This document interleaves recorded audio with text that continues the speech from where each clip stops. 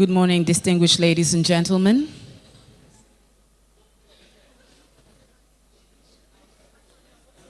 It's great to have all of us in the room this morning. We love the smiles on your faces. We love that we're all connecting. We will start off now, but we will start off with the national anthem. Please, may I ask that we all rise for the national anthem.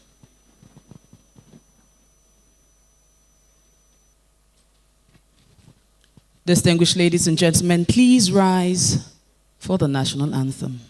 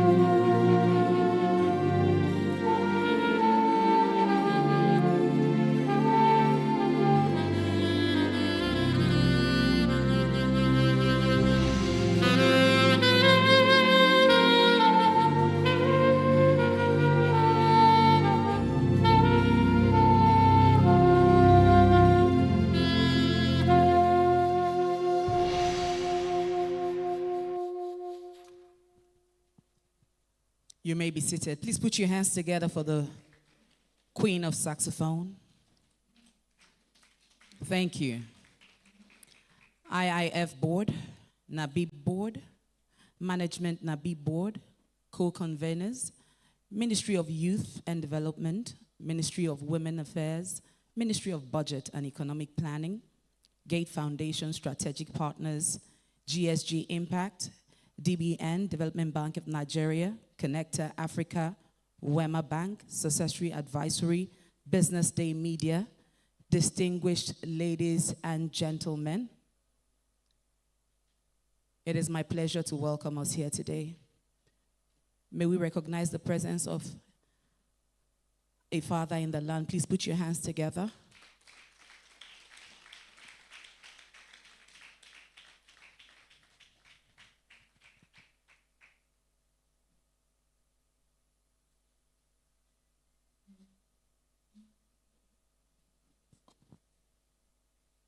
Thank you.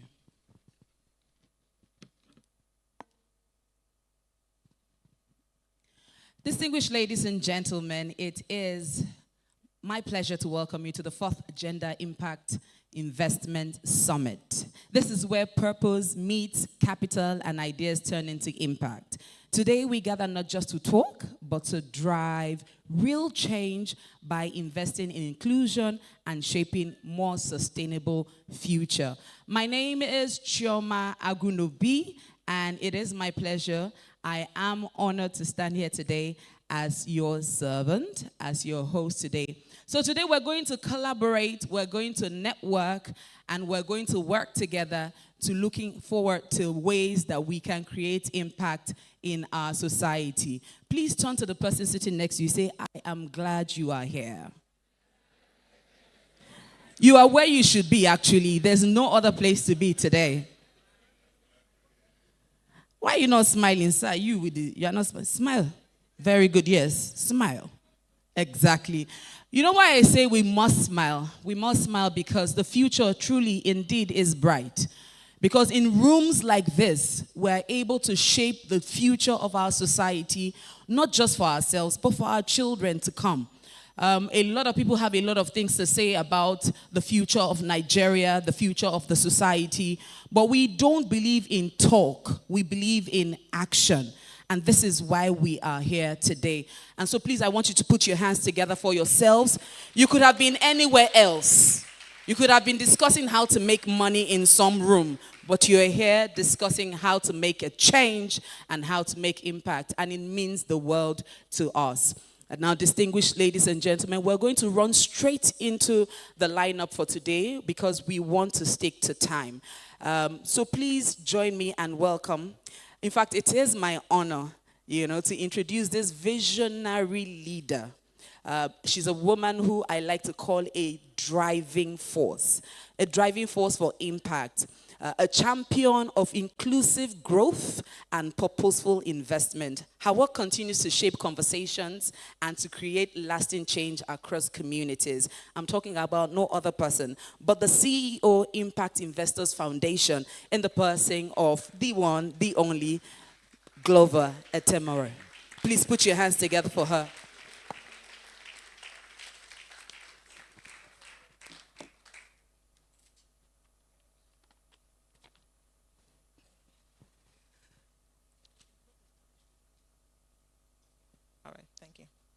Distinguished ladies and gentlemen, I've just been told that protocols have been established. So, so please permit me to stand on the already existing protocols. I'm so excited. So on behalf of the board of the Impact Investors Foundation, the Nigerian National Advisory Board for Impact Investing, the GSG National Partner here in Nigeria, ladies and gentlemen, I'd like to welcome you to the 4th Gender Impact Investment Summit.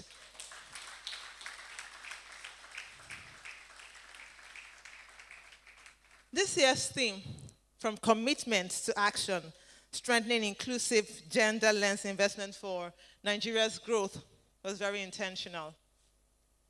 And we started our journey in 2023, where we had the very first Gender Impact Investment Summit. I don't know how many of us were in the room that day. Thank you. The theme for that year was gender financing gap in Nigeria. We tackled that issue, and we realized that the gap was so wide. We came up with some action points, which we further addressed at the next summit, where we looked at from promise to progress, accelerating impact capital for women-led enterprises. And if you were in the room that day, we engaged the participants to identify pain points where we needed capital to address urgent needs. And those conversations set the stage for the work that was to follow. In 2024-25, through the financing of the FCDO's project, Research for Innovation Systems for Africa, RISA, we did a study to find how equitable capital is in Nigeria. And we realized that not only women were having issues in accessing finance, but also people living with disabilities and youth. And so we realized that if we're going to achieve inclusive growth in Nigeria, we had to address the access to finance issues for these categories of individuals. And then, in partnership with the PwC and RISA, we did a very robust study and came up with a 10-year strategy, which we called the Gender Equity and Social Inclusion Roadmap for Nigeria. And we launched that report last year, and many of you were in the room. And we ended that summit by calling individuals to commit to deploying inclusive capital we set a target for ourselves to deploy $8 billion by 2035. And then we started a baseline study to understand where we were in deploying access to finance for women, youth, and people living with disabilities. From last year, our efforts have been, one, we set up a community of practice. We grew the number of people who committed to deploying inclusive capital from about 44 at the end of the summit to about 66 today. We did a workshop in February this year, where we presented a gender equity and social inclusion diagnostic toolkit, which we developed in partnership with the 2X Global. In the room, we had IFC, we had Kurama Capital, we had Alethea Capital, we had Verod Capital, Wema Bank, and some of the partners who showed us what they were doing to deploy capital to these categories of individuals. It was exciting to see that people were already taking decisions to be more equitable in how capital was being deployed. We also did a survey called the Inclusive Capital Scorecard, the GESI Baseline Survey, and we'll be presenting that to yourself today. The findings are quite insightful. It shows us the huge gap that we as a community must close. It also shows us the opportunity that lies before us that we must seize. I'll just show some insights in my speech, more of it to come later. The mobilization gap. 1.25 billion has already been deployed, but we have $6.75 billion to go by 2035. It's huge. Is it doable? Thank you. So I'll hold you to that. Then intent versus institutionalization. People say that they have GESI objectives, but how many of them do have GESI policies? The research shows that 91% of the survey participants say that they do have GESI objectives, but only 41% of them do have formal GESI policies. In terms of leadership representation, was very, very low. Only 22% of women held leadership position, and we have a target of 35% that we set for ourselves in this community. Then finally, the inclusion gap. While the insights were quite encouraging, but in terms of the implementation of gender equity and social inclusion, people living with disabilities were left behind. They have only about a 5% representation in programs and interventions for them. And we as a community must do something about that. So these findings are not just numbers. They're a call to a position for our community to bridge these systemic gaps. We must shift from add-on as a corporate social responsibility initiative to an intentional deployment of capital to these categories of individual. A core investment practice that centers on the more equitable distribution of capital. So this summit is not just another gathering, it is a call to action. Our conversation today must translate into practical steps and policy shifts. That's why we are intentional about the roundtable, policy roundtable today, where we've invited ministries, departments, agencies, and some key members of our community to identify what must shift in terms of policy and what must policy do in directing capital towards these categories of individuals. And this must move the needle for women, youth, and people living with disabilities. So this year, we are practicing what we preach by being intentional about economic inclusion. In the last few weeks, we've been preparing women-led enterprises, and also young people. So downstairs, we have a deal room where we've identified these pre-screened enterprises who are going to meet with impact investors. Secondly, we are showcasing vendors, food vendors, and small businesses led by young people, youth, women, and persons living with disabilities. Please, I beg you, let's patronize them. Let's go downstairs, visit their booths, and let wealth move around our community. Finally, I would like to invite you to join our community. So before the end of today, we'll show you how to join this community we call the Nigerian Impact Economy Community. So become a part of the movement, contribute to building an inclusive investment landscape for Nigeria. Once again, ladies, gentlemen, distinguished guests, Royal Father, we want to say welcome and let the conversation begin. Thank you very much.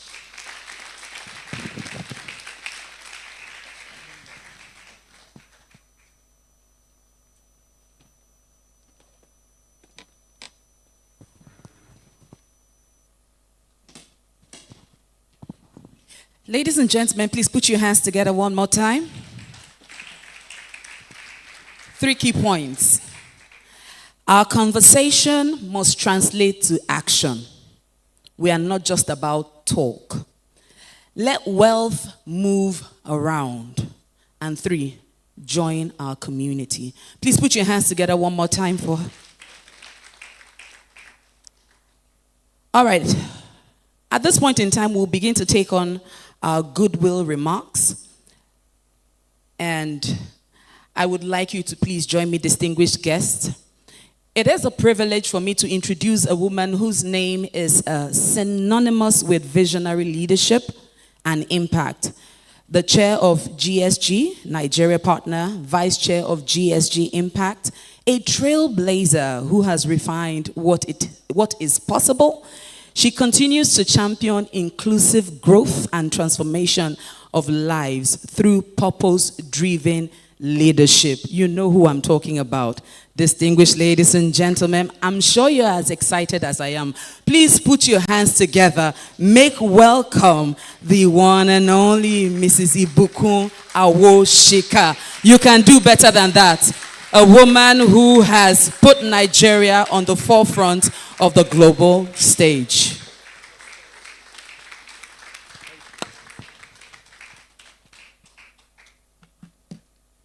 Your Royal Highness, distinguished ladies and gentlemen, all our development partners and members of our community who are in the house this morning, or those who are joining us virtually from around the world. There was an interesting conversation I had a few weeks ago. So I think Temore was speaking to 2X Global about them providing or recommending a key speaker for this conference. And I serve on the board of 2X Global.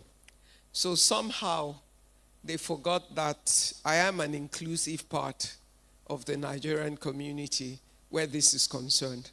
And so the 2X Global came to me and said, Ibuku, we think you'll be perfect to speak at this summit they're having in Nigeria. And they've asked for 2X Global to recommend who would be the keynote. And we all agreed it would be you. And I said, no, it cannot be me, because you're sending me to me. So they had a good laugh. I'm like, oh, okay, we just didn't think that. I said, yes, this is my home, and this is my community.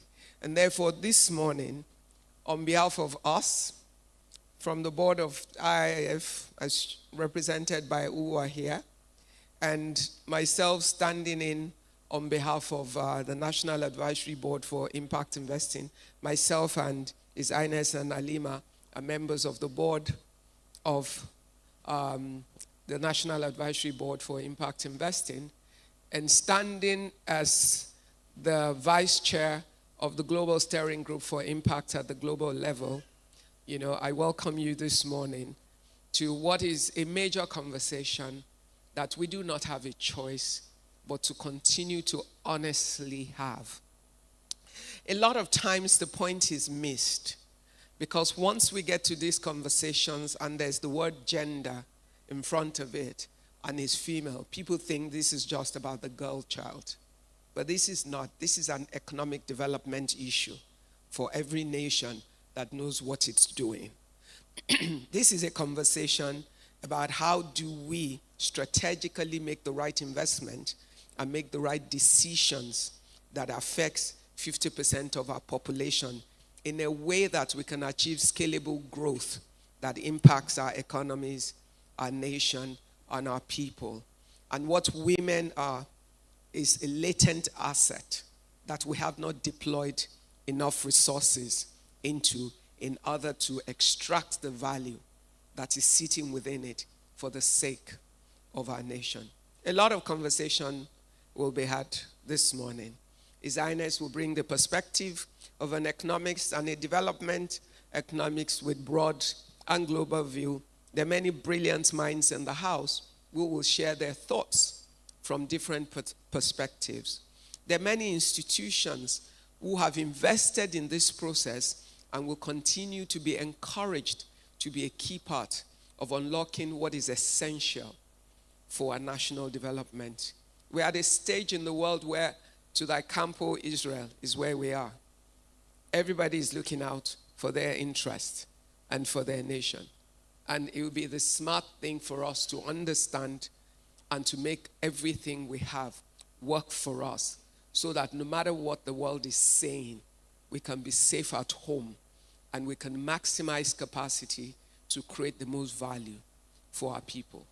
It's not a girl-child conversation. It's a national development issue, conversation. And it's about how do we use a key resource that we have that happens to be women. How do we use that and apply another key resource, which is capital, along with other things, in the right way and the right approach for us to achieve what we want to. I always say at the end of the day, when you think about the girl-child issue, just remember, she's not a strange girl. So if you're thinking of it that way, she's your daughter, she's your niece, she's your granddaughter, she's your wife, she's your sister, she's your mother, she's your grandmother, she's your daughters-in-law, and your goddaughters, and any other kind of woman that will operate in your life. The society you help to build to maximize her potential and create a better world for her is a society the girl you love will have to live in. And she's also the girl your sons that you treasure will have to marry.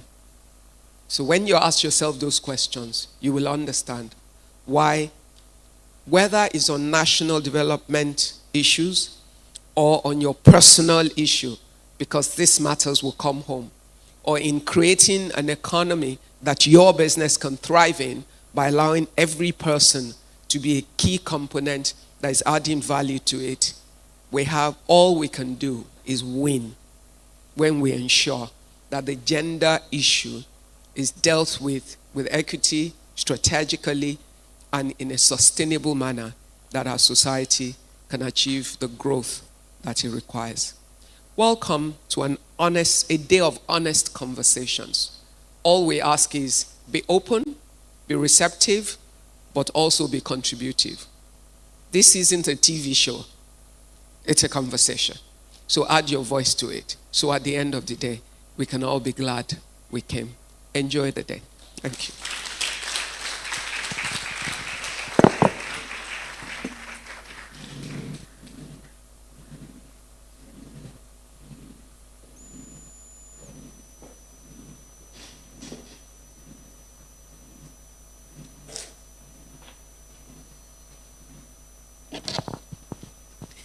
Distinguished ladies and gentlemen, please put your hands together one more time. It is not a TV show. That one it struck a chord. It is not a TV show, it's a conversation. And it's not just a conversation today. It is a conversation translating to action. And so please ensure that you participate fully. Distinguished ladies and gentlemen, you know we have a father in the house, and as such, we must honor his time. And so we are going to be moving our keynote address up because he has a lot of other important assignments. But because he's a man who is fully involved in all we do here, he ensures that he's here and he's always here on time. And so we will not take that for granted. Distinguished guests, it is with the highest honor and deep reverence that I welcome a royal icon, a man of intellect, courage, and enduring influence, a custodian of tradition, and a fearless voice for progress. His leadership continues to shape thoughts, inspire reform, and elevate society. Please, may we rise. Ladies and gentlemen, please rise and join me in warmly welcoming His Highness Khalifa Mohammed Sanusi, CON Sarkin Kano. It is an honor to have you, sir. Thank you very much. Good morning, everyone, and let me please stand on already established protocols.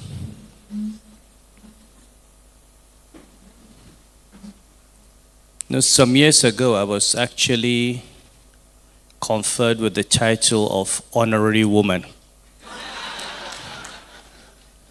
And I'm surprised that today I've been demoted to father and man. So, Chairman, please let me reclaim that title. I'm an honorary woman. As you can see, my fellow women were the only ones on the table. There was no man.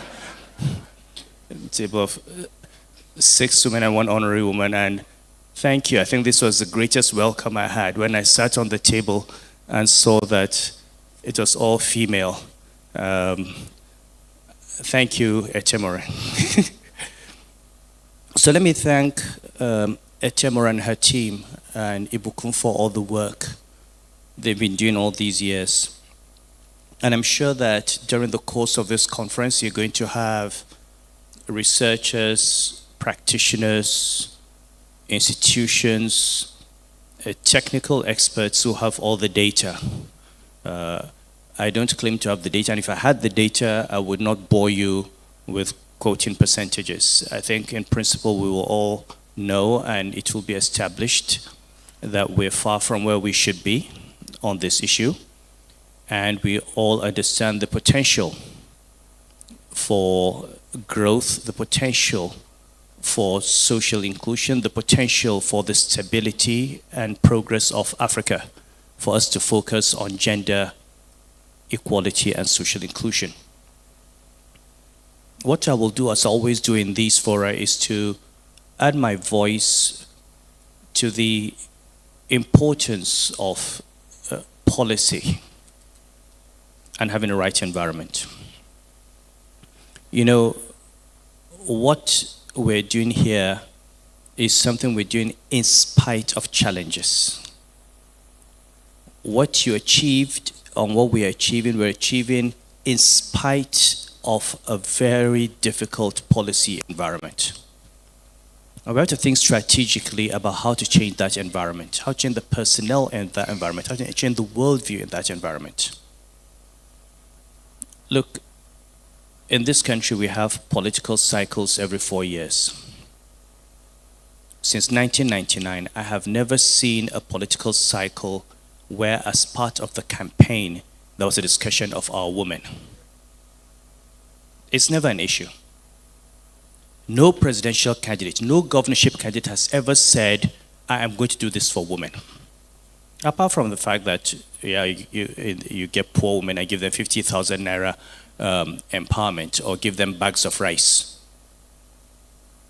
No one has seriously addressed the issue of gender equality. No one has seriously addressed the issue of policy. Now, part of the problem is that the policy space is dominated by men. And while everywhere started that way, most places where you had change had men who started thinking that this was important and then encouraging women to get there. And then when the women got there, they did not forget where they were from, because that's very important. We do not want queen bees. We do not want women who get to the top and forget other women.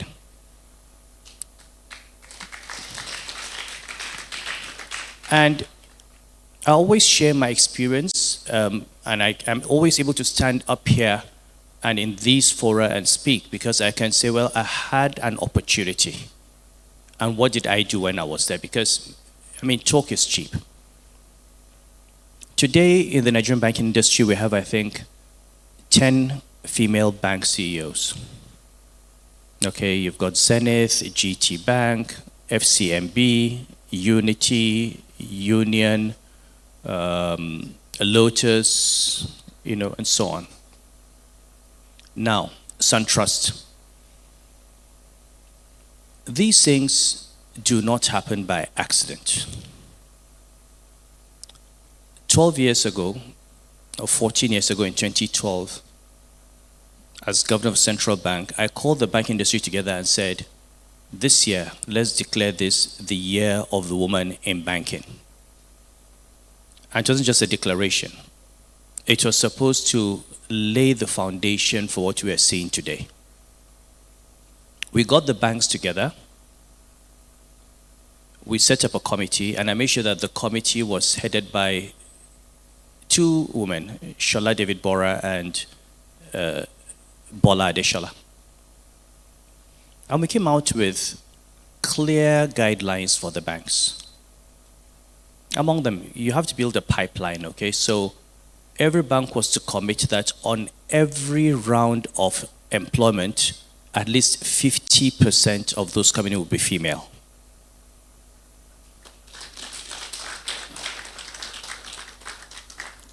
Secondly, we had a 3-year target within which every bank was to try and make sure that at least 40% of senior management was female.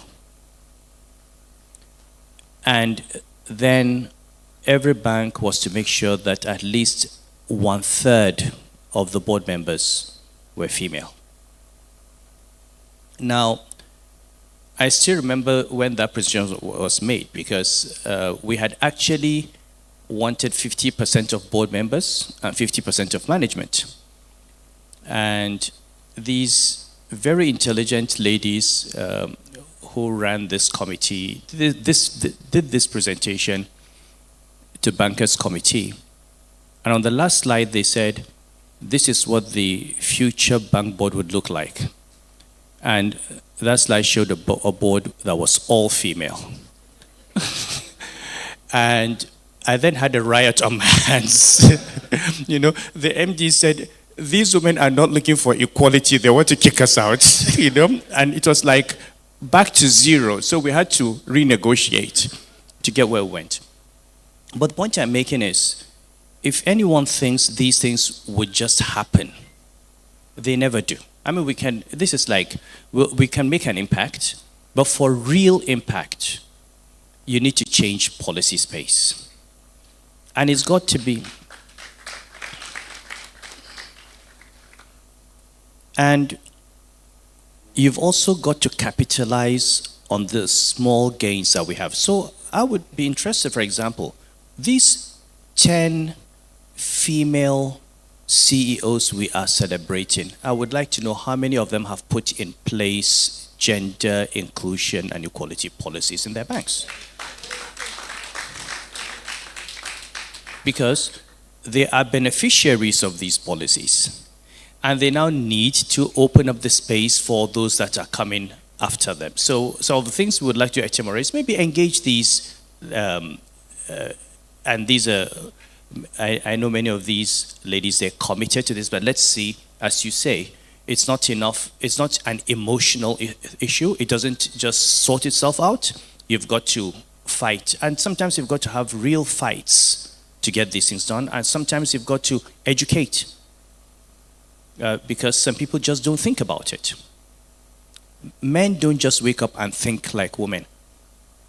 You've got to tell them how to. Now, look at the Nigerian policy space. We have, I'm sure now, last count, over 40 federal ministers.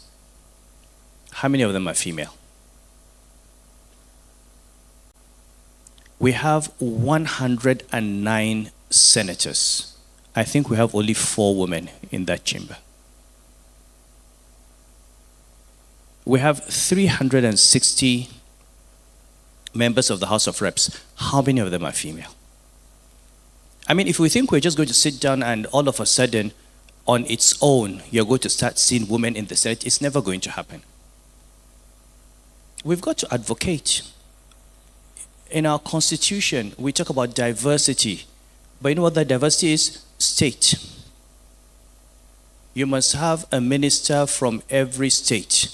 It doesn't say you must have X% of your ministers as female. Why is diversity only about state? So if you have 36 70-year-old men from 36 different states, you have diversity. I mean, look, we've got to be real. And these are conversations we must have. When we begin to actually insist that we want to see more female ministers for what it's worth, we want to see more female senators. I have said before, we have 3 senatorial districts in every state. What stops us from designating 1 district in every state as a female-only district?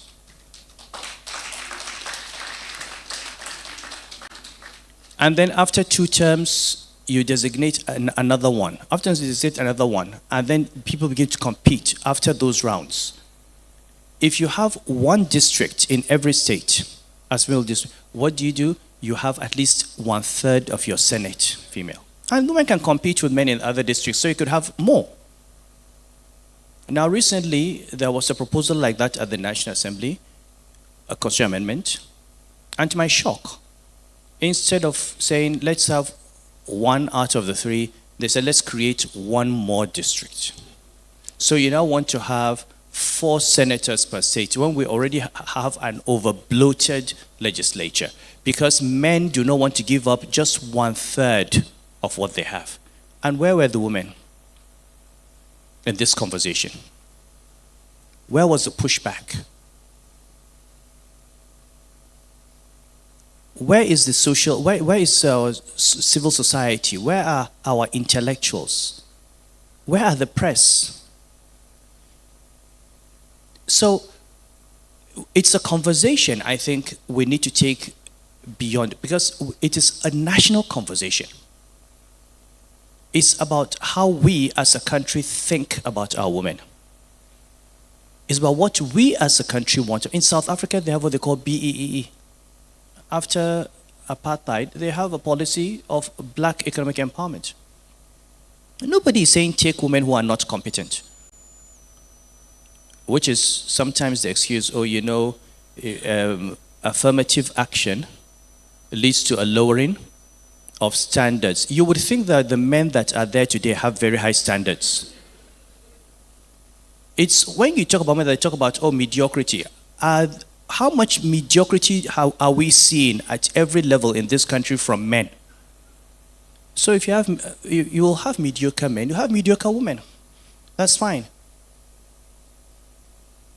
And my experience is that the women that give the opportunities tend to outperform the men.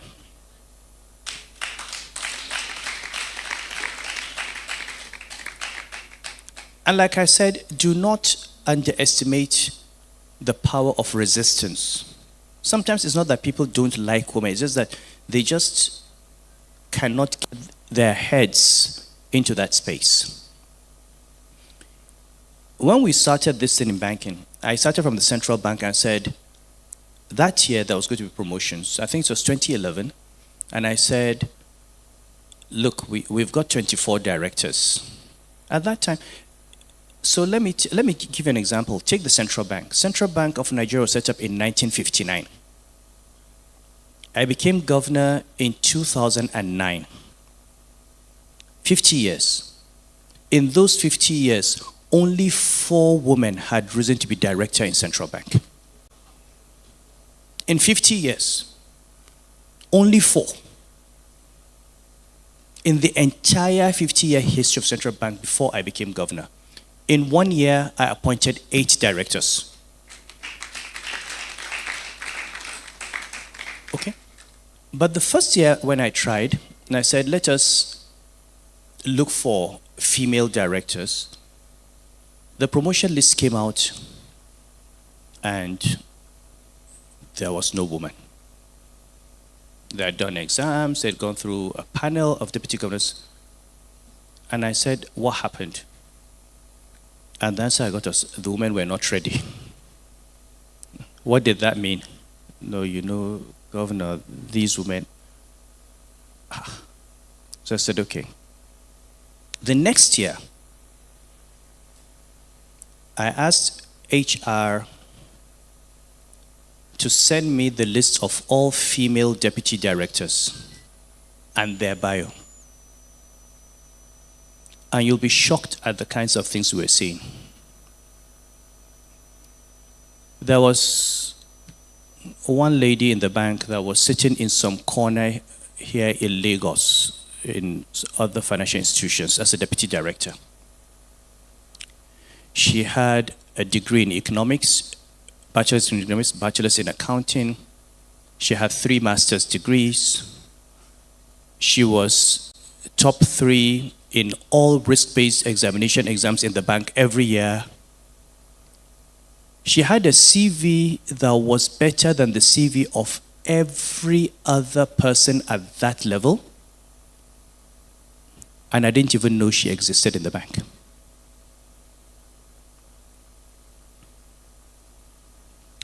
So I came to Lagos for a meeting and I sent for her,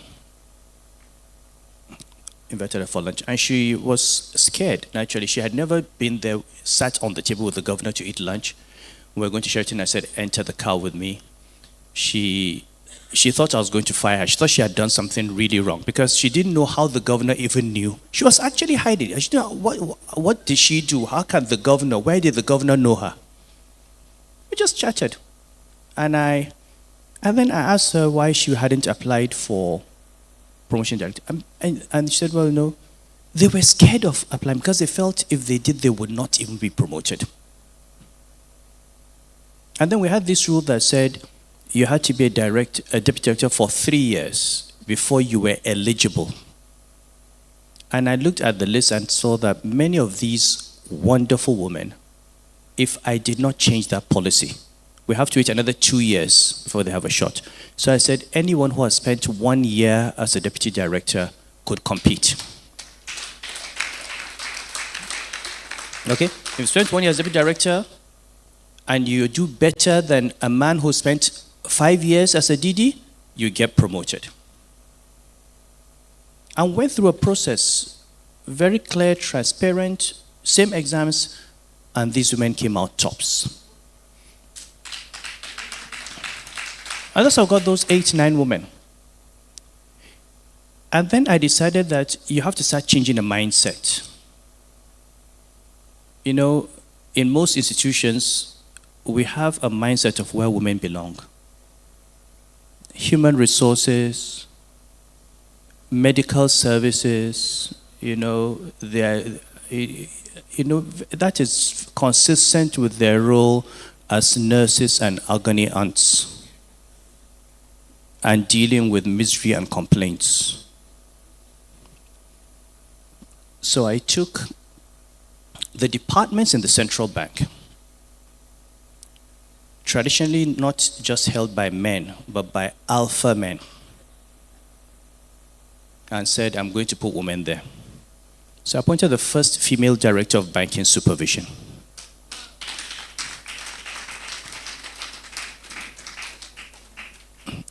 And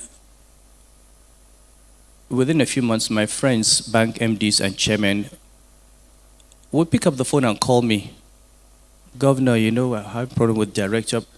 And I go, MD, she is the director of banking supervision. You report to her. Because you've got to support them. Because people thought, this woman, let me just talk to governor. By the time 2-3 MDs spoke to me, I realized that I was not going to intervene. And they learned that they had to go to Mrs. Martins. They had to go and explain to her. And if she was not convinced, that was it. She was the governor of banking supervision. I'm governor of Central Bank. They started respecting, they learned to respect a woman as director of banking supervision.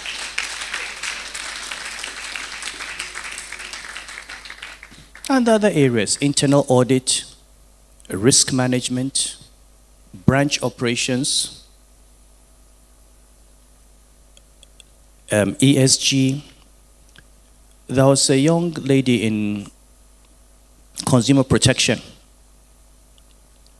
Omaduse. She came to me and said, look, I'm tired of this issue. We go to bankers committee all these years. Customers complain. We tell banks to pay them money and they refuse to pay money. I want you to authorize me to start debiting banks' accounts. I said, you cannot. You can't just debit the account of a bank and pay a customer. You know, she went out and she went and got lawyers to give her advice. And they said, if you have a consumer protection department and you go through a process and you establish, you can make a regulation that gives you the power to do that. I didn't know. She got a lawyer,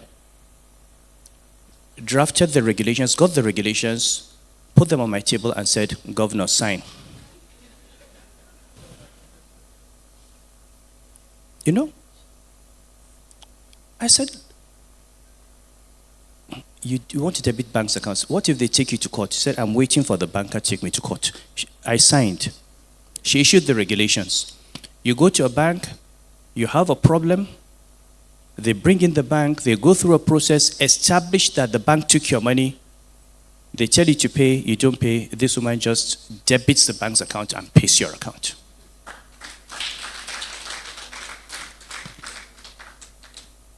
And then all of a sudden, we started hearing about central bank recovering so many billions for customers from banks. You know, excess charges, you know, things that were not even in the loan contract, arbitrary deductions, penalties. You know, she just did it. It was just one lady as a director. She did it. So for me, I've had the experience of doing it, and I've seen the result and the benefit of doing it. But I also know that you have to educate people. You have to understand that not everybody is coming from where you are coming, and that's why leadership is important. Take disabilities. We had a banking system and concern for security. And you know, you go to these banks and you've got all these security doors where you have to go through for metal detectors. But nobody ever thought that that gentleman on a wheelchair cannot go through that security door. And so long as wheelchairs cannot go into bank branches, then people on wheelchairs are excluded from banking services. So we had a policy and said, in every city, a bank must have at least one wheelchair-friendly branch. And it's a policy. And it's not just every city. So in VI, there must be one. In Ikoyi, there should be one. And I'm sure the banks had to comply. And when we now redesigned our own central bank buildings to make sure that we had wheelchair access. And, you know, these things can be very personal. If you're not handicapped, you don't realize what society has done to you. And I always tell this story.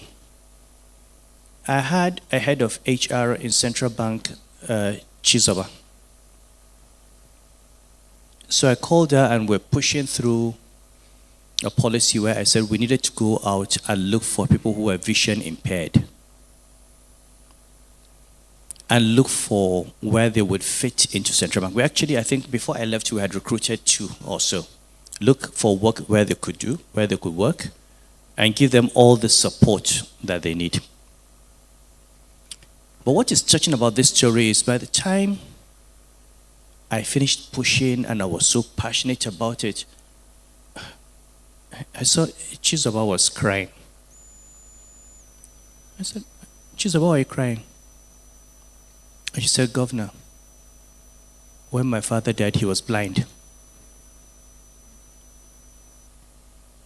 You know, for her, it was personal. Her dad was vision impaired. And she was being given an opportunity to create an opportunity, a policy that will make it possible for people who are vision impaired to have a life. So, the point I'm making is having people in the right place making policy is the most essential catalyst for all this work. It's not to discourage you, it's to encourage you and to know that we're having chance, but say that we need to look a little bit beyond this. Talk to SEC, talk to PENCOM, all the regulators. Why can't SEC have that policy on all companies? Why can't they issue a regulation? Every quoted company must have X number of directors on their board, including management. What are the disclosure policies? Do we require, I don't know whether it happens now, I don't know, I know the last year I was in Central Bank, one of the things we did was to say the banks must publish the data on women and diversity. Is it still on? They're supposed to do that. How many women do you have at what level? Where are they? And then we would expect shareholders to put their management under pressure at AGMs. Some of your shareholders, make it an issue in the AGM. We want to see more women on our board. We want to see more women in management. We talk about data. We publish loan books. How many women-led businesses are you lending to? What is your target? What is your policy on women-led businesses? How much do you want to lend to them in the next 3 years? Let the markets measure. Market discipline. This is what Pillar 3 of Part 2 was about. Market discipline. And you get market discipline by having enhanced disclosure requirements. Well, we must take an interest in politics. We need to have more female ministers. We need to have more female senators. We need to have more female governors. And we need to make sure that when the women get there, they don't just become men.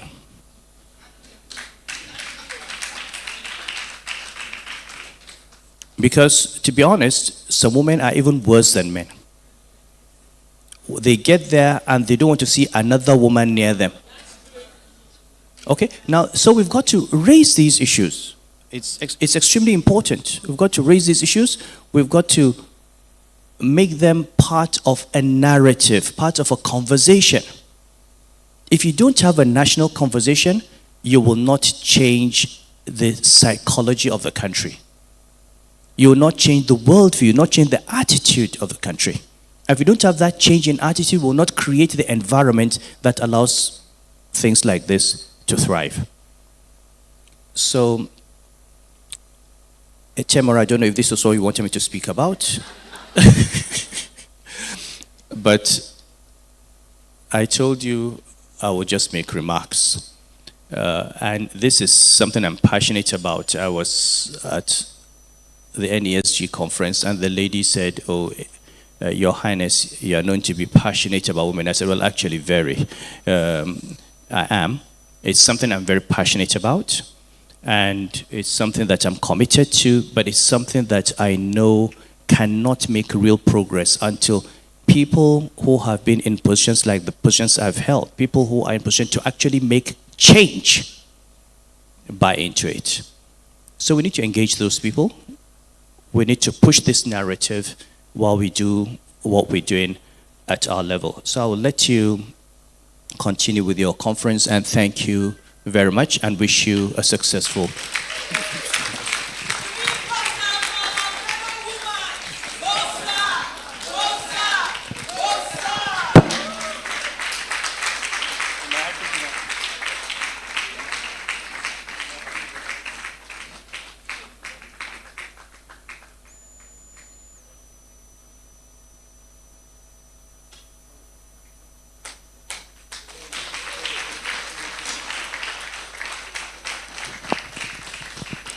Distinguished ladies and gentlemen, please put your hands together one more time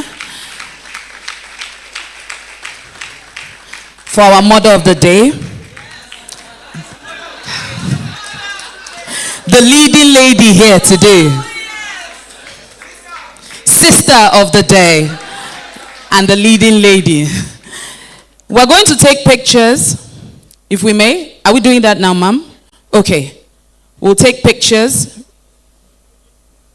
Okay, right here. May we have the photographers on standby, please? Okay.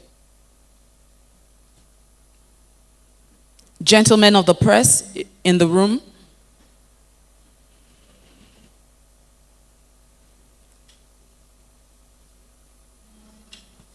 May we also have representative of ministries in the room here today? Please step forward.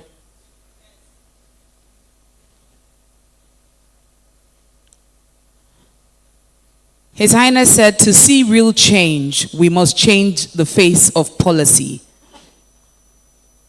The face of policy making must change. And we must begin a national conversation.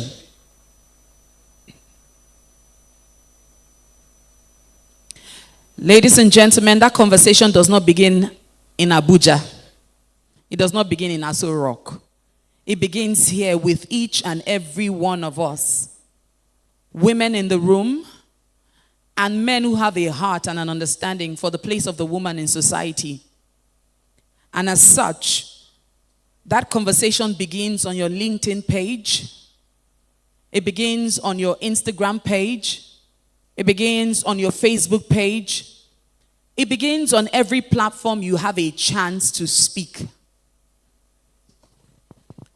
So today we want to encourage us, as you leave here today, even while you're here in the room, take a photograph of what's going on, take video clips of what's going on, use the hashtag, all right, GII, use the hashtag today, all right, and as well tag, ensure that you tag GSG Impact.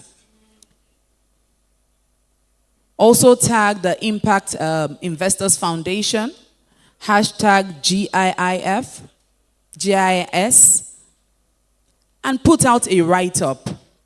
Let the engagement start. Let the conversation start. Distinguished ladies and gentlemen, please put your hands together again one more time for His Royal Highness. Now remember that we have vendors, all right? And it's important for us to ensure that we see we connect with those vendors, see the products they have, and as well see how we can help promote their products, promote their brands, and ensure that the wealth moves around.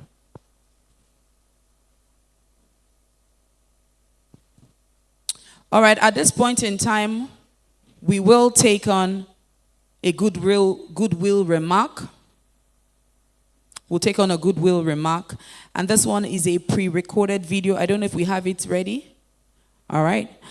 This goodwill remark is from Elizabeth Boggs Davison, who is the CEO GSG Impact. Please, may we have the video on the big screen. Thank you. Please put your hands together. Thank you.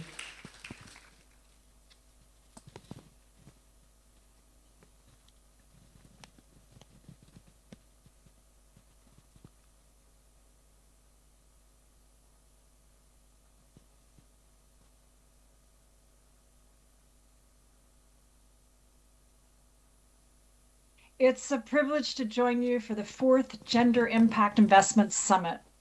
While I'm joining virtually, I can sense the energy and commitment of this gathering. Today, I'd like to share 3 reflections. First, Nigeria's story is one of unparalleled enterprise. We are seeing a surge of innovation and ambition with entrepreneurs solving key pressing problems. However, we must be candid. The capital does not yet flow to the talent. While women own nearly 40% of Nigeria's micro, small, and medium enterprises, they receive less than 5% of formal credit. When you add the disproportionate impact of climate change on women and girls, the urgency for a systemic shift becomes clear. Furthermore, with 70% of the population being young and 27 million persons with disabilities, we are overlooking an engine of economic potential. Second is the importance of mobilizing domestic capital. Africa needs capital, and it has capital. I'm in awe of the creativity and determination to unlock local institutional capital from pension funds, insurance pools, and sovereign wealth. These resources can finance small and medium enterprises and women-led businesses that form the backbone of the economy. This is why GSG Impact is so proud to support the Impact Investors Foundation and the National Advisory Board in advancing the Nigeria Wholesale Impact Investment Fund. The fund is approaching first close thanks to engagement from government stakeholders, domestic pensions, and catalytic investors. It seeks to be a homegrown solution designed to channel domestic resources into inclusive sectors across the country, strengthen local fund managers, especially first-time and gender-diverse teams, and ensure climate and gender equity are embedded from the start, especially in climate-resilient sectors. Lastly is the focus on leading the way in systems building. At GSG Impact, we do more than advocate for individual deals. We build impact economies, systems where government, investors, and businesses and consumers put impact at the heart of decision-making to create long-term economic, social, and environmental value. Through our partnership with the Gates Foundation, we are working to strengthen policies, incentives, and infrastructure to make the entire system work better for everyone. We are grateful to the Gates Foundation for directly contributing by mobilizing domestic capital for women-led enterprises and climate-resilient businesses, while building stronger investment systems for inclusion. By connecting the pieces, entrepreneurial talent, institutional capital, and policy enablement, Nigeria is reinforcing the importance of local solutions and local ownership in achieving lasting change. Let's move the conversation from awareness to action. Thank you, and I wish you a productive and action-oriented summit. Thank you. Please put your hands together one more time, ladies and gentlemen. Short and straight to the point.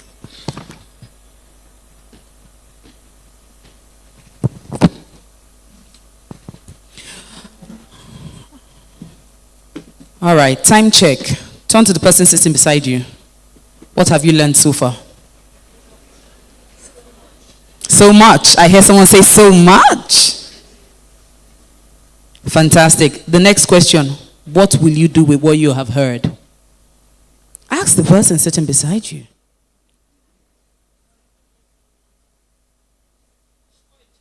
Push for a change. I like your voice. You are heard. Whether they like it or not, they must hear you. And that's what we're advocating. Now, wherever you are as a woman, it's important that your voice is heard. And remember, we must not just be heard, we must also ensure that we are competent.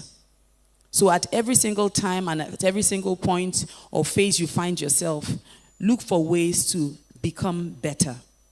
Right? So while we're advocating, while we're building up on the conversations, we must make sure that when the time comes and there's a need to pick a woman, that there is a competent woman who is ready, who is capable, and who is not willing to become a man. So please, let's ensure that even as we leave, we have this at the back of our minds. All right? All right, ladies and gentlemen, We'll take another goodwill remark, and this one is from the Business Development and Relationship Manager for Microfinance Banks, Development Bank of Nigeria. Please put your hands together for the very eloquent Bamidele Elesho as he comes forward. Please, you can do better than that.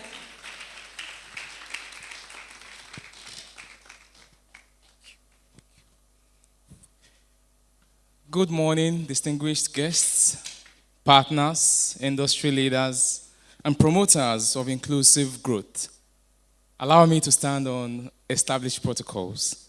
On behalf of the Development Bank of Nigeria, I am pleased to convey our goodwill at this 4th Gender Impact Investment Summit, themed From Commitment to Action, Strengthening Inclusive Growth, Strengthening Inclusive Gender Lens Investment for Nigeria's Growth.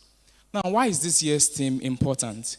It is because Nigeria needs to close the gap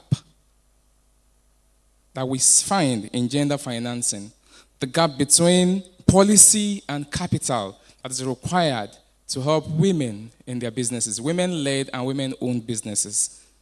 And you will observe that even many investors, foreign investors, will always tie their funding to gender or youths. For example, you're getting funding from the World Bank or AFDB, AFD, and the likes. And you always find them attaching these funds to gender financing to show the importance of gender outcomes. So it's time for us to move from commitments to action. And that is how, as a country, we can secure capital at scale for women entrepreneurs. We are aware that women-owned and women-led businesses are vital drivers of the economy. They create jobs, they sustain livelihoods. Yet, women face this challenge of limited collaterals to access finance, weak credit histories, high lending costs, and other challenges. It's time to take action to close these gaps. Now, at DBN, financial inclusion is at the core of our mandate. We are a wholesale development bank with 3 key mandates. One is to provide financing or access to finance for MSMEs through our partner banks that we call participating financial institutions. The second mandate is to provide partial credit guarantees through our wholly owned subsidiary called Impact Credit Guarantee Limited. This is to incentivize our partner banks to finance women and, of course, all underserved sectors. And the third mandate is to provide technical assistance and capacity building to both our PFIs, those are the financial institutions now, and the MSMEs. The PFIs to incentivize and promote lending, and the MSMEs to make them funding ready. And what have we achieved over the years since 2017? We have disbursed over 1.4 trillion to over 1 million MSMEs. It will interest you to know that out of these 1 million SMEs, over 749,000 are women, women-led and women-owned business. And 28% of them, which is about over 280,000, are youths. Now, we've also trained over 50,000 MSMEs to make them funding ready.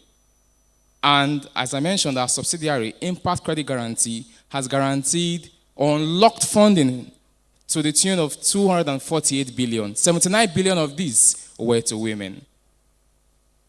But we know that capital alone is not enough. Women, businesses or entrepreneurs also need flexible financing, flexible products, stronger partnerships, capacity building, de-risking, so that they can access financing the more. So this collaboration should exist and must exist across DFIs, that's Development Financial Institutions, commercial banks, microfinance banks, and all ecosystem players, including policymakers, to ensure that we unlock capital at scale for women-led and women-owned businesses. As we engage today, let's move from ideas to action. Let's deliver measurable impact for women entrepreneurs and for Nigeria's growth. Thank you for your time, and I wish us a productive discussion.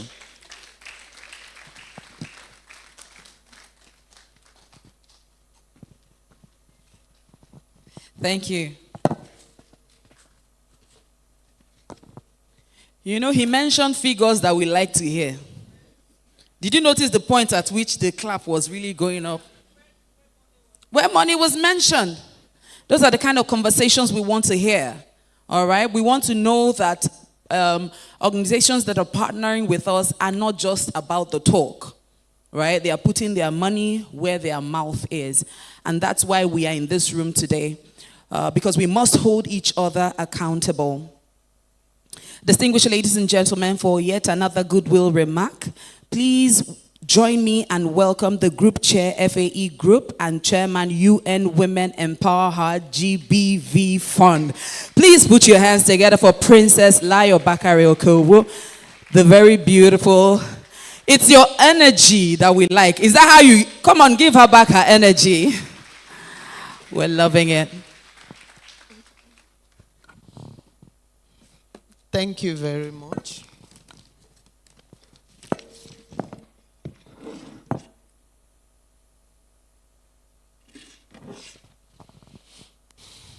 I stand on all existing protocol. I would like to personally appreciate Mrs. Ibukun Awoshika because she was one of the women that held me.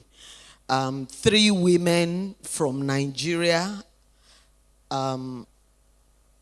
are not close then. We were not close then, but she was the one who signed that I should be the one woman that should be appreciated by IWEC in Spain. Thank you very much, ma. Goodwill message from the UN Women Empower Her Gender-Based Violence Initiative.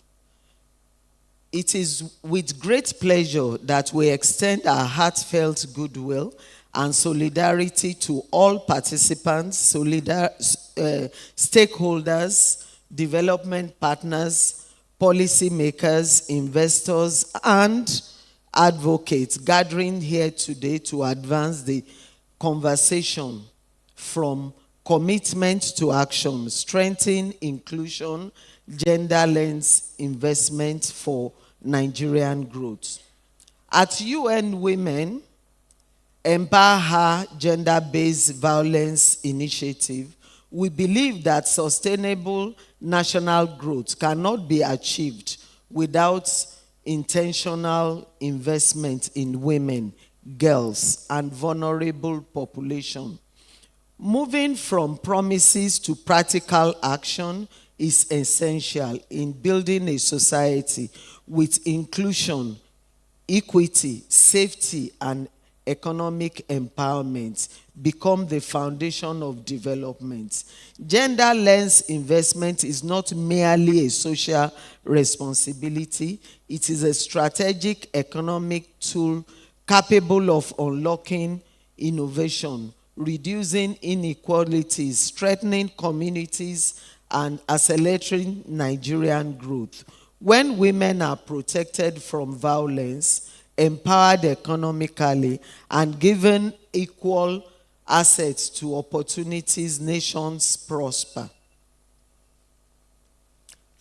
As advocates against gender-based violence, we call for stronger collaborations between governments, private sectors, lenders, financial institutions, civil society organizations, and structures that uplift women and protect their dignity. We commend the organizers for championing this important initiative and for creating a platform that inspires measurable impact beyond conversation. May this gathering produce actionable solutions, stronger partnership, and lasting transformation from Nigeria and Africa at large. Together, let us move for commitment to action. Signed, UN Women Empower Her Gender-Based Violence. And on a final note, I want to seize this opportunity to say a big thank you to Temore. I hope I pronounced it very well. Thank you for inviting us. This is an unstoppable train. and we have to learn to collaborate with each other. Thank you very much.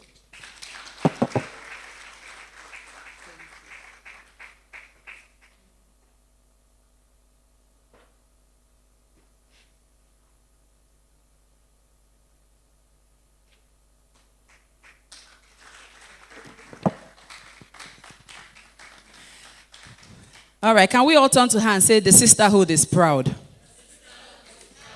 You're making us proud. That's what we're talking about, right? In simple terms, that's what we are basically talking about. You know, sometimes when we come and we blow all the big grammar, it seems like, there's one, what we're basically saying is it's time to advocate. And every single person in this room is an advocate. And not just talking, but also acting. All right? Hey, I almost said praise the Lord. Oh my God, it's allowed, right? It's well. All right, distinguished ladies and gentlemen. Earlier we recognized some government dignitaries and bodies represented here today, and so we'll take some goodwill messages from them, but we would like to also recognize again and mention that in the room today, we have the Ministry of Youth and Development. Please put your hands together for them. We also have the Ministry for Women Affairs and the Ministry for Budget and Economic Planning. Right now, we will make welcome for a goodwill remark, Barrister Ayuba Burki Gufwan, who is the Executive Secretary of the National Commission for Persons with Disabilities. Ladies and gentlemen, please put your hands together for a warm welcome.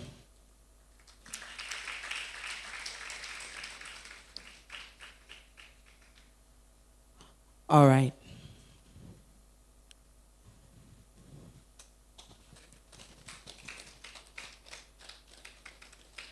May we have some support?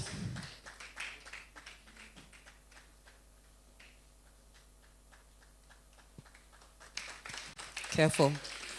You can do better than that. Please put your hands together. Let's have you this way, sir.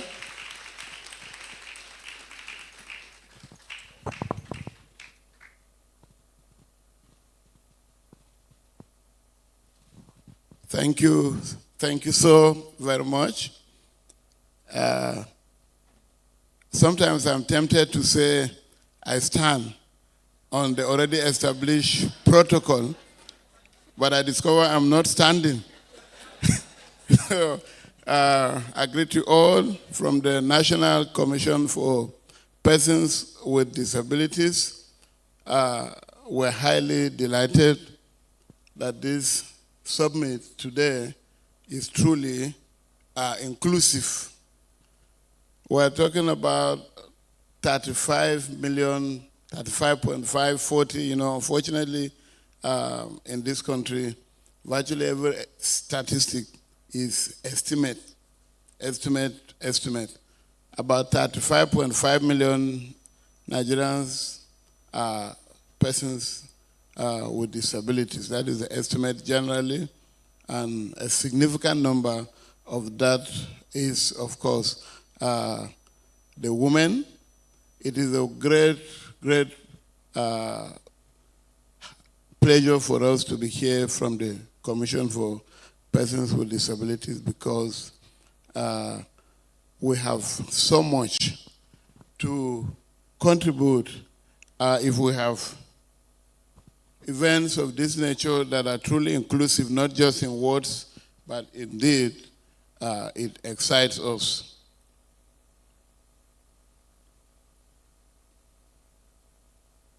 Economic inclusion of persons with disabilities in Nigeria.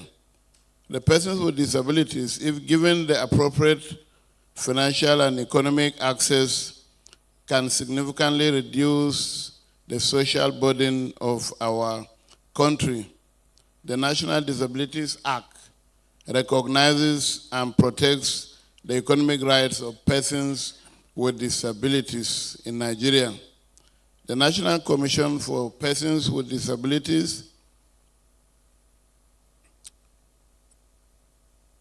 The National Commission for Persons with Disabilities has, since its establishment, been making strategic interventions to support equitable participation of persons with disabilities,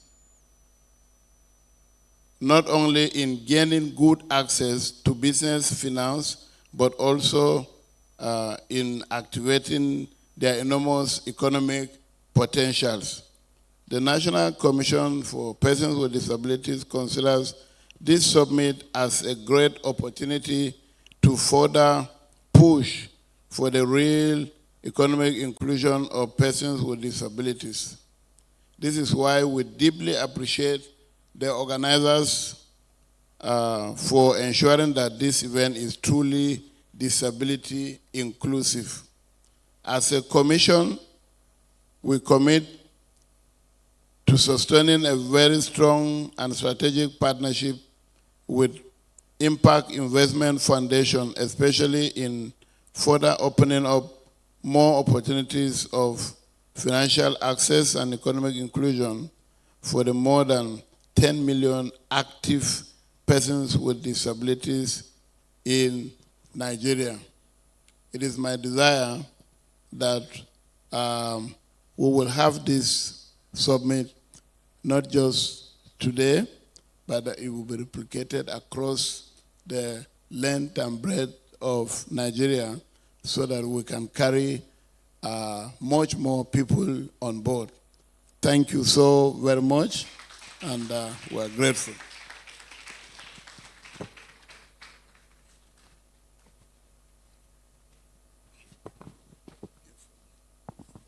Thank you, sir. So he said he can't stand, but guess what? We can all stand for him.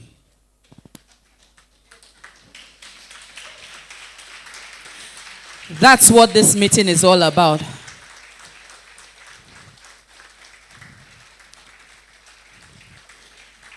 So, Barrister Yuba, this is your standing. When we stand, you stand. When you stand, we stand. Thank you. You may be seated.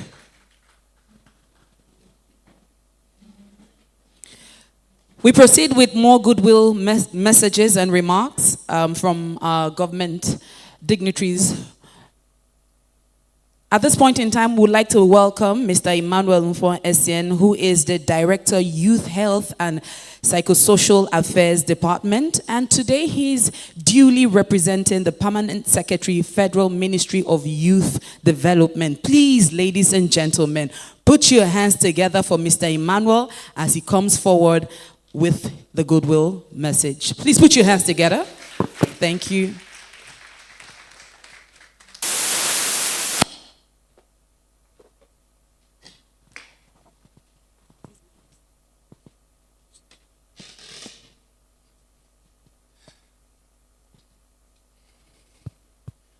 Good morning, everyone. I hope it's still morning. Yes, please permit me to stand on an existing established protocol because of the time. I want to bring you greeting from the Honorary Minister of Youth Development. He's aware of your program and he would have loved to be here. But because of his other assignment that is undergoing, and to show his support for this program, he released to us his SA on gender to follow us and be here as a sign of his solidarity and support for this program. I also want to bring you greeting from the Permanent Secretary of the Ministry.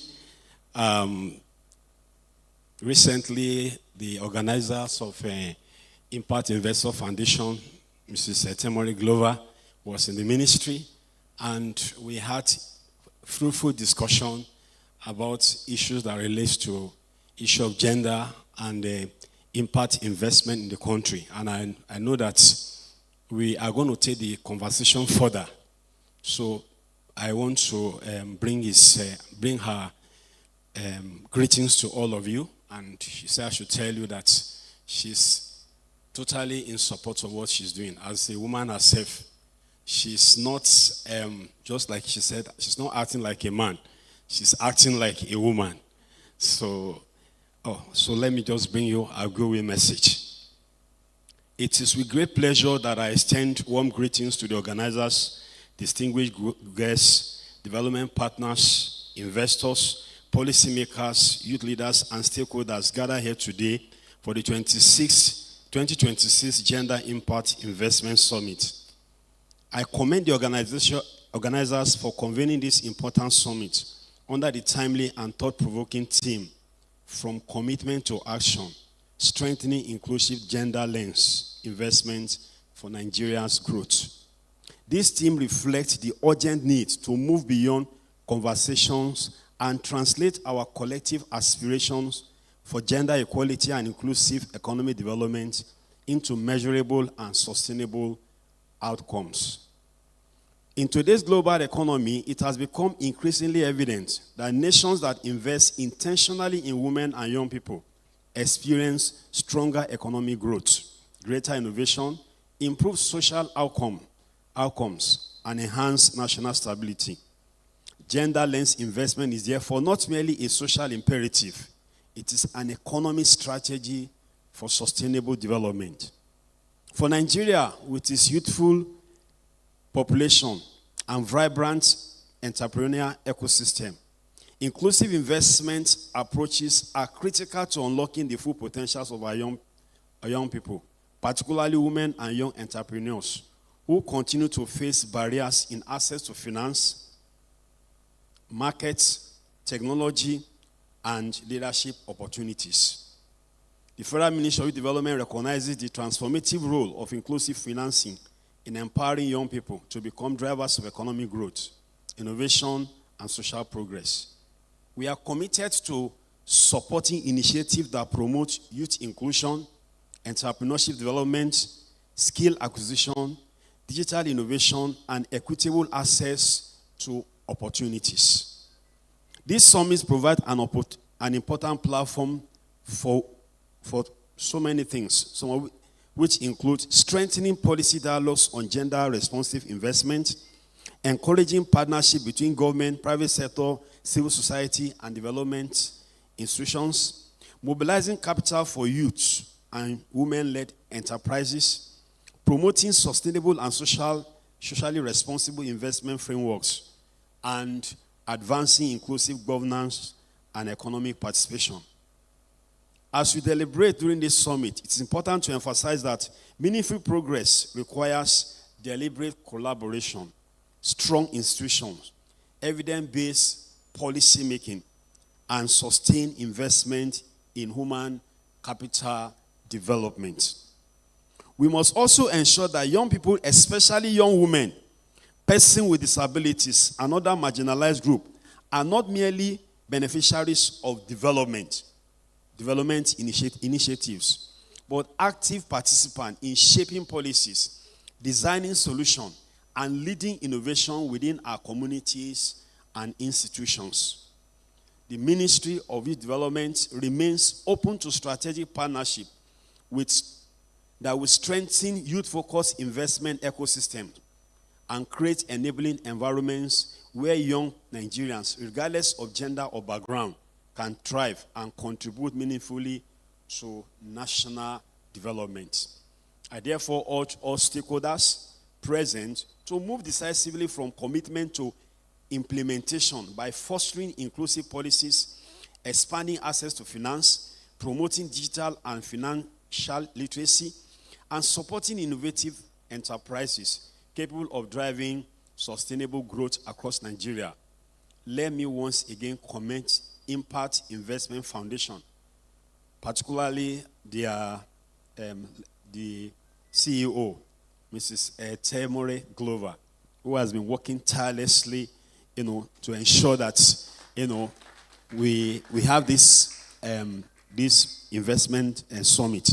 I want to thank her for all her efforts, and also want to thank other persons that have been working with her for their dedication to advancing gender impact investment and inclusive development in Nigeria. Once again, let me assure you of the support of the Federal Ministry of Youth Development in whatever way that, we feel that we can work together. I want to assure you that the door of the Honorable Minister, the Permanent Secretary, is open to you. You can always comment at any time. Together, through purposeful collaboration and collective action, we can build a more equitable, prosperous, and resilient society for present and future generations. Thank you, and God bless the Federal Republic of Nigeria. Thank you very much. Thank you very much, sir.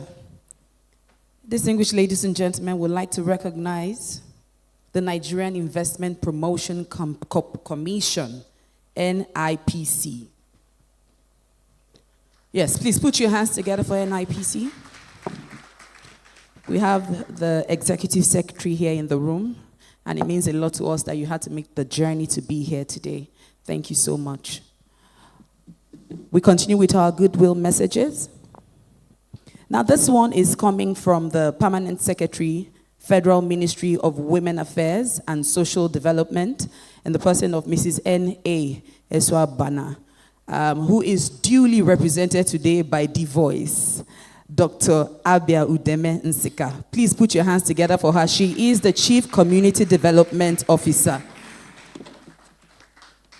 Three bosa, bosa, bosa, bosa. Now you know why the energy. Thank you very much, my beautiful sister. Good morning, everyone. I believe you observed that when I was coming, I was the only woman who refused to be aided by a man.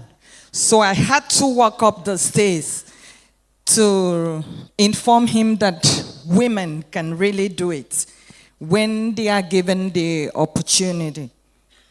Thank you once again. I want to respectfully recognize everyone here present and permit me to read the goodwill message of my Permanent Secretary. Goodwill message by the Permanent Secretary, Federal Ministry of Women Affairs and Social Development, Mrs. N.A. Eswa-Bana, at the 4th National Impact Investing Summit, organized by Impact Investors Foundation, held this day, Thursday, 14th May 2026, at Civic Center, Victoria Island, Lagos. It is with great pleasure that I convey goodwill on behalf of the Federal Ministry of Women Affairs and Social Development at the 4th Gender Impact Investing Summit. Theme: From Commitment to Action, Strengthening Inclusive Gender-Lens Investment for Nigeria's Growth. I commend the organizers of the summit for sustaining this important platform that continues to drive critical conversations around inclusive financing, gender-responsive investment, and sustainable economic development in Nigeria. The theme of this year's summit is timely and highly relevant. Nigeria's economic growth and national prosperity depend significantly on our collective ability to unlock the full potential of women, youths, persons with disabilities, and other underserved and vulnerable groups within our society. No nation can attain inclusive and sustainable development when a significant proportion of its population remains financially excluded or economically marginalized. As governments, we recognize that women and other underserved groups are not merely beneficiaries of development initiatives. They are active drivers of innovation, enterprise, productivity, and national transformation. However, persistent barriers such as limited access to finance, unequal economic opportunities, social constraints, and inadequate institutional support continue to impede their contributions. It is therefore imperative that we move beyond commitments and intentional rhetoric to concrete and measurable action. This requires strengthening policies that will enable capital to effectively reach women-led businesses and inclusive enterprises across Nigeria. We must continue to build an ecosystem where investment decisions intentionally integrate gender considerations, social inclusion, and equitable responsibility. It is a strategic economic imperative capable of accelerating job creation, reducing poverty, enhancing innovation, and driving national growth. The Federal Ministry of Women Affairs and Social Development remains committed to collaborating with partners across public and private sectors, development partners, financial institutions, and civil society organizations to advance policies and programs that empower women and vulnerable populations economically and socially. I therefore urge all stakeholders gathered here today to strengthen collaboration, deepen accountability, and translate innovative ideas into scalable solutions that will create lasting impact for our people and our nation. On this note, I wish you all fruitful deliberations and successful summit. Thank you for your listening attention. That was actually the goodwill message of my permanent secretary. Please permit me to appreciate my sister, the CEO of Impact Investors Foundation. She was in Abuja 2 weeks ago, and I'd like to inform us that the Federal Ministry of Women Affairs has fully endorsed Impact Investors Foundation. And we have seen that the work that my sister is doing is very important, and we would like to see you next year, come March, if Christ doesn't come, in New York for a CSW meeting, so we can advance what you're doing.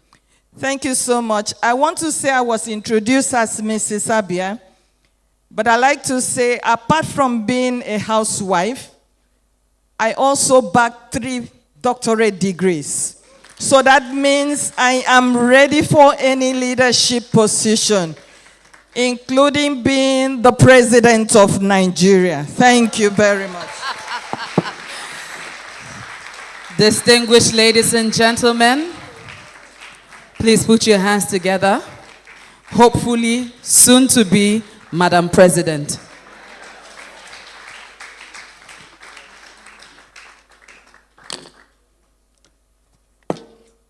I think it's also a good place to recognize the hard work that Etemere Glover and her team are putting into ensuring that all of this happens.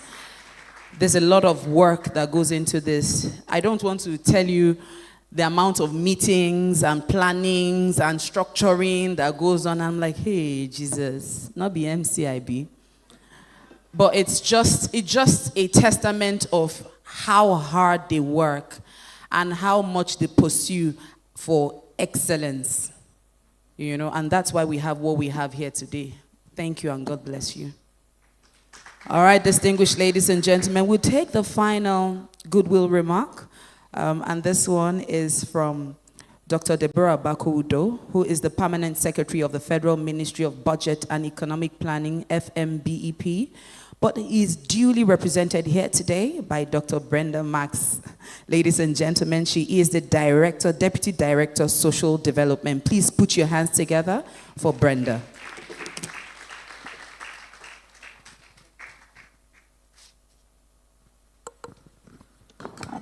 Thank you. Well, please permit me to stand on existing protocol. The Permanent Secretary of Federal Ministry of Budget and Economic Planning sends her greetings and also sincerely apologize for not being here today. I am therefore honored to represent and deliver her remarks. Thank you. It is my pleasure to address this important high-level engagement at the 2026 Gender Impact Investment Summit. I commend the Impact Investors Foundation, the National Advisory Board for Impact Investing, the GSG, National Partners Nigeria, and all partners for convening this important platform focused on advancing inclusive, gender-responsive investment in Nigeria. The theme of the summit, from commitment to action, strengthening inclusive gender lens investment for Nigerians' growth, aligns strongly with the national broader economic transformation agenda and our ambition of building a $1 trillion economy under the new emerging medium-term National Development Plan of 2026 to 2030. Distinguished ladies and gentlemen, the ambition cannot be achieved without a deliberate and inclusive investment that empowers women, youth, persons with disabilities, and underserved communities to actively participate in an economic growth. Moving from commitment to actions, therefore, means transitioning from policy intentions and high-level discussions to practical financing mechanism, institutional reforms, targeted investment that intentionally direct capitals towards inclusive, gender-responsive development outcomes. In line with the commitment of the Federal Ministry of Budget and Economic Planning is ensuring that inclusive financing and gender-responsive investment framework are integrated into our implementation architecture of the medium-term National Development Plan 2026 to 2030. Our planning framework recognizes impact investment as a critical financing mechanism for mobilizing private capital towards national development priorities and accelerating inclusive economic growth. Furthermore, the federal government's aspiration of building a $1 trillion economy is anchored on comprehensive reform agenda, driven through three strategic pillars: the cautious reform, the bold reform, and the deep structural reform. This cautious reform are focused on stabilizing the macroeconomic environment, restoring investors' confidence, and strengthening fiscal stabilities. The bold reform seeks to unlock private sector growth, expand investment opportunities, improve Nigeria's competitiveness. Most importantly, the deep structural reform aims to address long-standing barriers to inclusion by improving access to finance, education, infrastructure, technology, economic opportunities for women, youth, and underdeserved populations. In this regard, the ministry will continue to support initiatives that strengthens Nigerians' impact investing ecosystem, deepen blended finance opportunities, create enabling policies that channel capital towards enterprise and sectors capable of delivering measurable social economic outcomes. I would like you to know that this plan will ensure that development and investment opportunities reaches communities across Nigeria, about 8,809 wards, particularly women-led and community-based enterprises at the grassroots level. Ladies and gentlemen, the transition from commitment to action requires a strong collaboration among government, development partners, private sectors, financing institutions, social society organizations. Policies alone are not enough, and we must collectively build a financing system that intentionally directs capital towards underserved population and remove all long-standing barriers to economic inclusion. On this note, I thank you for your attention, and I wish you a productive and impactful summit. And one other thing, I've been working with Ms. Etemore since 2022, and she has been a very wonderful person in the ministry and to me also. Thank you. Thank you.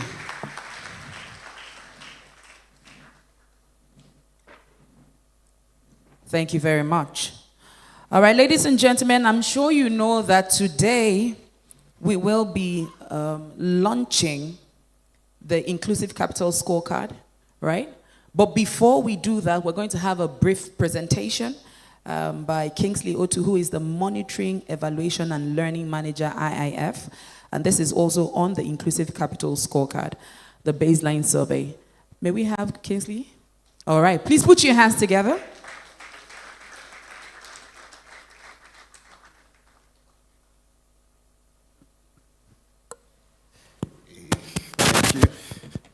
Thank you.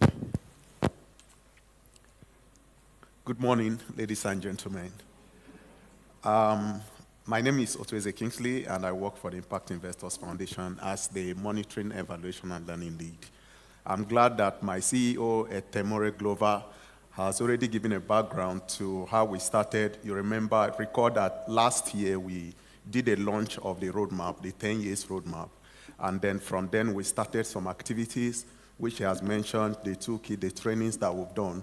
And just to make sure we beat time, I would like to reemphasize the reason why there was need for a baseline survey. So I'll talk to the rationale of the baseline.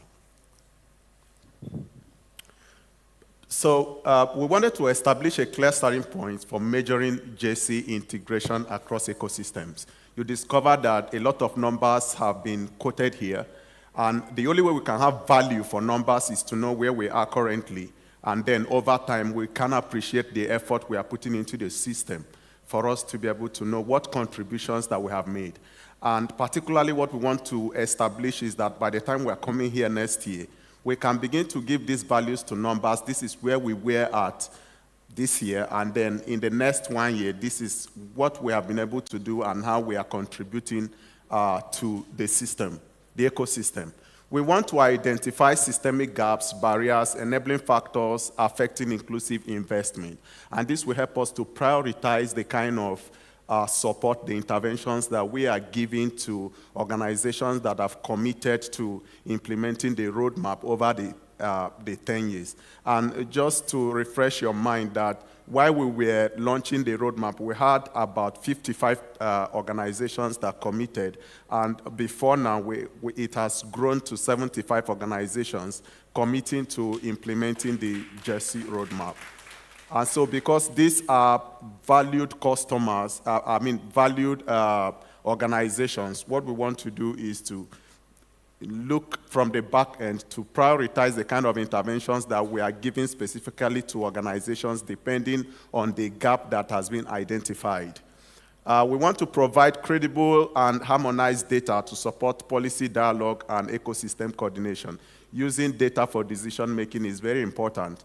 Beyond the rhetorics, we want to see how we can begin to make emphasis on existing data while we are making decisions on a round table. So we also want to strengthen accountability within the impact investment ecosystem. So we just wanted to give a highlight of the scope of the survey that we did. One is that we tried to look inwards, looking at the organizations that have made commitment, And we want to see what is the insight, what exactly is happening within these organizations. And also, it was necessary for us to look at other partnering organizations, such as the CBN, Bureau of Statistics. We had the NASA and a lot of literature review that we did with reports that are related to the impact investment ecosystem. And for the target population, we are looking at the whole ecosystem actors, where you have the demand side, we have the supply side, and also enablers.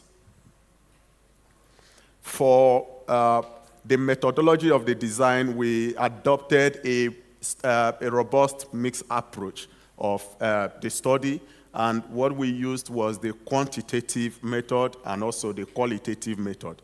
For the quantitative method, just for any of you who have been able to download the JESI roadmap, the 10 years JESI roadmap, you will realize that a lot of indicators have gone into the roadmap, and they are very, very comprehensive due to the consultations with the 2S criteria and SDG and other platforms where these indicators have been housed. So it was a collection of some of these fragmented indicators, and you have them all in the roadmap. So we looked at those indicators and then decided to introduce them, deploy them into the ODK, where we were able to send out these questionnaires to organizations that provided feedback. And for qualitative insights, because we have gotten some of the quantitative responses, we saw the gaps. And there were organizations that were categorized. Some of these organizations were doing quite better than the other. So it was necessary to categorize them by those who are performing well and those who are in the medium space and those of them who have very low performance.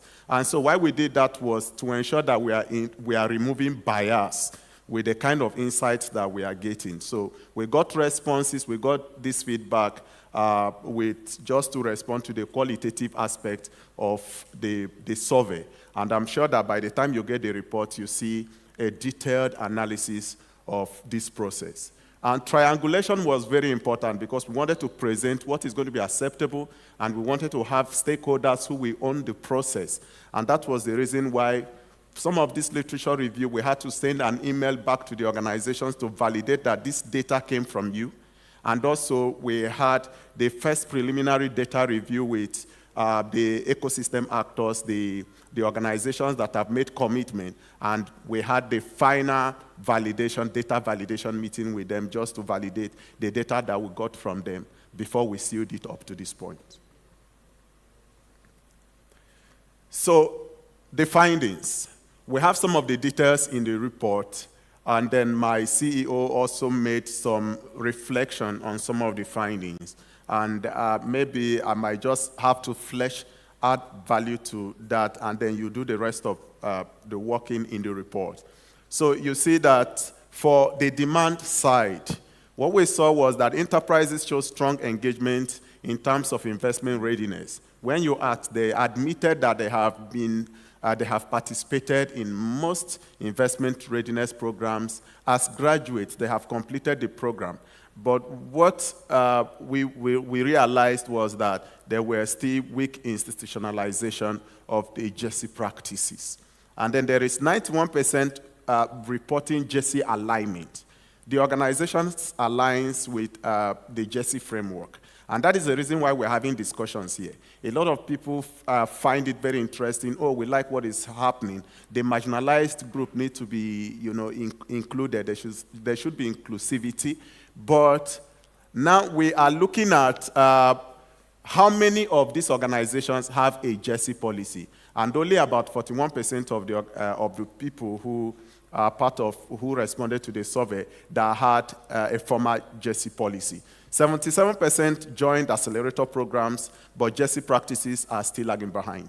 Only 41% collect gender disaggregated data. So when you talk about people living, people with disability, women, youth, they don't have those disaggregations at the organizational level. And the beauty of what we are doing now is that it gives us a very clear proof of where the gaps are and what the organizations need to do going forward. And I think this insight is also something that everyone needs to take home from this meeting. So on the supply side, we already know we had a commitment. We have a target of mobilizing $8 billion in the next 10 years. And then we have currently about $1.25 billion, and so we have $6.75 billion left, and that is a commitment that every organization has to contribute to in the next 10 years. But again, we are not going to wait until the next 10 years. By the time we are coming back here in the next 1 year, we should be able to have done an evaluation of the system. What have we contributed so far? Where are we at that point? And what is the deficit? So that we can all appreciate the hard work that we are all doing. It is, I think we should not be relaxed with the fact that everyone thinks we are working so hard. But the data must also speak to the fact that everybody is working very hard. In terms of investment vehicle, only 19 gender-lensed investment vehicles against a target of 60. Only 8 tailored finance products were available against a target of 20. And for de-risking, 5 guarantees were there against 15, and this is limiting capital de-risking. So there is weak domestic capital participation, only about 11%, which is indicating that there is over-reliance on external funding. So we have enablers as actors, and so we are looking at what are the enablers doing. We have a lot of ESOs here, and there are other enablers. What is happening around that space? 40% have adopted above 2 GESI and other GESI-related policies, but 0 have established a dedicated budget lines. So some of them we say we have adopted GESI policies and all of that. But when you look at in depth the organizations, they don't have a GESI budget line. It's 0. And so I think this is where we really need to prioritize the more. Because if you don't have a budget line, nobody is going to be implementing from their pocket. The organization should be organized, and the budget should speak for itself, and organizations implementing from the budget. 0% apply gender-responsive budgeting. Only 40% deploy 1 to 2 financial instruments. 20% nominated focal persons to technical working groups. 40% produced research outputs. And out of the 40%, only 80 of them run a mentorship program. For cross-cutting, there were cross-cutting indicators, both for demand side, the enablers, and the supply side. So those indicators were categorized as cross-cutting indicators. And we noticed that we are looking at women, people with disability, and youths. And we saw that only 22% of this group, the marginalized group, are in senior management positions. And then for board and investment committees, you'll find only 19% of these women at board levels. But when you come to the workforce, that is where you see more of this group of people in the workforce, with about 33% of them existing in the workforce against a target of 45%. And so in terms of national framework for enablers, alignment, about 22% of them aligns with the GESI framework. So for accountability and transparency, we are looking at data and reporting gaps. Only 37% have been able to use the harmonized standards. There's a lot of gap with using the harmonized indicators. And then 41% produce internal GESI reports. 30% have mandatory disclosure policies. 48% conducts evaluation in the past 12 years. The system is evolving, especially when it comes to monitoring and evaluation. And that is where there is need to create a lot of systematic support for organizations in terms of monitoring, evaluation, and learning. So if you look at about 52% have not been able to conduct any evaluation so far within the organization.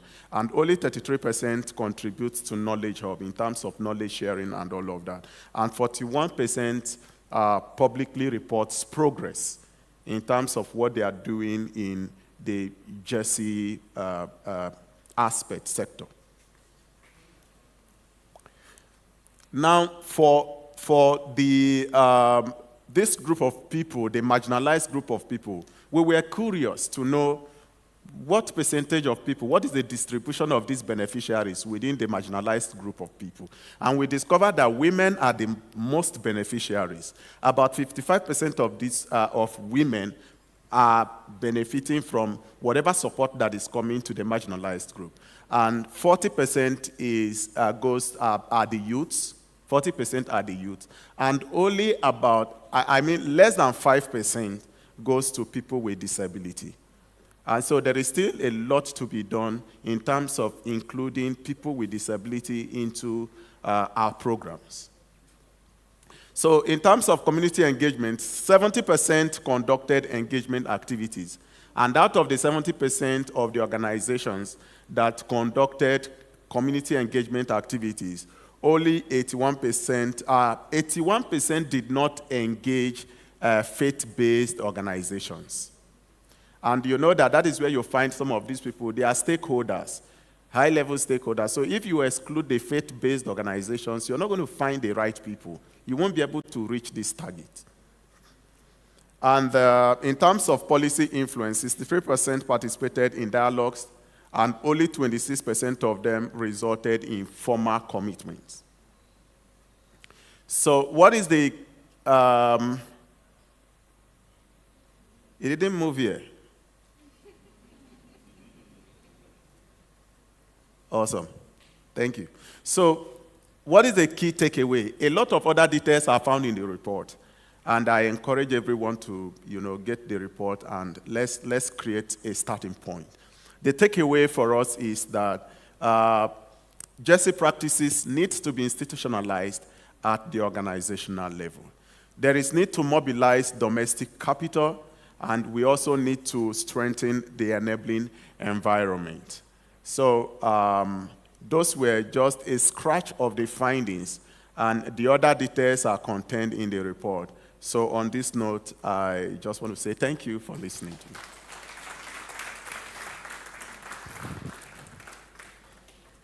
Yep.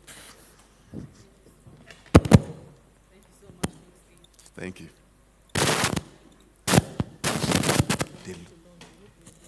Yes.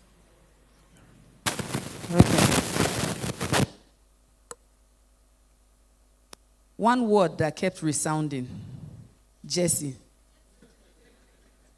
We don't want you to leave here and go back to your organization and say, they say we should be buying JESI. Eh? Do you know the meaning of JESI? Are you sure? What does it mean? We need to be sure you know. Don't go and buy JESI. It's JESI, all right? So it's gender equality and social inclusion, and that's what the conversation is all about. Distinguished ladies and gentlemen, we will be going into I think this is like one of the key highlights of this summit this year. It's the official launch of the Inclusive Capital Scorecard. But before we call up our dignitaries for the launch, may we have the introductory video?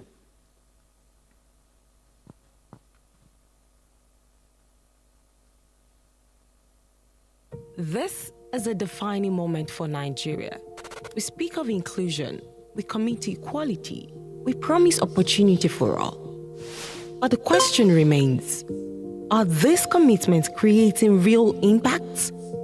The Gender Equality and Social Inclusion Baseline Study by the Impact Investors Foundation reveals the truth. Across Nigeria's impact investing ecosystem, demand, supply, enablers, and policy, the data is clear. There is a gap between intention and action, between promises and measurable outcomes, weak systems, limited inclusive capital, fragmented data, policies without enforcement. But this is not the end of the story. This baseline is more than research. It is a wake-up call, a benchmark, a tool for accountability. Because inclusion must be measurable, equity must be investable, and impact must be undeniable. Sustained action will define success. Data must guide strategy. Commitments must become measurable outcomes. Today, we unveil the evidence, and tomorrow, we drive the action.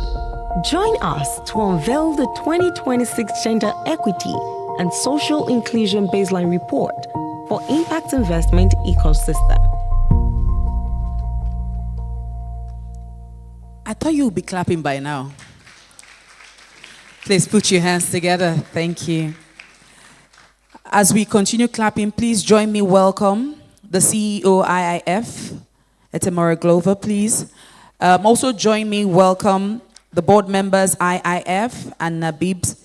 And of course, we have our speakers, our panelists. May we have them on stage as well. Our sponsors, partners, and members of the Inclusive Capital community. Can we have you all here, please, for the lunch?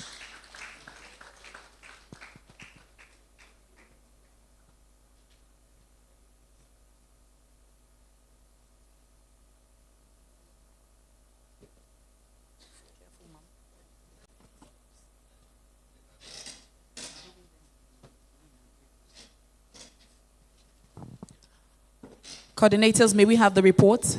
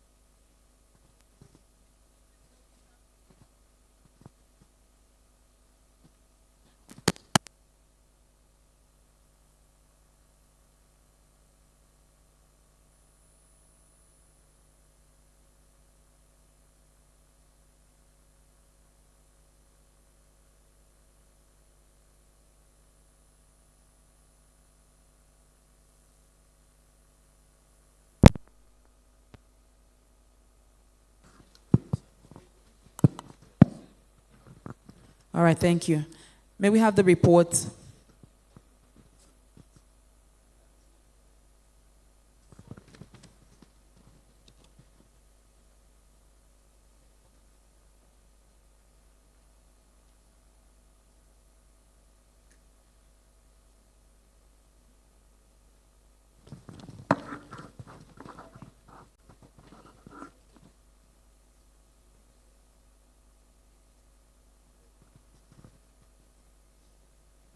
Photographers, are you good with the arrangement for the pictures?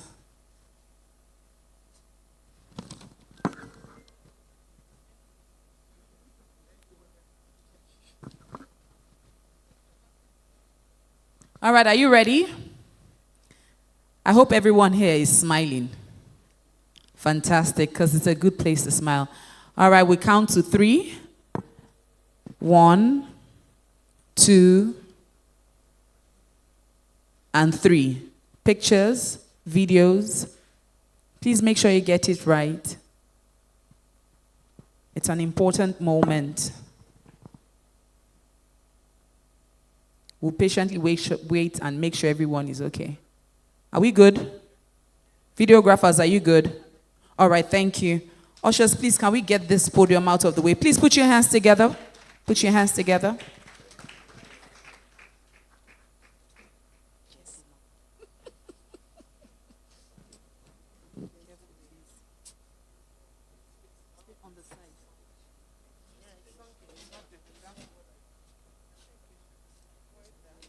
Just stay on the side.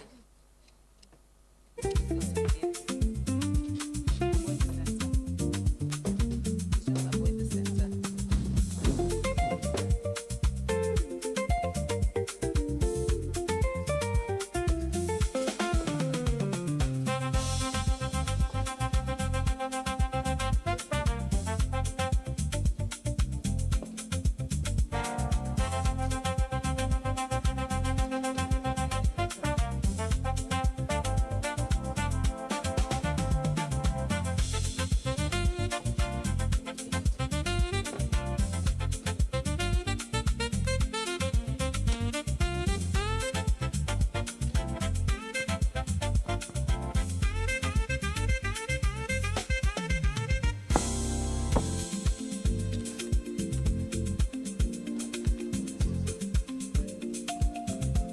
All right, thank you so much. Thank you so much. Special appreciation to everyone who came up here for the lunch and for every one of you here as well. Please put your hands together for yourselves. Put your hands together for yourselves. We go into the panel sessions, and you know that our panel sessions are extremely crucial for the conversations. They are not just starters, but they are also solidifiers of the conversations we're having here today. And so we would like to request that you kindly put your phones on silent. We don't want the beeping and the ringing that we had earlier. So please just put your phones on silent, and we'll call up our panelists here today. Our first panel session will be looking deeply into building Nigeria's JESI investment data architecture for accountability and impact. And our speakers, we have Nchedo Lisa Akuma, who is the Senior Investment Professional at V8 Capital Partners. Please, can we put our hands together? May we have our panelists up here? All right. We also have Nana Celia Kobali, pardon me if I didn't get that correctly, who is the Vice President, Women Investment Club, Côte d'Ivoire. Can we put our hands together? Thank you. All right, we have Aisha Raji, who is the Principal, Cross Boundary. May we have Aisha Raji here? We have Dr. Oluwatomi Eramasele, who is Research Manager at EFINA. Please put your hands together. And of course, we have our moderator in the person of Dr. Innocent Una, who is the Deputy Editor-in-Chief Business Day. You're welcome, sir.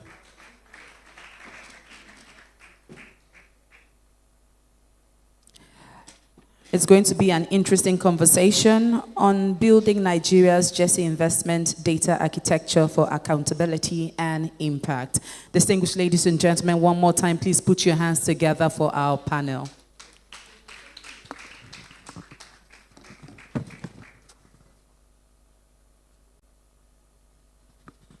Right. Thank you very much, Shoma. Ladies and gentlemen, welcome to this panel. Our job is simple here. We've heard so much about commitment and commitments. Here we are. We need to move from commitment to action. And we know that data is everything to be able to take action. So our job is simple today. And we will, in this session, seek to extract concrete recommendations for building Nigeria's JESI investment data infrastructure, and also devise actionable strategies for standardizing gender disaggregated investment data collection and reporting across sectors.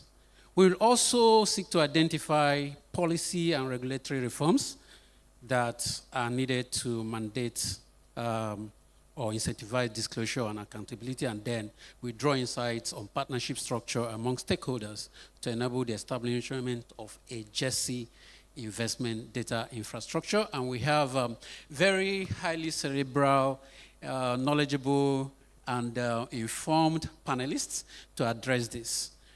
So you're welcome, and we'll go straight into it. My first question will be to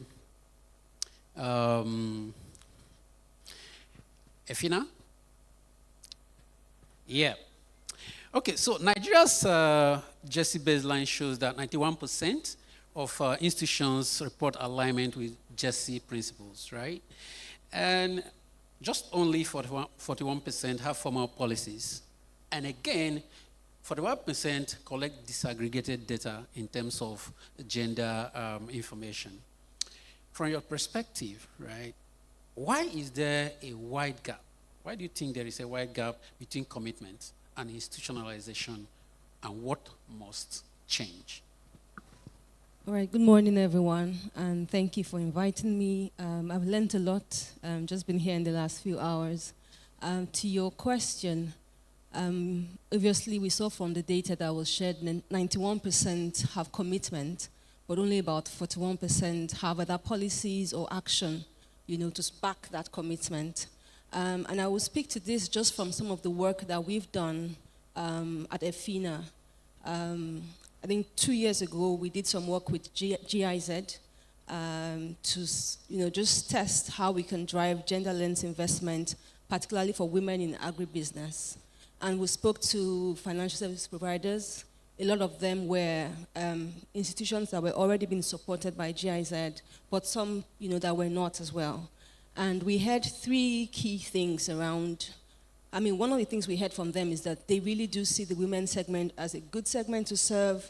They're committed to it. In fact, you will hear FSP say, women pay a lot better, they repay better, so they know that. But when you then ask them for why they are not taking action, 3 things stand out. The first one is, they've said to us, we don't really see the business case for, designing to serve this segment. And this is not really because the business case is in there. What we notice is it is because they are not intentionally disaggregating their data by gender so that they can actually see the profitability of that segment. So we're saying it's not like that women businesses are not profitable, but the FSPs are not currently taking the time and the patience to look through their numbers to see that that segment is profitable. And then what happens is, once they don't see the numbers, then they don't allocate capital to that segment. The other thing that we hear from them oftentimes is they say women's segment is high cost, high risk segment. And I think it's just, if you look at FSPs, it's unfortunate, but one of the ways they measure performance is short term. The targets they set, those things are short term, and that's the reason why you then see them go to high income, high ticket transactions and persons. So I think the third thing that we saw was an issue is they just use a one-size-fits-all mechanism for designing. So they will tell you we have a gender product. They have a gender product. But again, it's not that that product is designed to serve maybe a woman in a Greek or an informal businesswoman, a woman who is currently running a business but supporting a home. So it's not really, they see women as a monolith group, right? So again, what that tells you is once you don't have data, you cannot see the business case, you don't allocate capital to that. Inclusion remains the way it is and the gap remains the same.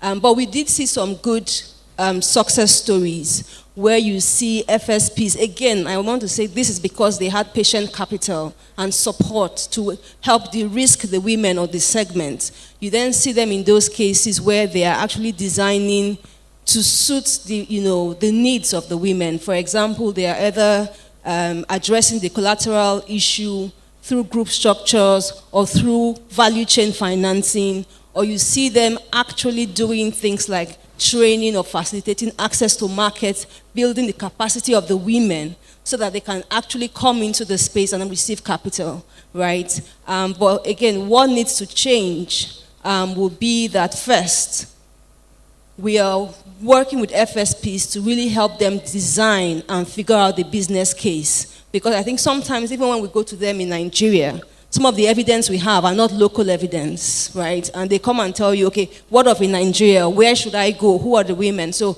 we need to find local business cases for them. I think we also need to find incentives. We need to align incentives. So what do the FSPs want? How can the regulators provide some kind of guarantees, some kind of maybe tax breaks or some kind of backing? Or even sometimes it could be nudges, right? I think His Highness was speaking about some of that earlier on to say, I mandated, so we need some of that to come in as well. I think, those are the things that I will mention. Thank you. Thank you very much for that response. I know with numbers are everything, numbers drive allocation. I'll come back to you, but before then, Nchedo, institutional investors like pension funds have major untapped players in gender terms, in gender lens investing. What incentives will make these investors demand stronger gender accountability from fund managers? Thank you so much. So I think the focus for that question is on pension fund administrators. So just to confirm, can you hear me in the back? Okay, perfect. Not so well. I don't know if this is better. Thank you so much. Is it better now? Okay. Is it better now? Not at all. Maybe I could use this. All right. Is it better now? Perfect. I can hear myself. Yeah. So the question is really around pension fund administrators, and I think the big number that has us all gathered to here in this room is the fact that over 275 trillion naira, and only 2.9% of that is going to alternative assets. Now, what do I mean by alternative assets? The likes of infrastructure funds, private equity, venture capital, even sukuk funds, right? And interestingly enough, it's easy to think about pension funds and say, you're sitting on this treasure trove of cash. Why are you not deploying enough, right, into gender-aligned and social inclusive assets? And the question is, and I had to disabuse my mind. A year ago, I was on the fundraising trail. We're trying to raise a fund, and one of the things we had to do was to go to different offices and sit down with different pension fund managers. Walking away from that experience, what I took from it is that these pension funds are not bad actors.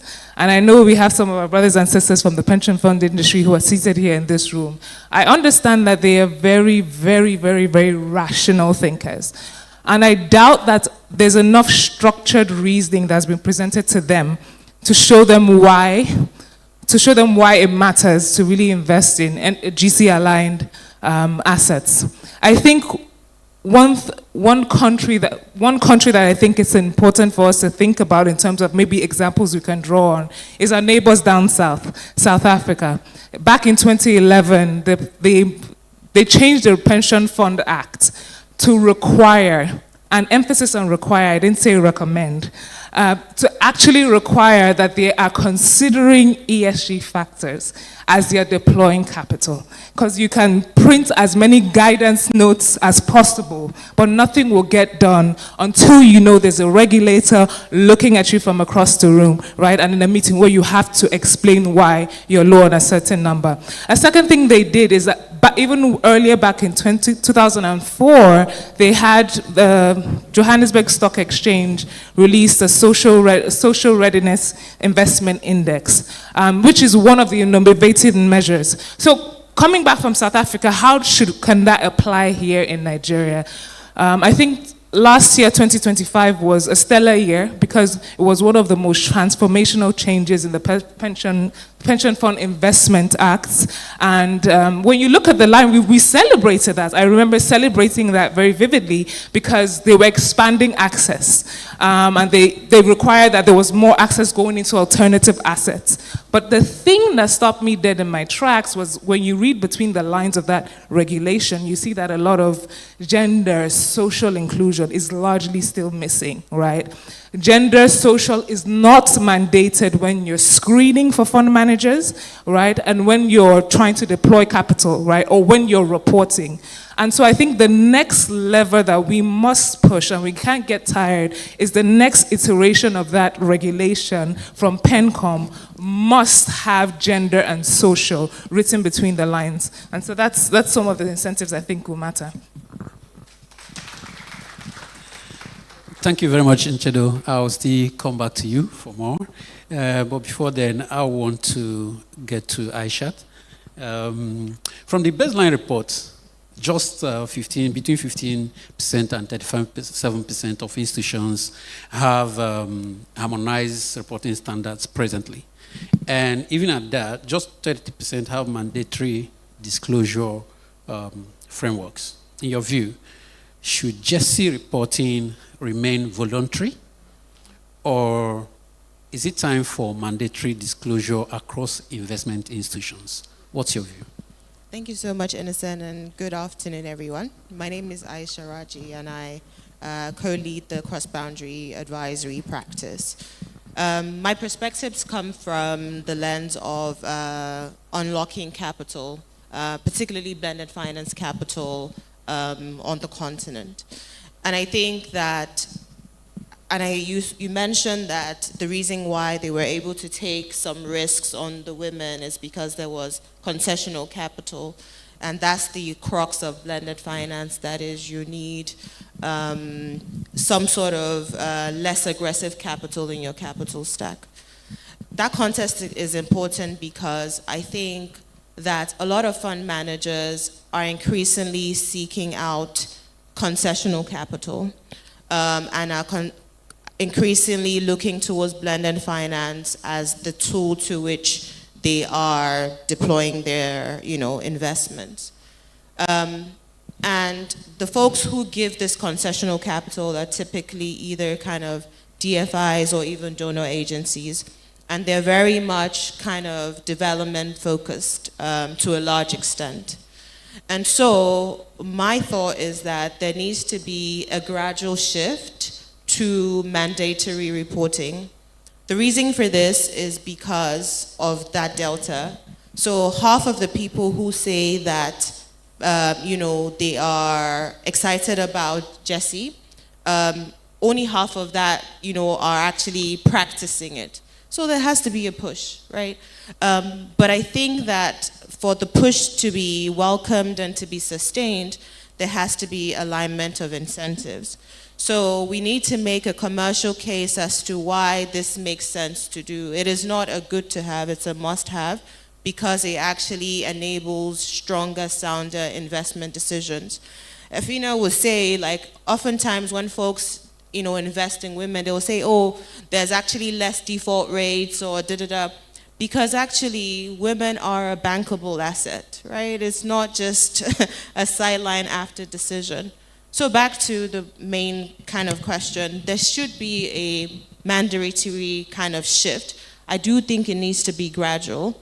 I don't think the requirements should be the same for a first-time female fund manager as is the same for a large pension fund or a DFI. It should be differentiated depending on the AUMs as well as just the scale that you're operating at. But I also think that, there has to be, a standardization of framework, because otherwise, who's reporting what are we making mandatory? You have 2X that, mirror some of the IFC principles, that mirror some of the IRIS Plus principles. And so we have to align on what we are mandating, making compulsory.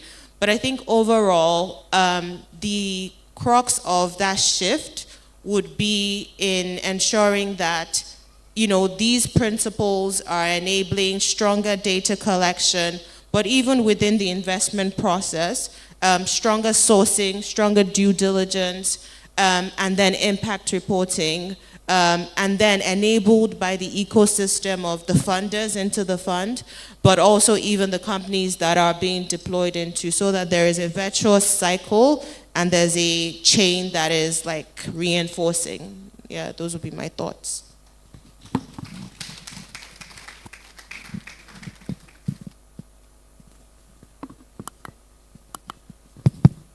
Thank you very much, Aisha.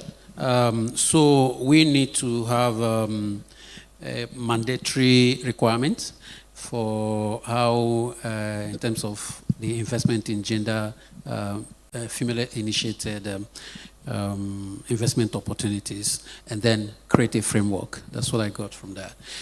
I will still come back to you again. But before then, let me get to you, Nana. Yes, you've done so much with the Women Investment Club in Cote d'Ivoire. And the WIC, Women Investment Club, has worked closely with women entrepreneurs and investors across the Francophone African countries. From your experience, what are the most critical data gaps that you see that prevent women-led businesses from accessing investment at scale? Thank you, Innocent. Can you hear me? Hello. Sorry for my good French accent, speaking English. Pardon me. So my name is Nana Sida Koulibaly. I come straight from Abidjan, from Cote d'Ivoire, and I'm the Vice President of the Women Investment Club Cote d'Ivoire. Actually, we are in 2 countries for now, Cote d'Ivoire and Senegal, and we are 200 women investors that raise capital domestic capital, and then investment in women-led businesses.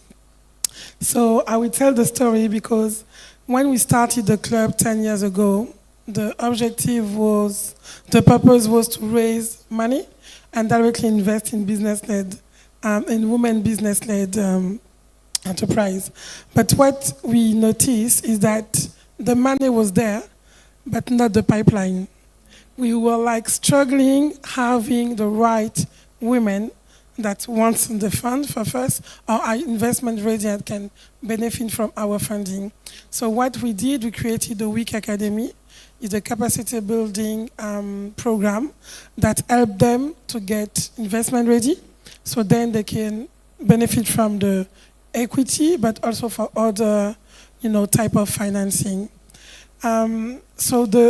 What we are doing, we were filling the gap we were missing. So when we see that something is missing on the market, we go and create something, to respond to that. So one thing that is missing, that those women was not visible.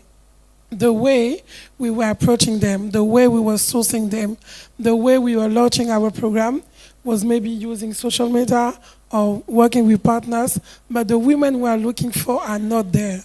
So we all struggling, I think all the fund managers also are struggling finding a qualified pipeline for the women to get invested. So after doing the WIC Academy, we try building our own pipeline, and then we created our private equity fund. We did one pilot of $5 million that have been full distributed within 10 companies, and now we just closed $30 million for the second fund. Thank you. And still, the money is there, but now we need to build the pipeline. So what is missing for me is the visibility of the women entrepreneur, where we can find them, how we can, because Francophone is so different from Anglophone. The mindset is not the same. Sometimes they like the Eden. We need to go to convince them that they need to grow. Can you imagine?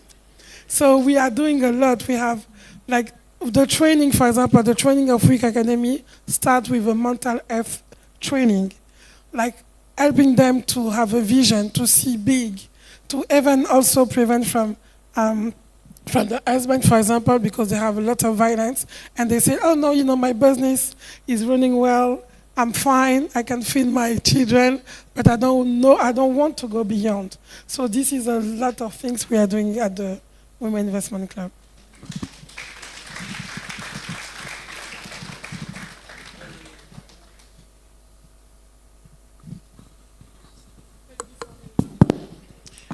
That's very insightful. What we have in abundance in Nigeria, you're looking for in Cote d'Ivoire. That's interesting.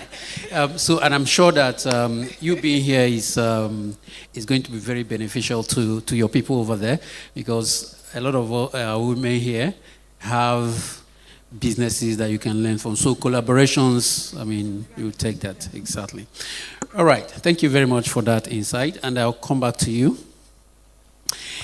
Evina has also done significant for around financial inclusion data. You've shared part of that story. But then, what lessons from financial inclusion measurements do you think can be applied to building a stronger national Jersey investment data architecture? Briefly. All right, thank you.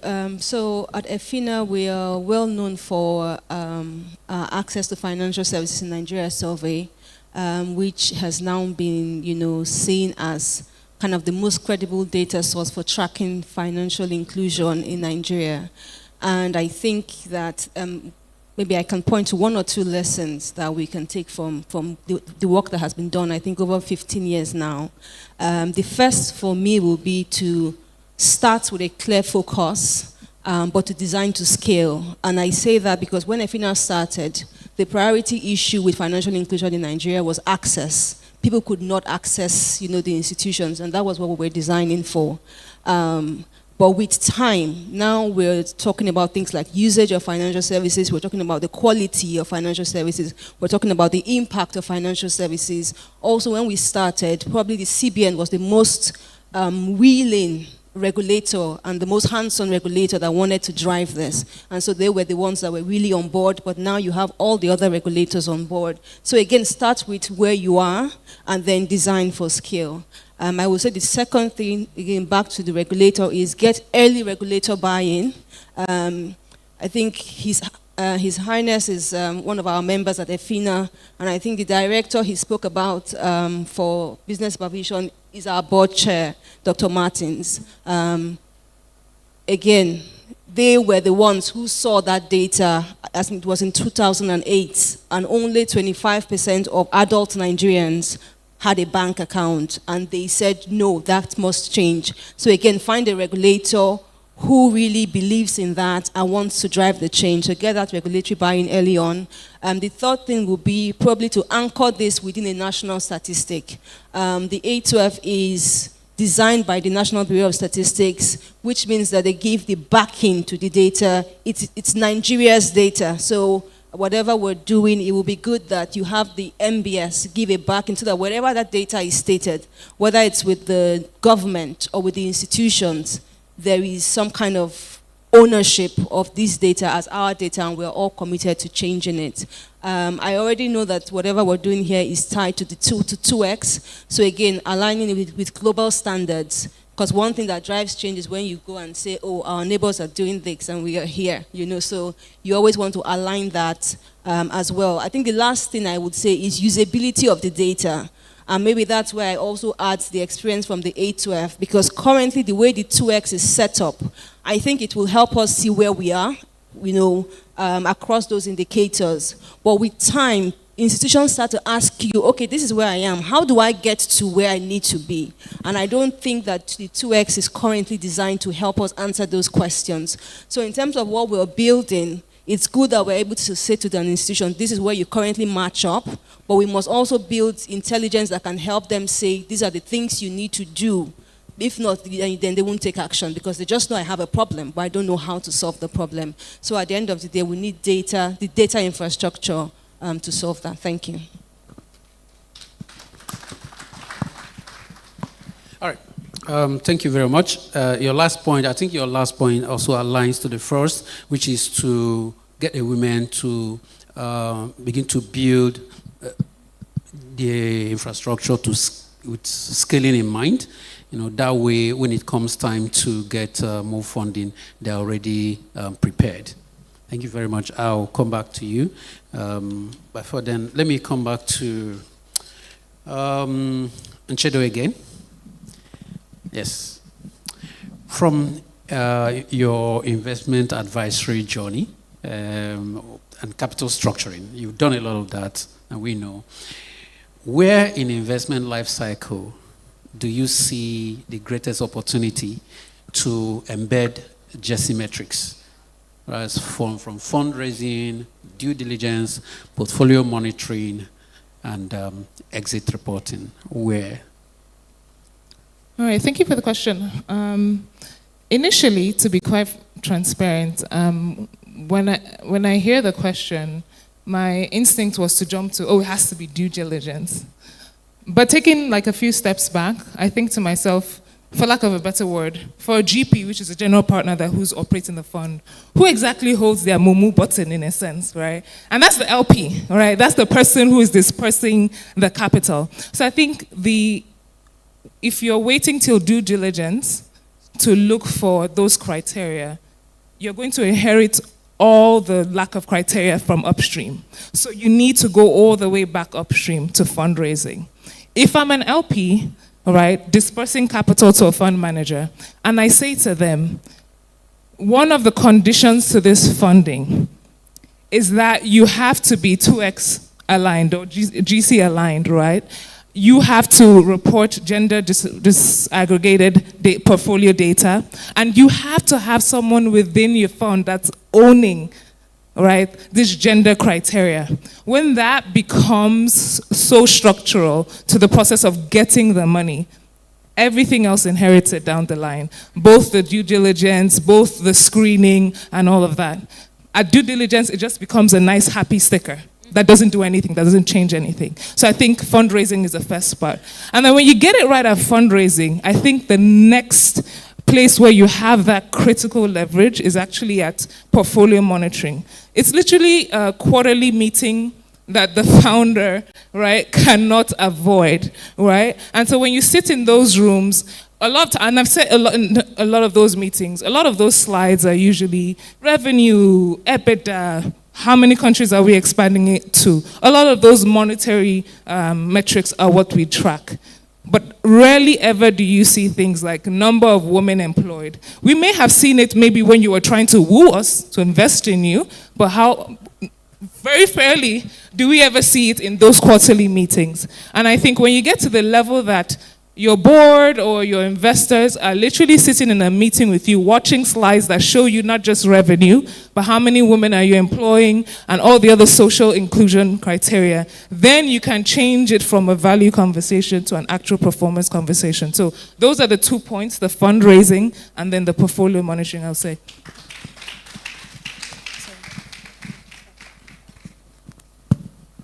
Okay, thank you very much. Fundraising, critical aspect, and then portfolio monitoring. Thank you very much for that insight. And then back to you, Aisha. Yeah. Frameworks like the 2X criteria, okay, SDGs and OPIM are often seen as donor-driven standards. Okay. What would it take for these frameworks to become mainstream investment practice across Nigerian private capital markets? Okay, I think when we think about like the private capital markets, we think about the PE funds, the VC funds primarily, right, that are harnessing private capital. I think the main thing is really a mindset shift. That's what needs to happen. I think, you know, if something has not necessarily been the norm for ages, it takes a little bit of a mind turnaround to be able to kind of lock into that viewpoint. I think once we're able to start to gradually, you know, and it's also going to be gradual, to start to achieve that mindset shift, the next thing is to then think about the which framework do we want to align on? Pardon me, can I interrupt you? Sure, please. Wait. When you say mindset shift, yes, can you provide a bit more clarity on that? Yes, I think what happens is positive case studies enables you know, folks kind of drag along. So if we're able to show that someone like an Arua, who's a private equity fund that focuses on gender lens investing, is able to reach first close and is on this fundraising trail and is really focused on, you know, these GESI indicators, but is being successful in doing that, then other fund managers are more excited as well to see, you know, that be the success. And so that's what I mean by mindset shift. I think the one way we can tangibly show that is through success stories. And thankfully, there are funds like, you know, Arua, Alethea, etc., that are leading the way in this. And even folks like you, right, that are leading the way in either angel investing, private equity, venture capital. So that's what I mean by that. But I think in terms of trying to get folks to do that, I think the next challenge is which standards are they going to be reporting? I think that's the next challenge, right? And I think that that's something that as a, you know, this type of summit tries to address. 2X is a leading in measuring indicator, but it's not the only one. But I think there's something around simplicity, but also completeness and trying to figure out the middle ground there. I think that in a similar fashion where I think you had mentioned around SMEs trying to know how to even gather the data and report, I do think that fund managers also require that support. I think one thing that I've seen in practice is there's like a technical assistance fund, like it's called a sidecar. And what that does is it can do many things. It can improve portfolio companies, you know, and improve their readiness, but it can also improve the capacity of the fund managers to be able to meet these indicators, right? Because to be fair to them, if it's something they've never done before, they also have to upskill in doing this. So I think TA sidecars are a way to do this, and I do think that certain LPs also provide some sort of TA funding to these fund managers to be able to enable them to meet these standards. So I think that's one way that we can do it. And I think broadly speaking, what I'm seeing a little bit more is that LPs are also, the two things that I want to say. LPs are also kind of taking that front load, so minus the TA. What I'm saying is there's a lot more capacity building sessions. So I think like next month, like BII is doing some ESG capacity building session in Lagos, and there's like a whole day or half a day just focused on gender, investing, right? And how to, do it properly and gather the data, etc. So I think more LPs, to your point, that's where it starts, right? Like fundraising. More LPs need to do that. It can't just be one DFI, right? It's a drop in the ocean, and it has to be consistent. That's one. The one thing I've also seen is that there is a drag-along effect. So in some cases, let's say we're investing in like a fund, and in this practical experience, it was a infrastructure investment fund, a Pan-African infrastructure investment fund. And there were already LPs that were diligencing this fund, and a local PFA that we know in Nigeria wanted to also invest. And so what they did was they piggybacked off of something known as the LPAC, which is just like this long list of questions that also touches on ESG and GESI considerations.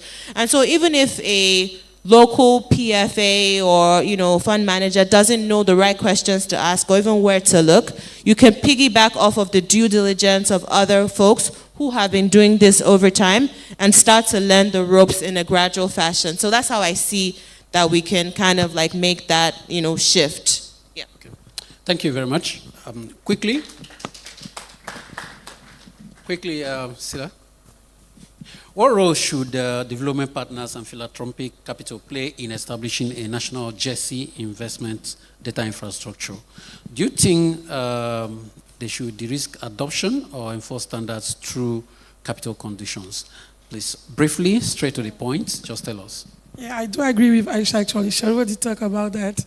I think for many years, we were focusing on raising capital and focuses on the entrepreneur, but we need also to strengthen the ecosystem. We need to strengthen the actors, like, for example, the incubators, the fund manager, and even the philanthropy club like us, to be sure that what we want to achieve, we can be achieved, implementing the framework.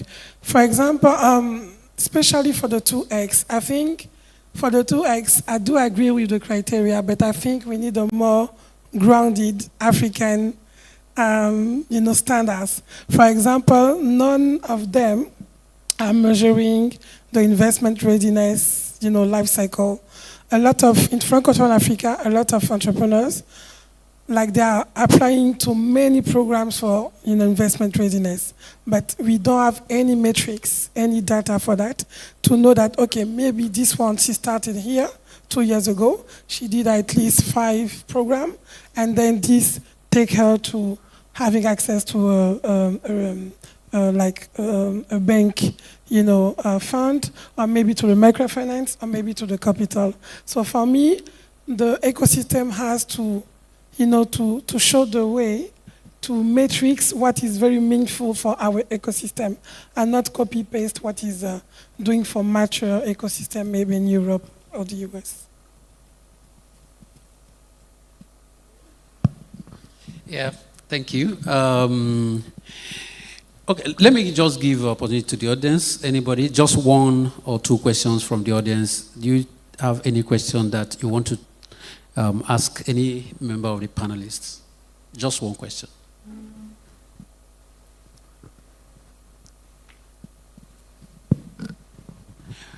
Okay, so that means everybody understood.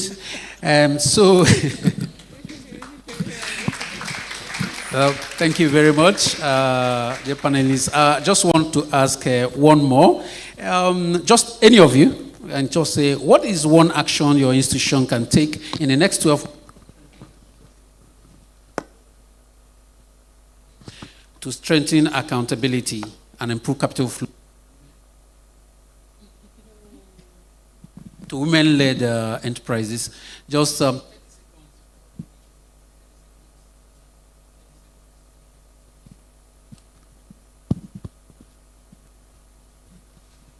So at EFINA, we have a Gender Center of Excellence, and the goal there is to build, one of the goals there is to build capacity, and the Gender Center of Excellence is supporting financial institutions to better measure and do gender disaggregated data analysis so that can influence their decisions as well. We also have our partners here from the CBN and other regulators, so we're also trying to build this thinking into the National Financial Inclusion Strategy to have Jesse represented here, and they are also championing that as well. Thank you. Okay, thank you.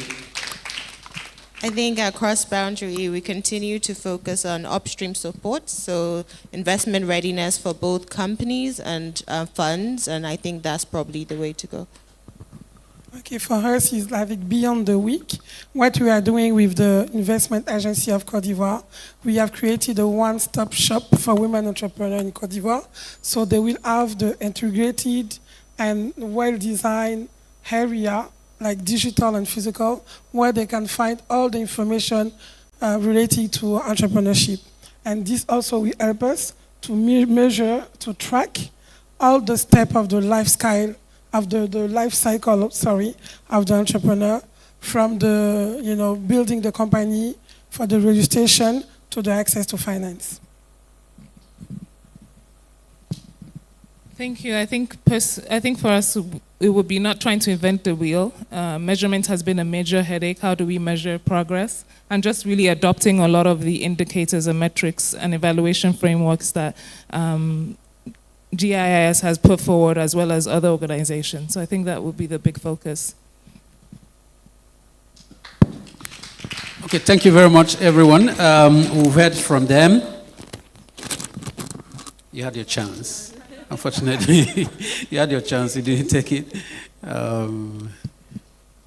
Okay, so maybe you can just talk to any of the panelists outside here or ask me. But then key takeaway, we have to be a framework for reporting, and then we also need to adopt integrated approach to ensure that every member of the ecosystem understands what they need to do. And then for fund managers,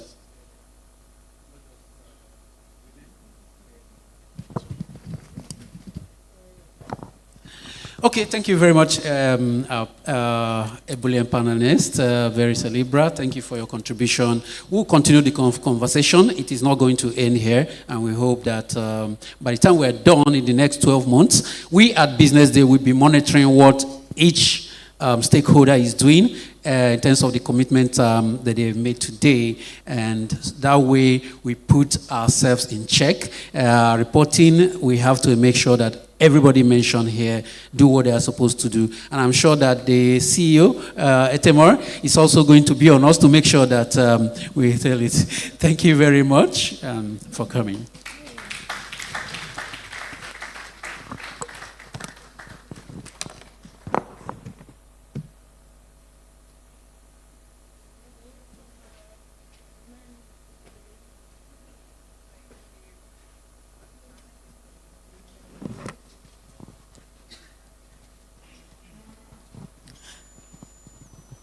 Ladies and gentlemen, please put your hands together one more time for our panel.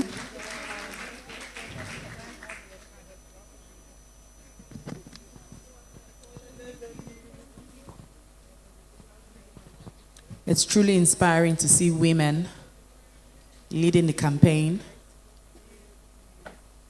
by actually getting involved in their different sectors.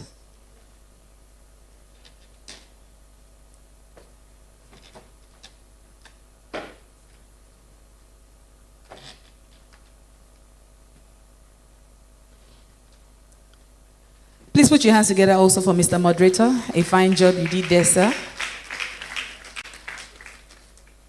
Now we're going to move into the next panel session.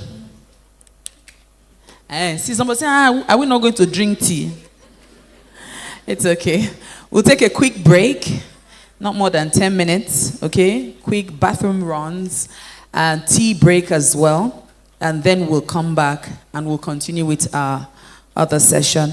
As well, at this point in time, we would please like to encourage you to please visit our exhibitors, okay? Please visit our exhibitors. We have interesting brands and products there, so please do visit our exhibitors. You can take your tea, go there, find out what's going on, have conversations with them, take videos, put them on your status, and share. Are we going table by table? Oh, so we're not going randomly, please. We'll go table by table so that it will be very organized. All right, the ushers will guide us, the first two tables in front. So while you wait for your table's turn or for your turn, you can have conversations. If you are seated with someone you don't know, no keep face like this, so call a phone number. You never know. You know, you never know. Find out who they are, what they do. You know, some people these days, job title is no longer HR, this. You hear, let me look for some titles here. You'll now be wondering, what is this job all about?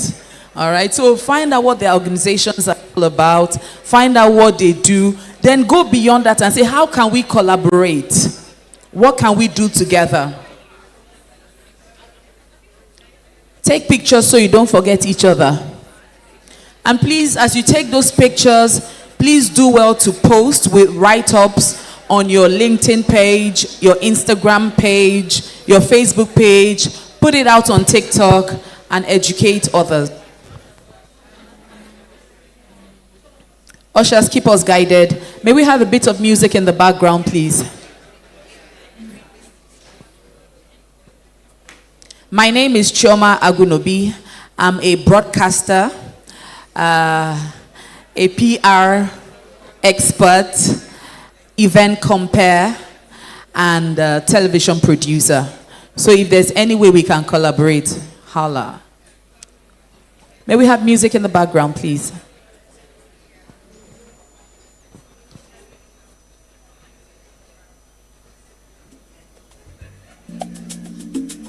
Thank you.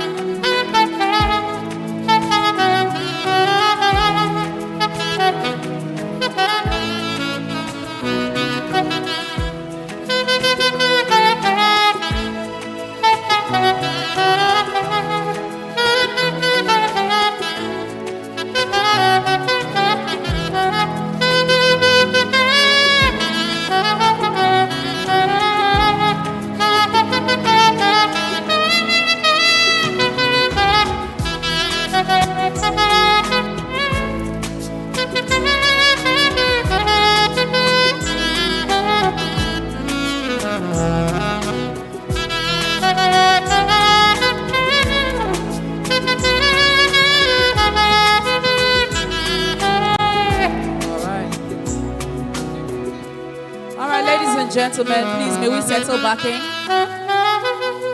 I'm sure we've all gotten out.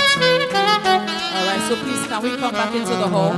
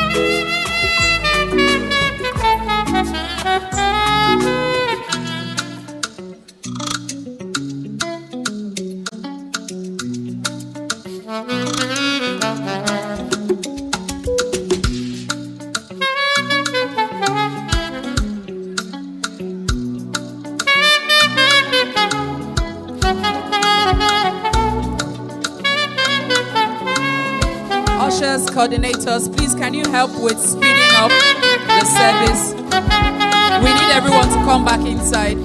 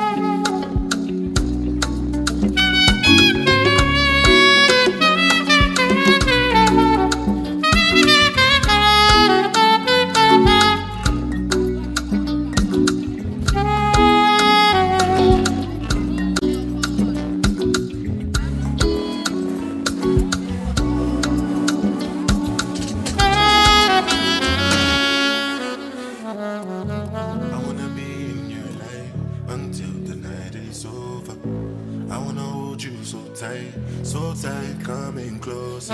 It's been a hell of a ride, but everything. You were there by my side.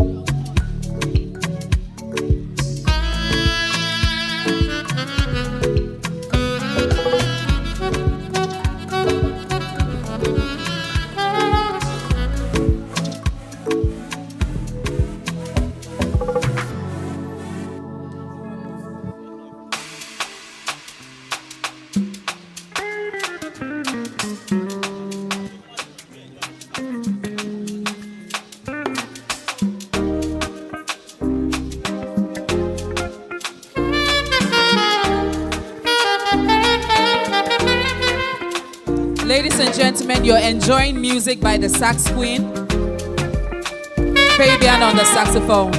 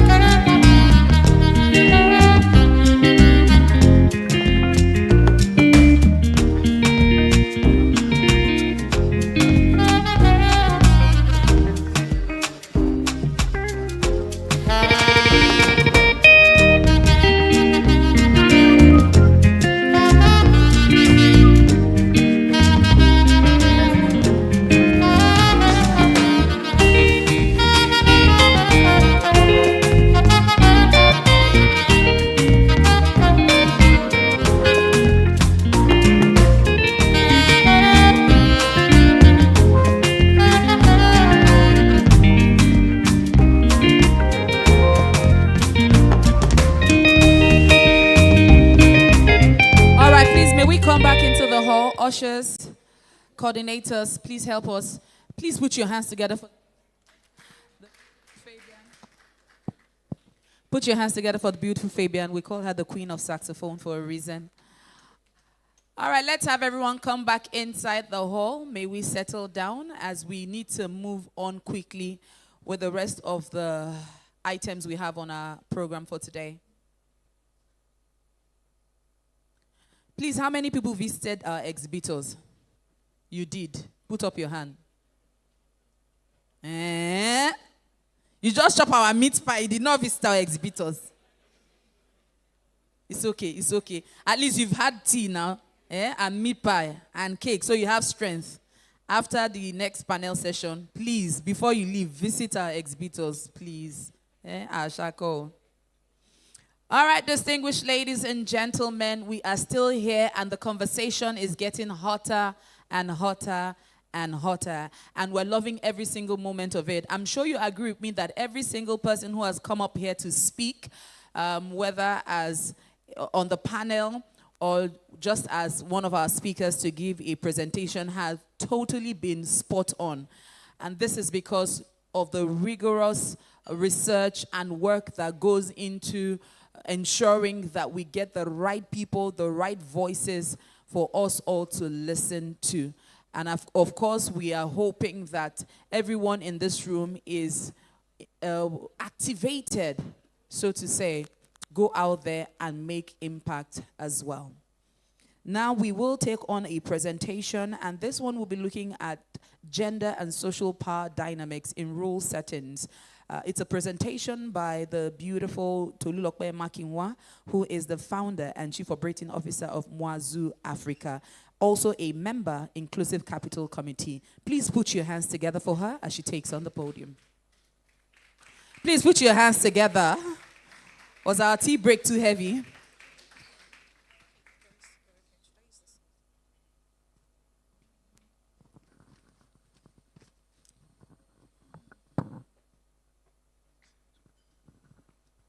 Okay, amazing. Good afternoon, everyone. Good afternoon, everyone. So I want us to do a little bit of exercise this afternoon. By a show of hands, how many of you had something to eat in the last 24 hours? We're eating now. By another show of hands, how many of you moisturized your skin before stepping out? Ooh, okay. And finally, by a show of hands, how many of you have Ashoke, Adire, Ankara, Kampala, Batik in your wardrobes? Almost all of us. Thank you. Oh, you're wearing one. Even the CEO is wearing one now. Thank you so much.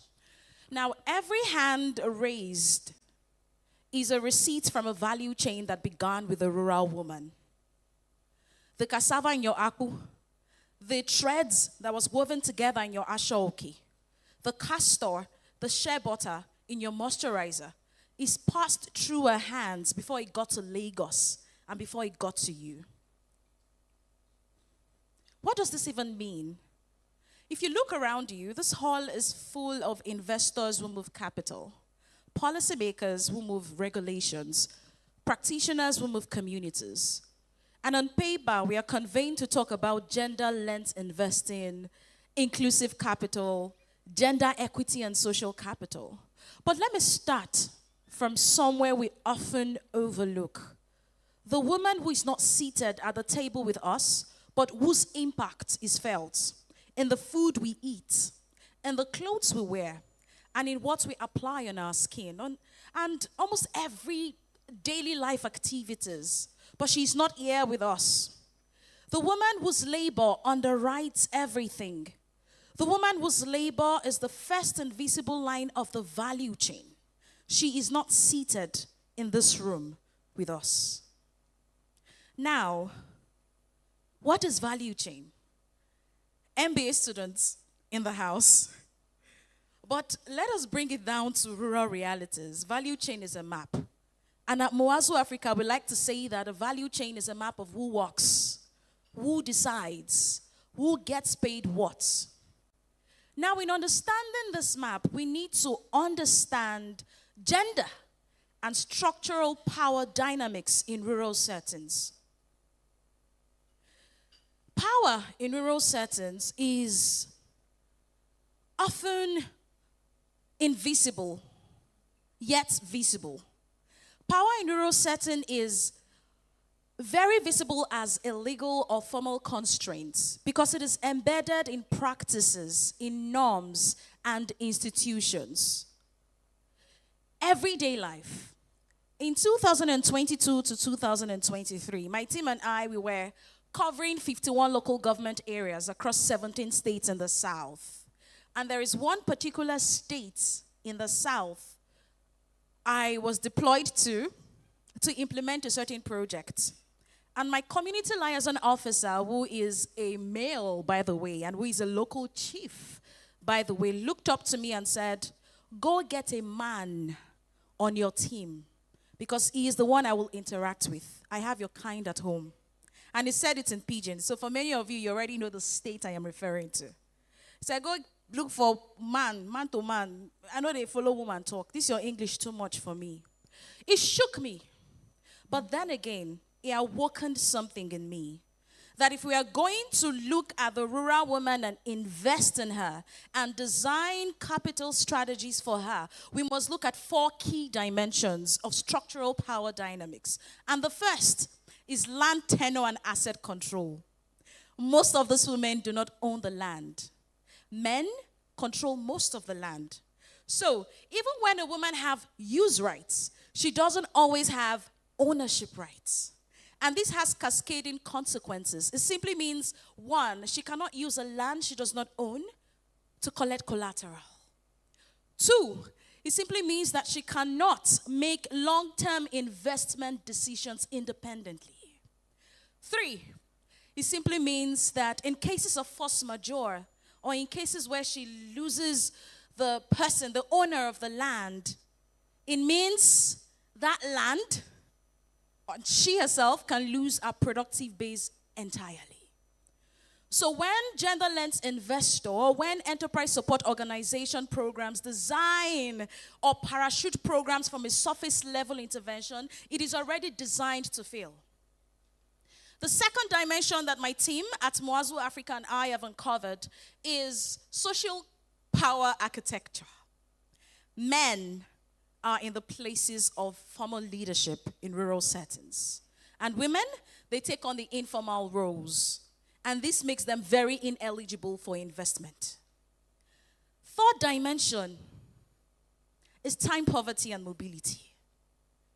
Before coming here today, I have a little baby, by the way. I'm sure that, if you've been following us at IIF, I am always attending IIF, and you'll see my little one running up and down. And someone saw me today and said, "Where's our IIF baby?" Anyway, she's in crèche now, so I'm free. Before coming here today, I have cooked. I have taken her to a crèche. I have prepared for my husband's arrival just in case I'm not around and he comes home, there is something for him to eat. Because, it's a woman's primary assignment. I have done a lot of things before stepping out. Now, compared to the rural woman whose mobility is constrained. She goes to the farm, she works, she goes to the stream, she fills water, she remembers, oh, my children will come back from school in the afternoon, what am I going to prepare?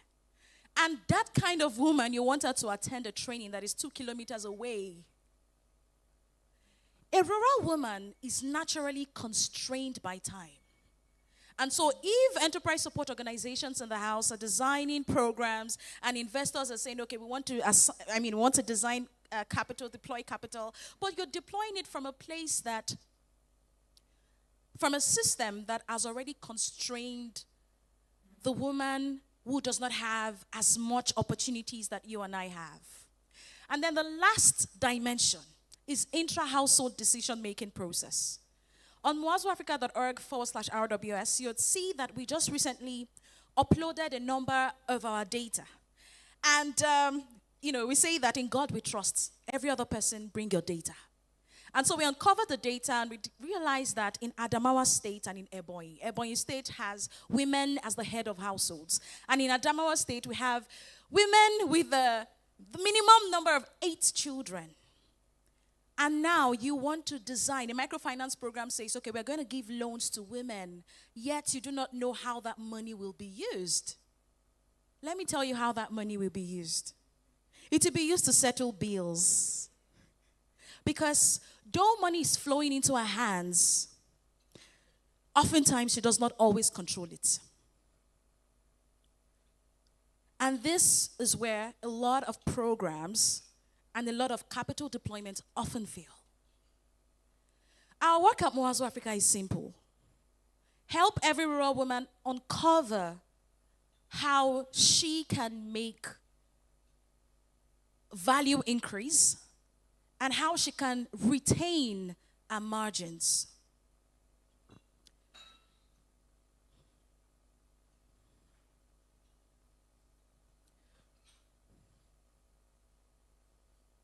Now I'm going to leave you all with this field principle. Map power before you map markets. Because at Moazo Africa, we say that resilience without distribution of opportunities is disguised as, it's extortion disguised as inspiration. We do not want to be inspired by the rural woman. Oh, she's strong. We don't want to be strong. We want to be capitalized. We want to be financed. And we want you to understand our realities.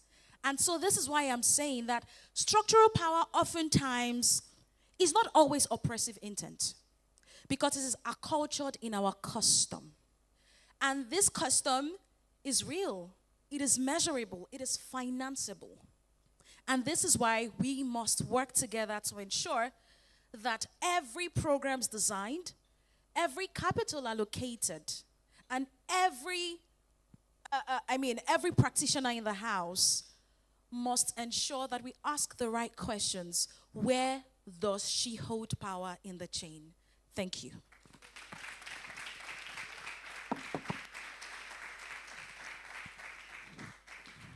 Ladies and gentlemen, I'm sure you agree with me that passion just spoke. Passion just spoke.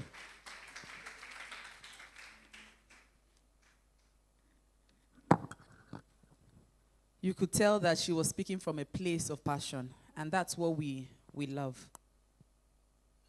All right, it's time for our second panel session. I didn't hear you going, woo!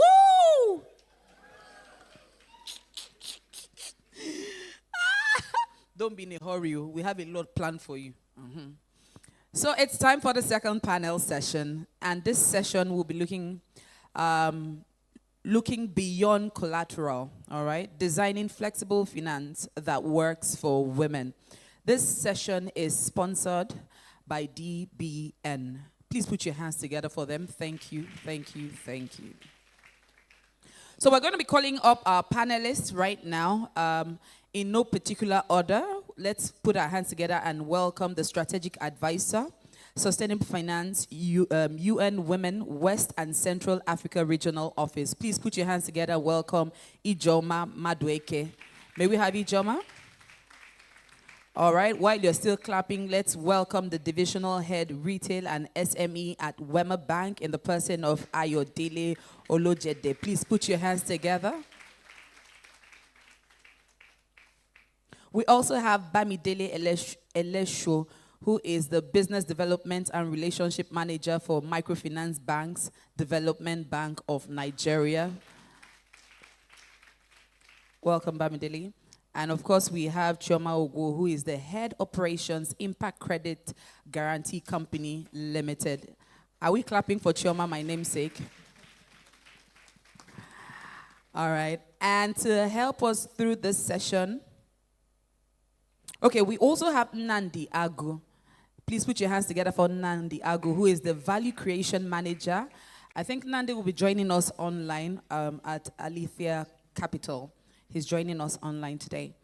Our moderator is no other person than Manager ESG Sustainability and Climate Change at PwC, and the person of Damilola Adesogbon. Thank you. Please put your hands together for her. And remember that this session will be looking at designing flexible finance that works for women. Thank you.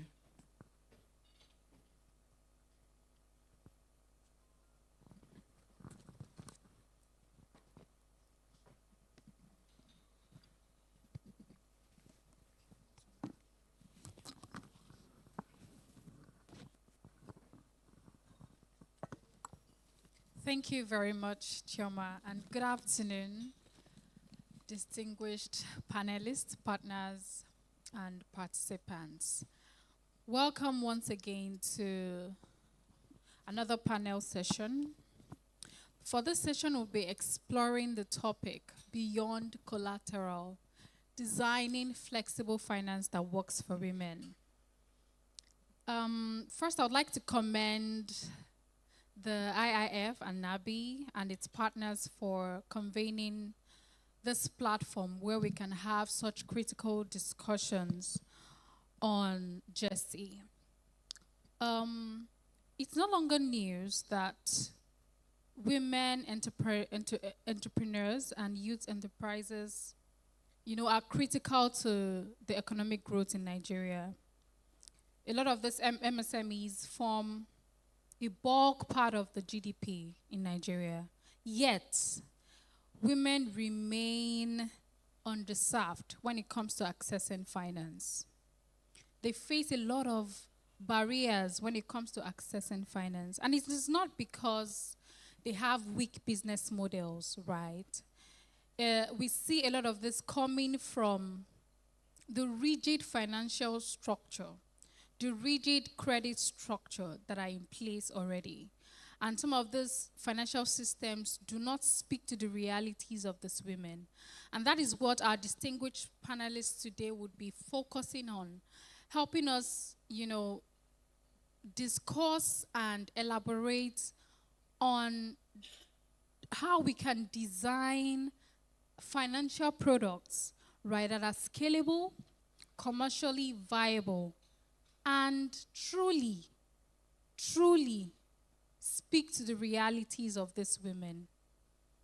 Okay, so first I'm going to start with Ijeoma, right? Okay, before I start with you, I would like you to take just a few seconds to introduce yourself, tell us what you do, and how what you do relates to advancing gender equity and social inclusion. All right, thank you, everyone, and it is an absolute pleasure to be here today. As the name implies for my role, I'm focused on UN Women Sustainable Finance for the West and Central Africa region, and that focuses on sustainable finance. So very focused on both public and private capital markets. If you think about UN Women, it's all about gender equity and gender equality, and it's really for women and girls. And if I think about an institution that has that as the paramount sort of, North Star for the existence, I would say it's UN Women. My background actually spans investment banking and sustainable finance globally. So I've worked in North America for a long time in capital markets. And so for me, I've seen a lot of the structures that we're discussing now in the other parts of the world. So it's such an honor and it's an opportunity. Every time I say it, I always feel like it really warms me that I'm able to do this on the continent and see how we can translate some of what is already happening internationally into systems that we have here on the continent. Thank you. We're glad to have you. Ayo Dele. Yes, let's just have the introductions across. Okay. My name is Ayodele Olojede, and I'm the divisional head for retail and SME. And so within the division that I manage, I have the opportunity to be able to advance solutions, it's an ecosystem. If I have to describe it, an ecosystem that helps gives women confidence. From confidence, you develop competence you develop capacity, and then with your capacity you're able to show up within community. So within my division I have the gender, a dedicated gender desk that helps to be able to facilitate all of these elements. And so since that's the context of today's conversation, I just want to leave that element of what it is that I do among several others as a divisional head. Thank you. Thank you. All right. Okay, good afternoon, everybody. My name is Bamidele Elesho. I manage microfinance banks and other financial institutions at DBN. As you are aware, our model is wholesale, meaning that we do not finance businesses directly, but we do this through our participating financial institutions. And what do we do? How do we ensure that gender is, or our developments are gender focused? Aside from the fact that we have different funding lines, some specifically for gender, even in the regular fundings that we give to our PFIs, that discussion must happen before any disbursement. You want to take this amount, what percentage of this will go to women? We have to discuss and agree before any disbursement. So that's how we ensure that our transactions are gender focused, aside from capacity building and others that we'll talk about later. Okay. Thank you. Thank you, Chema. Thank you. Hello, everyone. My name is Choma Kema Ogo, and I head operations at Impact Credit Guarantee Limited. I'm responsible for driving the business and strategic partnerships. So at Impact Credit Guarantee Limited, we're a wholly owned subsidiary of Development Bank of Nigeria, and we were created to help SMEs who do not have who do not have the collateral requirements that traditional banks need when they want to access credit. So this, for me, I think this panel is all about what it is that we do, especially for women.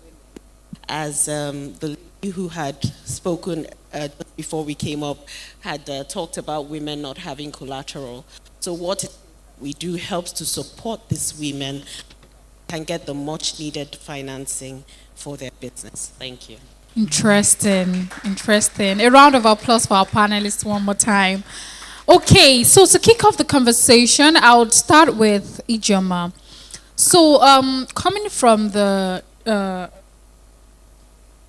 development finance institutions and multilateral organizations perspective and your work with the UN Women. Okay, sorry. Yes, Nnamdi.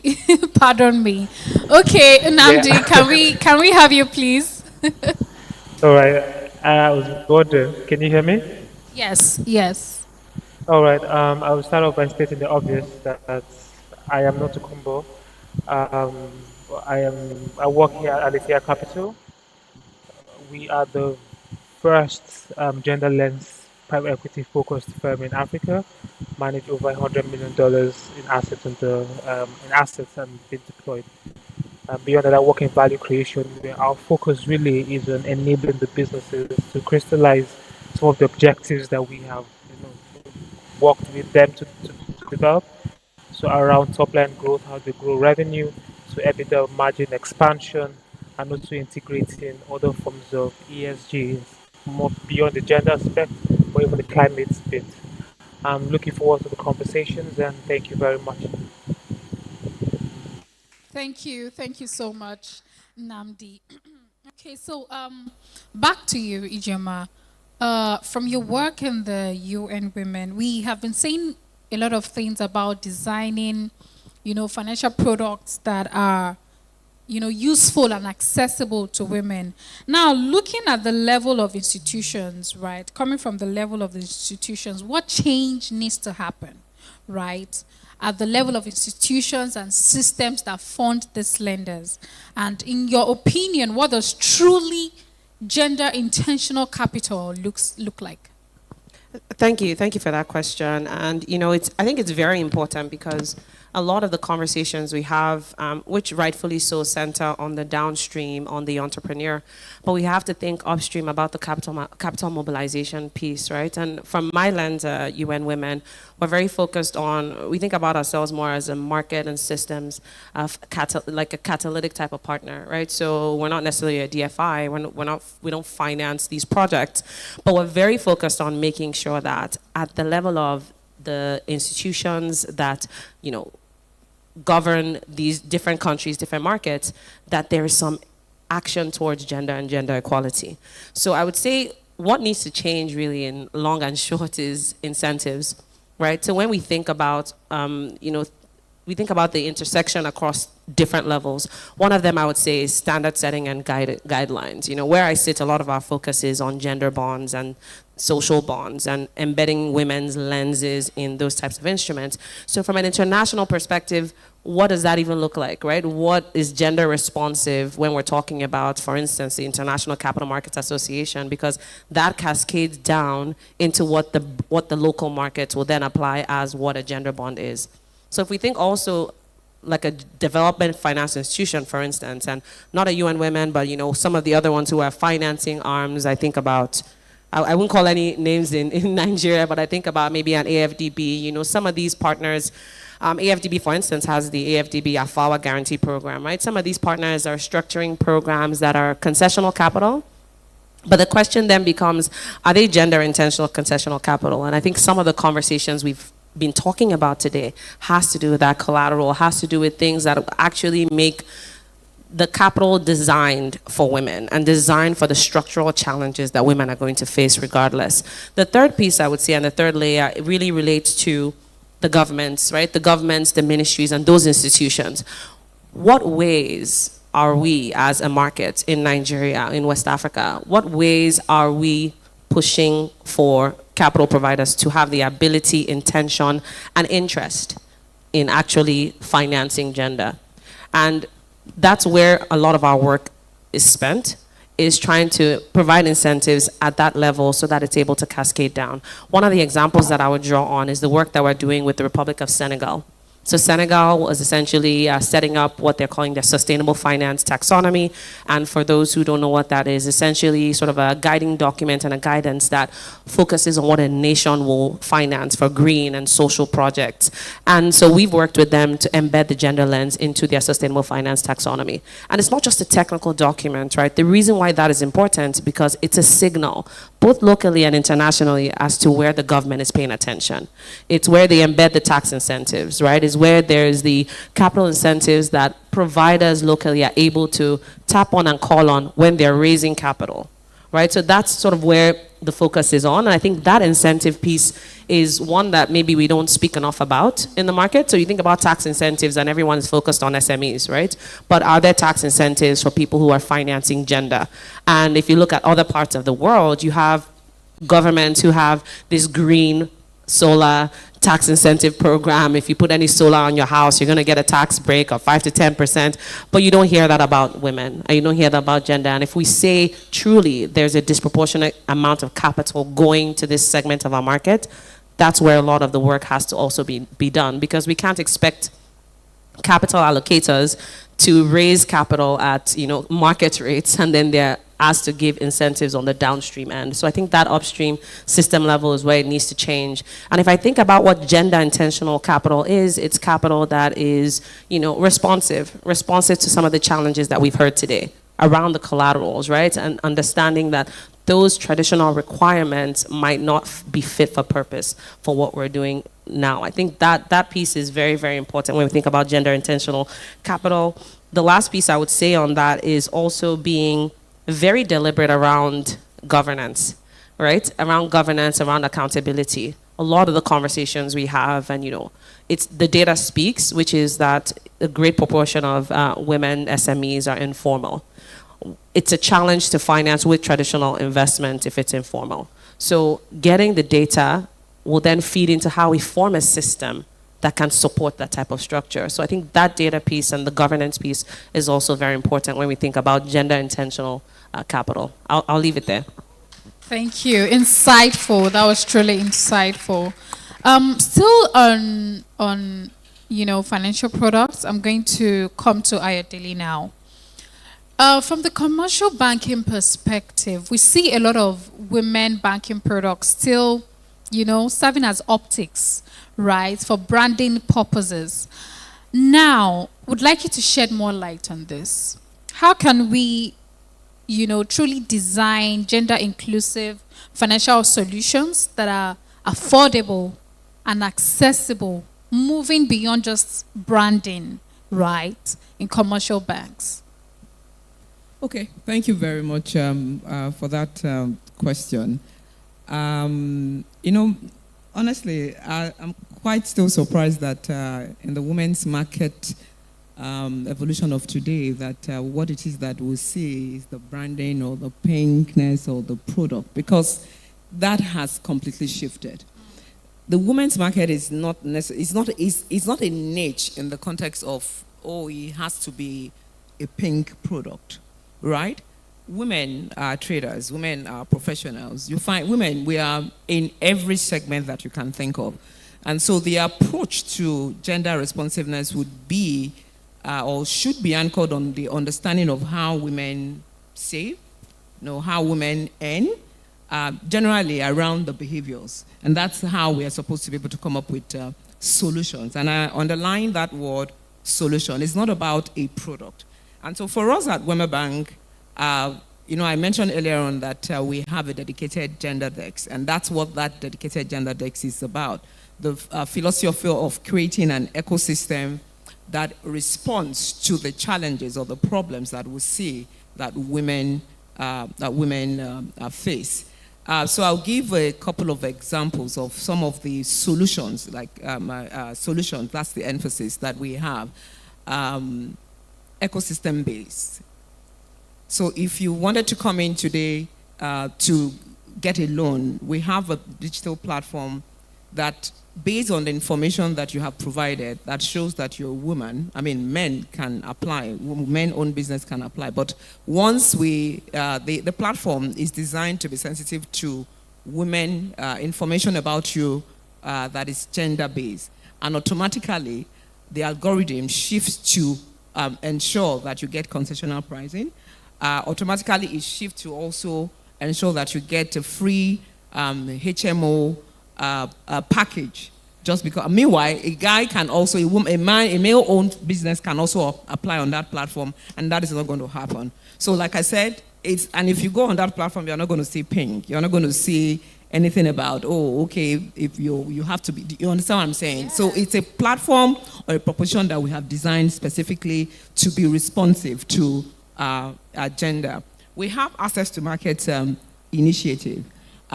We are very, very intentional about the fact that we want more women. And so when we're engaging for more women to be able to partake in that. And why are we doing so?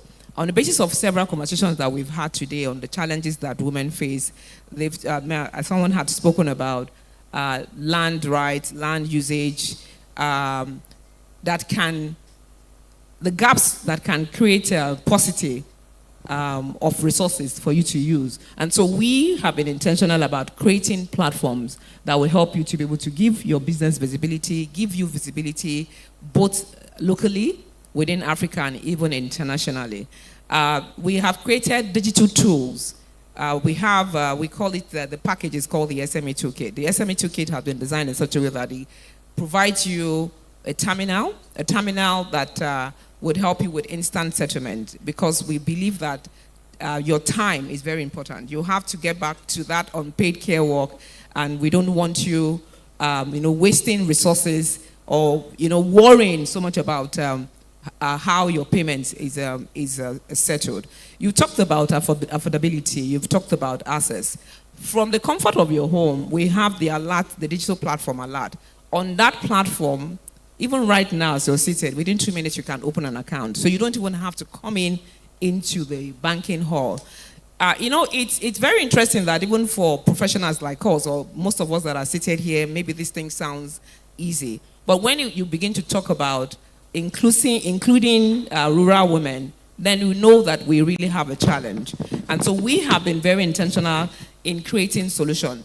Now, the earlier question about collateral, that issue, there's a demand side and there's a supply side. And so for the supply side, where I belong, the reason why banks will be asking you for asset is because they are not seeing the sort of traditional variables that allows them to be able to lend to you. So what is it that we have started doing? Is that we are creating credit identity for women. We are coming up with solutions that gives you that credit identity. And what do I mean by creating credit identity? We are helping you to be seen. I think the lady from EFINA earlier on spoke about the fact that, yes, women now have accounts, but usage is still very limited.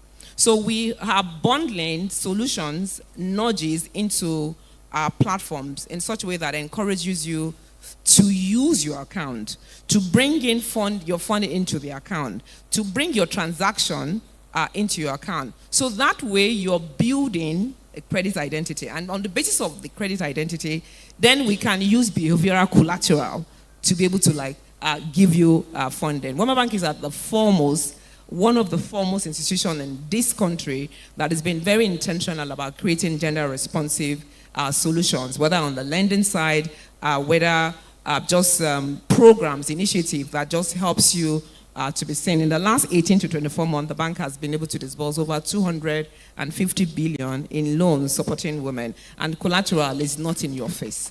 Thank you. Wow. Excellent, excellent. I hope that we can create more awareness of these products and incentives that are available to women, right, to access finance. Okay, so to continue the conversation, let me come to you, Nnamdi. Nnamdi, can you hear us? Yes, I can. Okay. As an investor focused on gender smart initiatives, right, how do you assess risk differently when it comes to women-led businesses? Because to be honest, we see a lot of investors, afraid of investing in businesses. And we know why, right? They do a lot of due diligence, they do a lot of risk assessments before they invest in these businesses. So we want to hear from you now, Nnamdi. How do you do this differently? How do you assess this risk differently when it comes to, funding business, women-led businesses? All right, thank you for the question. I'll start by saying that women-led businesses don't carry more fundamental risks than the typical business or SMEs that we focus on at Alithea. On the contrary, we note that multiple studies like the IFC, BCG, they show that women actually repay at equal or even more quickly than even some capital efficient businesses. So in essence, we underwrite the same fundamentals, the market, the model, unit economics, and all. But what we do specifically at Alithea is that we are intentional about the operating environment risks that female founders and female-led businesses face. So examples such as regulatory friction, market access, even talent. And as such, what we try to do is how do we unlock these risks or manage them post-investment? And we ask these questions. If we're able to, we proceed, and then that's where value creation, that's where my team sits, and that's where we focus on and drive some of these initiatives. I'll give you an example of I had a business that had probably was founded in maybe like 2010. It's an agribusiness. Had spent almost 3 years just looking for funding from the banks, and this is not a slideshow or anything, but it's just her reality. And we, in a sense, when we came into the company was performing less than a billion in revenue. And so what we did beyond just investing, we were active in portfolio management, we were active in governance. I know the lady from the World Bank mentioned this, so I'm sorry, the UN rather. We were active in governance and beyond just helping her to advance her business, improving capacity utilization. As of last year, she had even 10x her revenue, and now the banks are coming, asking for an opportunity to bank and even provide other financial services to her. In a nutshell, we don't do anything different. We are just intentional about how we support the businesses that we invest in. Thank you. Thank you very much, Nnamdi. A key takeaway there is that we are more intentional, right, in assessing risk and supporting women-led businesses. Okay, back to you now, Bamidele. Coming from the development finance institution perspective, right, we've been talking about financing products. We want financial products to be more gender responsive. We want it to speak to the realities of women. Do you think that development financial institutions should be more involved in, the design of this product? And, not just providing wholesale capital now. How should they be involved, and to what extent should they be involved in the design of this product? Yeah, the direct answer to that question is absolutely yes, they should be involved. DFIs can't just keep pushing liquidity into the market without products that are tailored to women, that are friendly, and that can make them access financing. So at DBN, we're very intentional. We carried out a TA, technical assistance, to some banks and co-created gender-focused products. And the banks implemented it. We didn't stop there. We provided TA, technical assistance, again, tailored to 20 of our PFIs so that on their own, they could come up with products. Some of them revamped existing gender-focused products. Some designed new products. We still didn't stop there. We gathered 70 of our PFIs to train them on alternate credit scoring model so that without collateral, without tangible collaterals that the banks would traditionally request or require, financing can still be achieved. Just like the fintechs, you just download the app, they observe your activity over a period, how much you recharge, your text messages, and things like that. And on the basis of that, behavior and the rest, you qualify, or you're qualified or pre-qualified for a certain amount. That's what we train the banks to also do. We still did not stop there. We partnered with BOI and CBN and championed what we call WeFi Code, Women Entrepreneurs Financing Code. And the goal was to unlock capital to more women. Then we looked at it. What else could we do? We now discussed with the banks, our PFIs, of course. Our PFIs cut across commercial banks, microfinance banks, mortgage banks, and the likes, finance companies, and fintechs. Now, we asked them to set up gender desk. Some of them felt, oh, that might be too tough. We now said, okay, set up or identify someone in your organization who will be your gender champion. And they completed a 5-week training that was anchored by the World Bank. These are things we've done to ensure that women still get the financing. Now, there are other things that we've done. Of course, there's a funding that is coming called FinClude, Fostering Financial Inclusion Financial Inclusion. The priority sector for this is also women, women-owned and women-led businesses. So the point is, DFIs must collaborate with the banks. The banks are there to make profits. So whether the funding goes to male or female, they may not really care. They want to make their money. But this collaboration will help them see that there's need for impact. Absolutely, absolutely. Yes, there is that urgent need for more collaboration across the ecosystems. So I'm going to come to you now, Chioma. Right. We've been saying a lot about products, but we need data to back up all the conversations we're having today.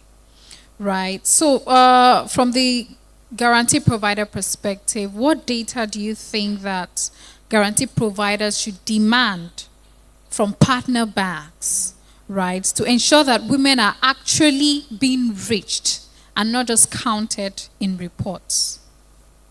Okay, thank you very much for the question. So from a DFI perspective, a lot of, when we ask for information on the loans that have been booked, especially pertaining to women, what they send to us is the count of women. But we need to go deeper into the data that they give to us, and which is a conversation that is ongoing with financial institutions. This is because for DFIs, for us, it's all about impact. It's all about what the funding is doing in the lives and the communities of the women that have access to this funding. So at the very minimum, the data that we expect to get from these financial institutions would be with regards to the average loan size, as well as the tenors. We would need to also find out what the value of the loans are, not just the count. We would also need to find out the sectors these women play in, because there are some safe sectors. We want to be sure that they're not playing in the safe, the PFIs are not only playing in the safe sectors, the geographical locations of these women. We would also need to know the purpose of the loan. Is it for just small amounts that are needed for working capital just to get on by, or are they large loans needed to scale and for growth. And also we would need to know total loans that have been approved and those that have been rejected. And if they have been rejected, why? And comparison between the female and the male folk. So we're in the same sector. What are the amounts that are being given to the women? What's the percentage of women that are being given these loans as against the men?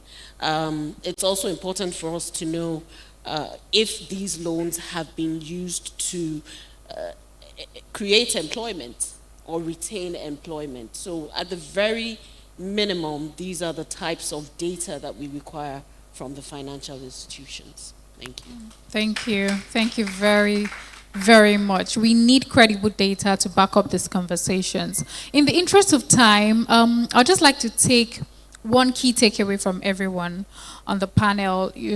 Just give us in a quick, short sentence, what is that one action that we need to implement to move from commitment to actually deploying capital to women entrepreneurs? I'll start with you, Ijoma. All right, I think from my perspective, because I'm very focused on the public capital markets and on gender bonds, I think Chioma's point is what I would take, which is gender bonds have done something that wasn't happening before, right? They've made women visible in the public capital markets.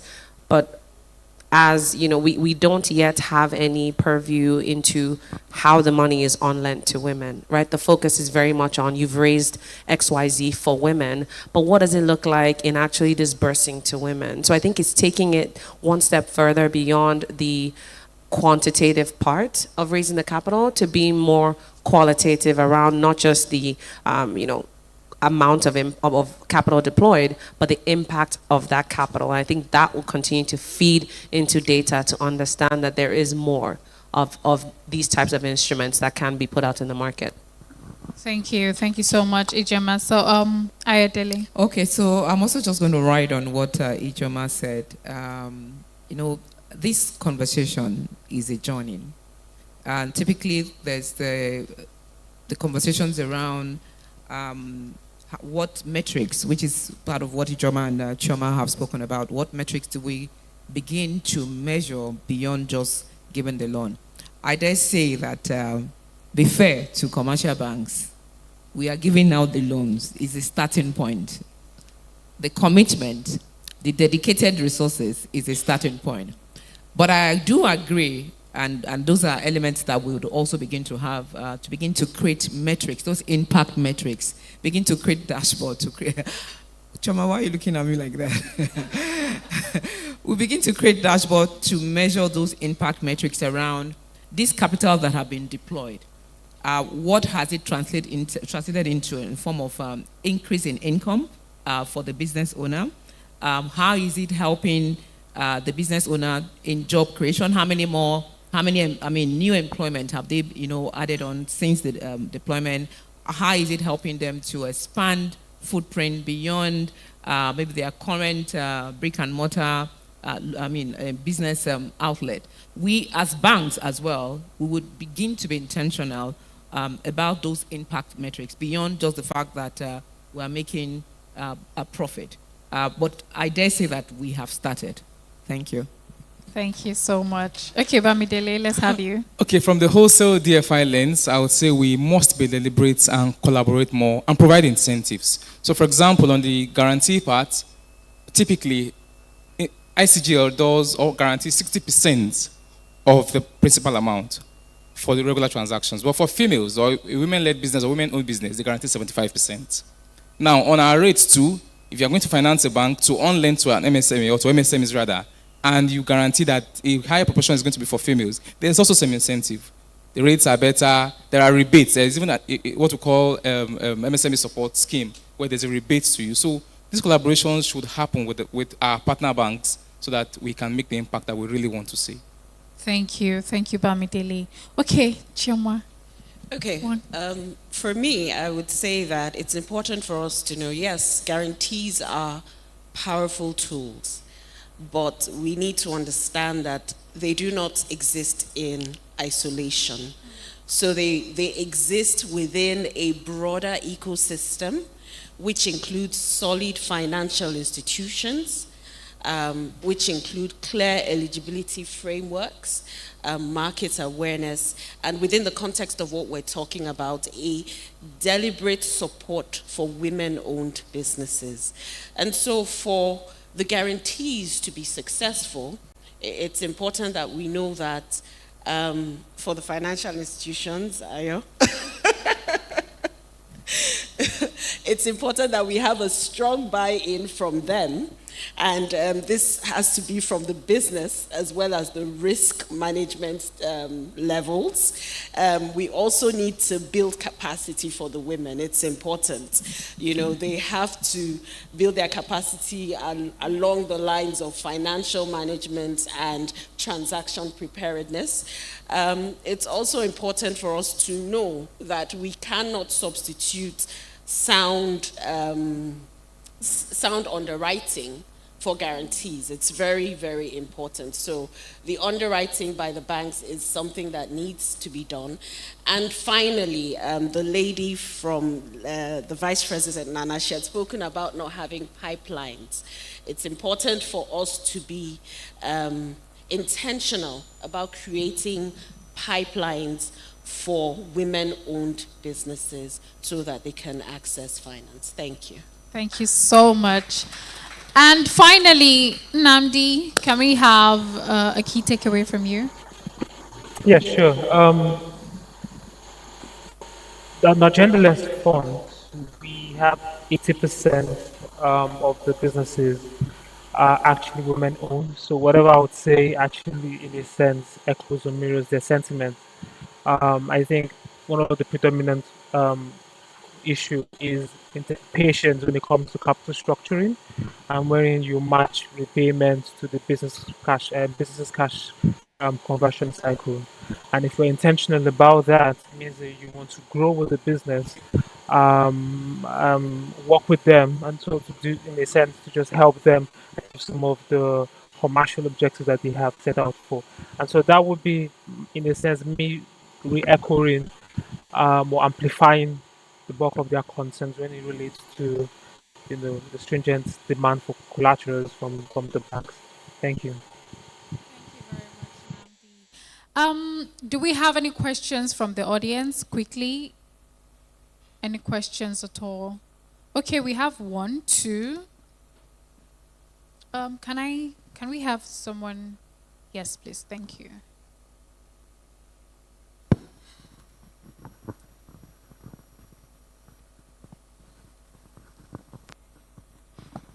Thank you very much. My name is Nonyu Mahe. I'm a BDSP.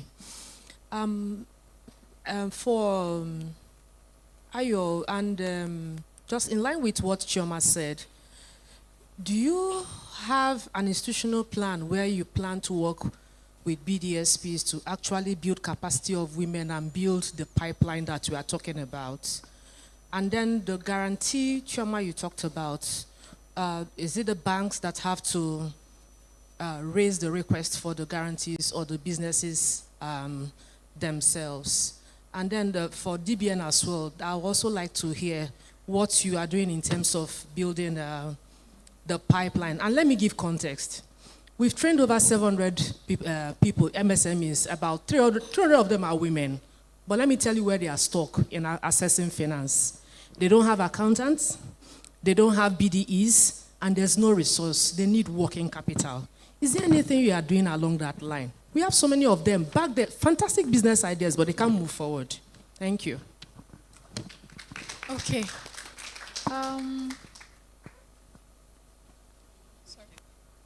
Okay, let's take all the questions and then. All right, thank you very much. My name is Bella Basiki. I work with Nursel PLC. I'm more or less going to support what the panelists have said in terms of collaboration. I believe that we can leverage more on the intelligence of working with the Ministry of Women Affairs and the Presidential Committee for Financial Inclusion. When we leverage on intelligence from these bodies, we can create more products that are financially inclusion supportive. And I know the Presidential Committee of of financial inclusion, they are already working with EFINA and some other parties. I believe more of the commercial banks can come into the space and create more products that will cater for women. And another question I quickly want to ask, are we also including, are we looking at it as a marginalized group, also looking at people with disabilities, or we're just looking at women alone? Is it a bigger body, or we're just putting it as a single entity? So that's my question. Thank you. Okay, thank you very much. Quickly, let's just give responses to the question.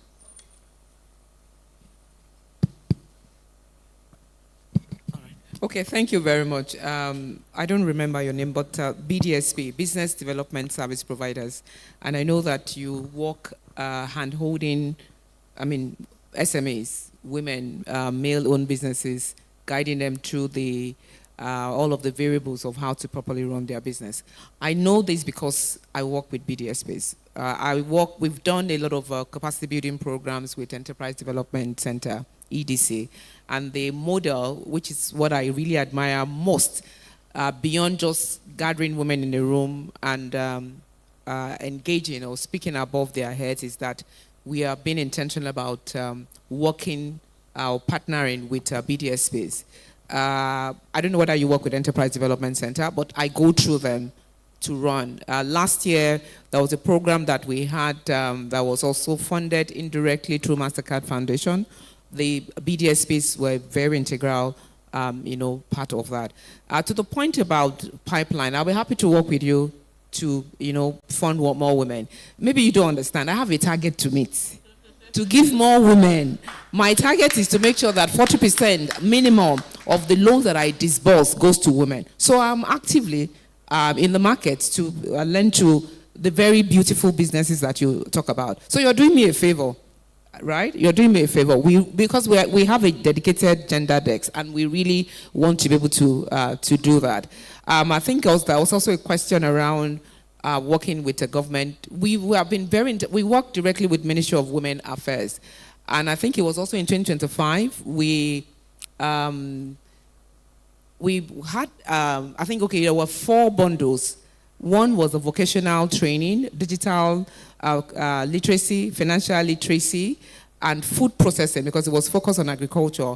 It was the very first project that the current Minister of Women Affairs that she declared open in Kano. And it wasn't even in Kano city. It was in a rural area that we held that event. So working with government, that is something that we're also very good at. We work with United Nations. We have programs. There's a current one where we're supposed to be working directly with about 27,000 women across different states. And what is it that we do? We design solutions. I'm not going to call them product. We design solutions that fit into, and when you're working with an entity like United Nations, you know that the impact metrics is very important to them. So we design those solutions to be able to reflect the impact element.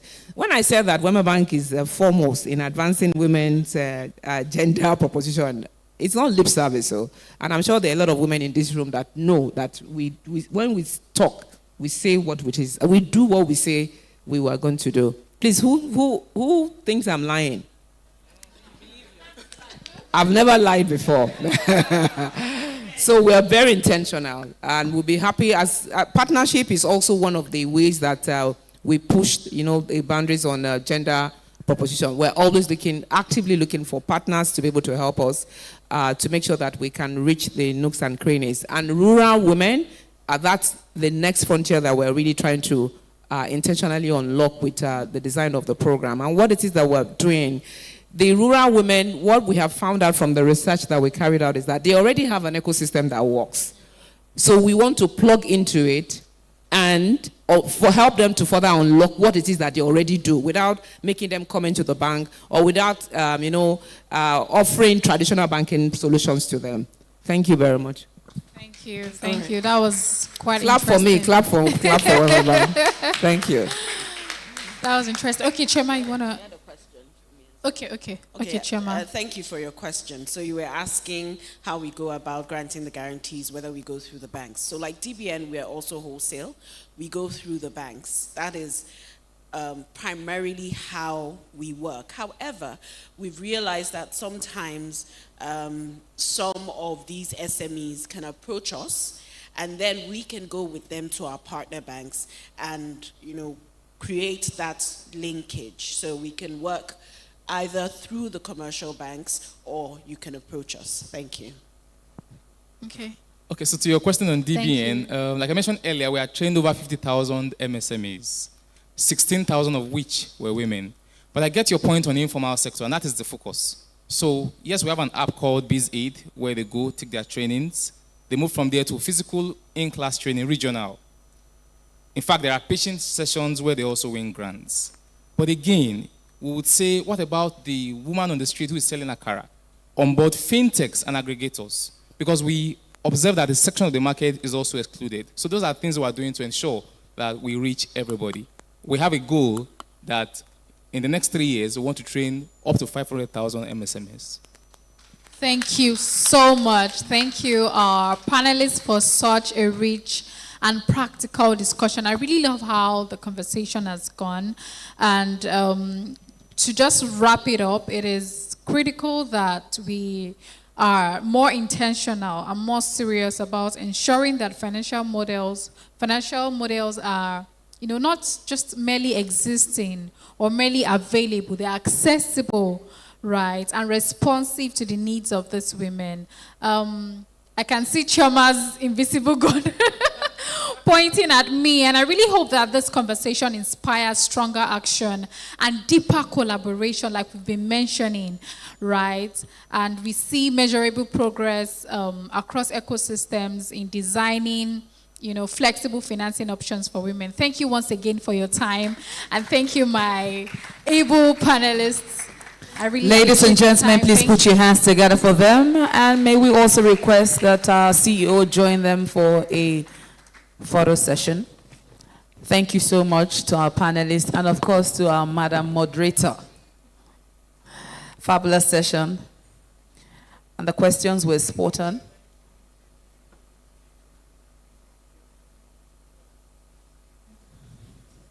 All right, picture time.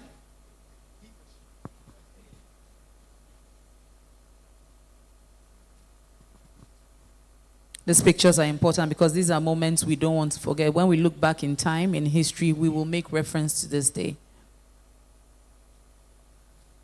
Photographer is okay now. You will snap their destiny too. Thank you so much. Thank you. Thank you. All right, please put your hands together one more time. Distinguished ladies and gentlemen, earlier in the course of the event, you heard us talk about our community.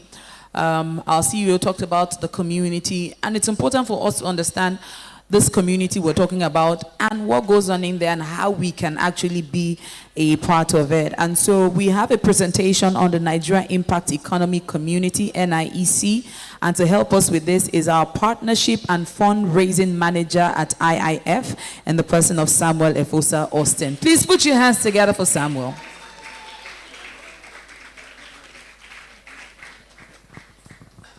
I don't need that. Thank you. Good afternoon, everybody. Good afternoon. You don't? I like that. That's how it started. A lot of people know me with a fro. If you even see my picture, okay, my signature. But everybody's like, who is this guy? So if we're going to start a community, we have to be able to know each other, right? So don't worry, my fro will grow back. So keep watching out. It's good to be here with everyone. Very excited about what I want to talk to you about today.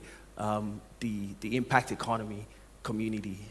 If we're going to build this together, we have to have a community structure, right? So I wrote a few things down, so I have to read from my notes, so I don't just talk from my brain. So I say it very succinctly. Is that even a word? It is. I think it is. Okay, I'll start with this. I wouldn't take much of your time, 5 minutes. How many of you in this room have worked on impact project, invested in a solution, funded a program, built an enterprise, and later discovered that someone else in Nigeria was solving that same exact problem in a different state with different funding, and you never knew about it? Let me see your hands. Guys, are you shy? It's not church now. I didn't tell you to give your life to Jesus. Please.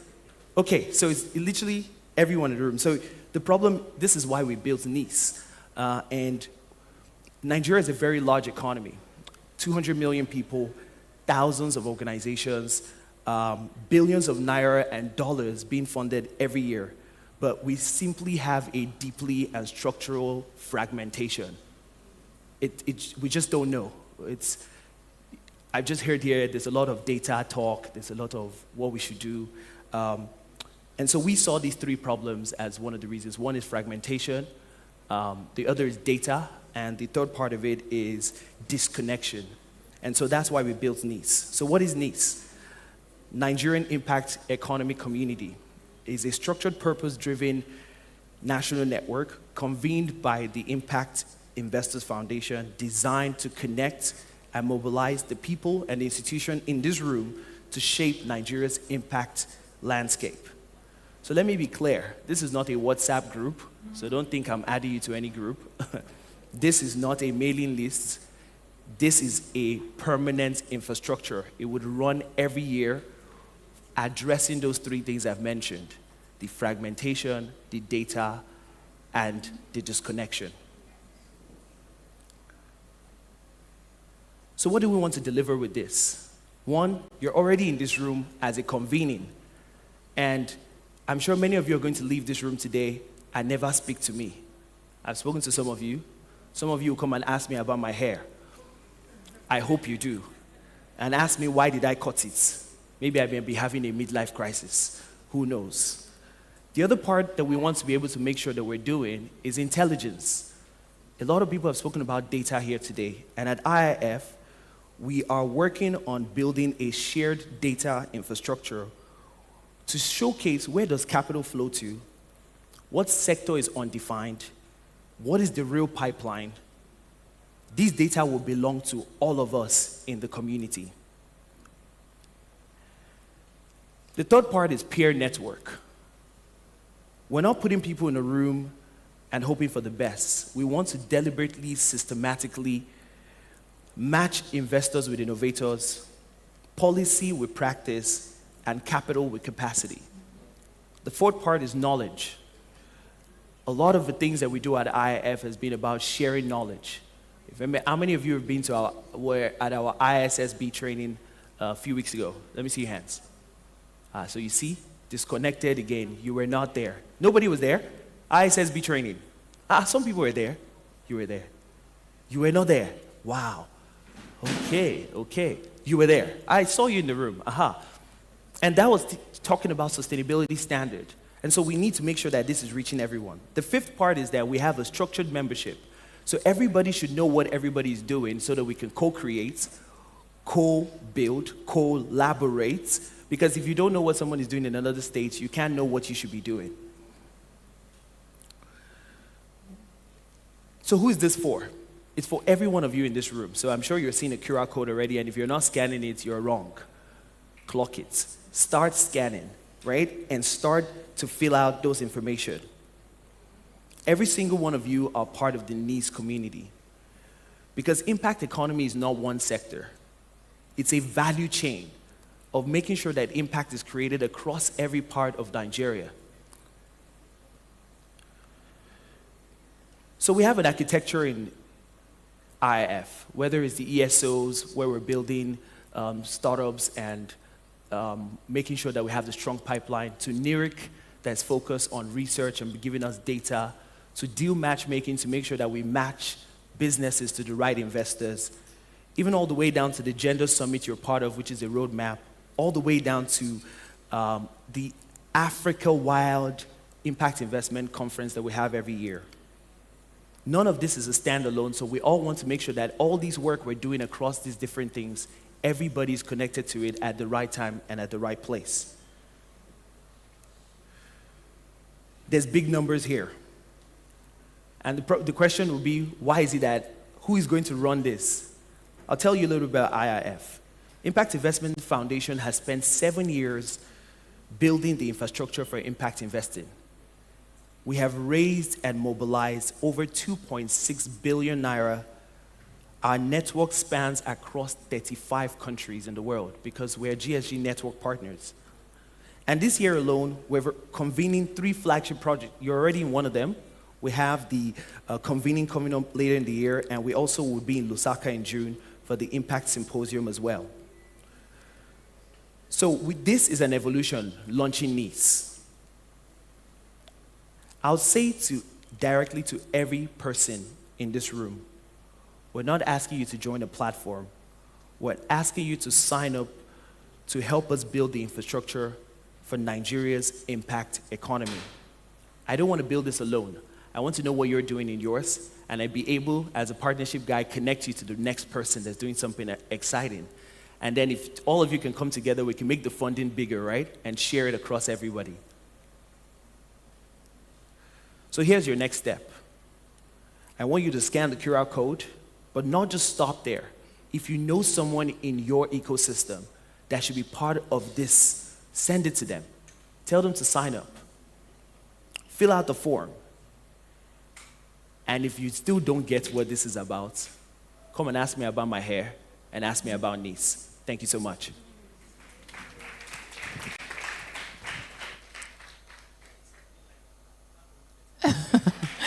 Ladies and gentlemen, please put your hands together for the full set.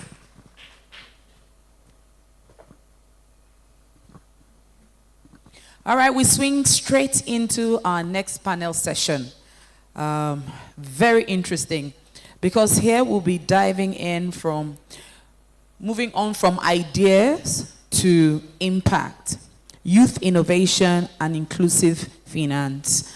And that will be happening here on the main stage. And our speakers, our panel, we have the Managing Director, CEO, Utica Capital. Please put your hands together for Ola Belgo.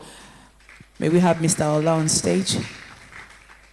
We also have the Senior Gender Equality and Inclusion Manager, Plan International. Joining us virtually, we have Chinelo Amechina. Is Chinelo with us online? We have Nana Meigudu, Head of ESG and Sustainability, NSIA. Please put your hands together for her.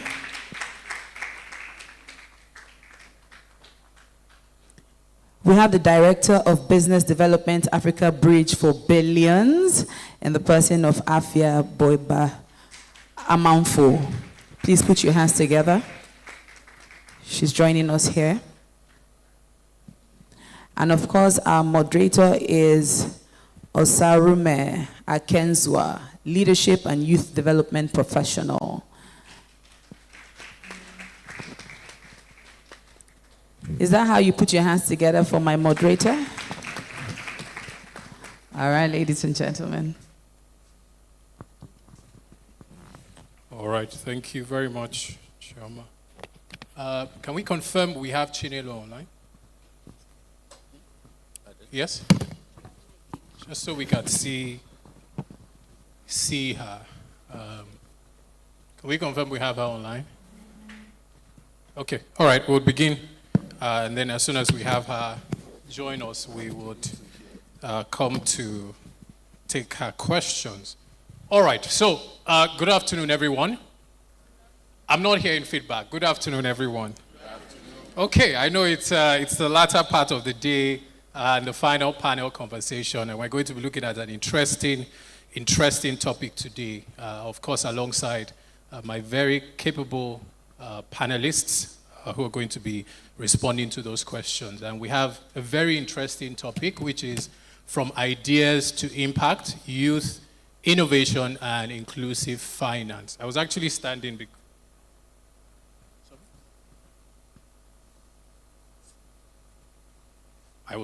because it was going to be easier for me to look at Chinelo. Okay. Thank you. All right. Can we all see me better here? Yeah, okay. I have limited time. Should I move to the other end? Okay, so let's get on. We have a very interesting topic today. A lot has been said, and please, can we appreciate DBN, Wema Bank, all the financial institutions? We can do much better that are also trying to help expand that pool of gender investment, gender capital.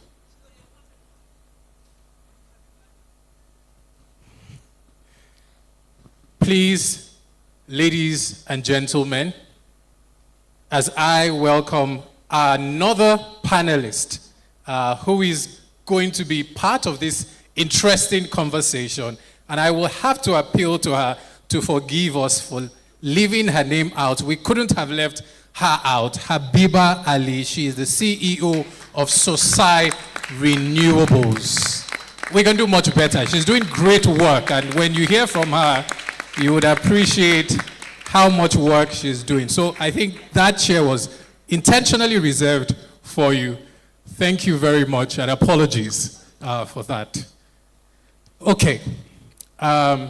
So you're doing a lot of work in terms of, or you have done a lot of work in terms of ensuring that there's inclusive growth, especially institutionally. Nana, you've done a lot of work with institutional investment, and a lot of the other speakers who we'll be hearing from today continue to do that. So we have a huge challenge here. Ideas to impact. We've heard a lot of interesting things so far, but we're seeing that there's still enormous potential that is not yet gaining the kind of scalability or the kind of growth or even access to capital that it deserves. So our conversation today is going to be looking at those practical steps or those practical strategies from an institutional perspective, from a corporate perspective, perhaps even VC, because I know that Mr. Belgore also manages some VC funds, how we can ensure that we can get more inclusive finance, youth innovation, and then we have more scalable ideas that are moving from idea to impact. So let me start with the first question. The first question here would go to Habiba, if that's okay. Habiba, can I ask you the first question as another way of apologizing? So Sosai Renewable Energies, you do quite a lot within the renewable energy space, and I recall that you've actually been in this space since 2005, if I'm correct, or maybe earlier. But it's been quite a while, and you've been doing a lot of work there.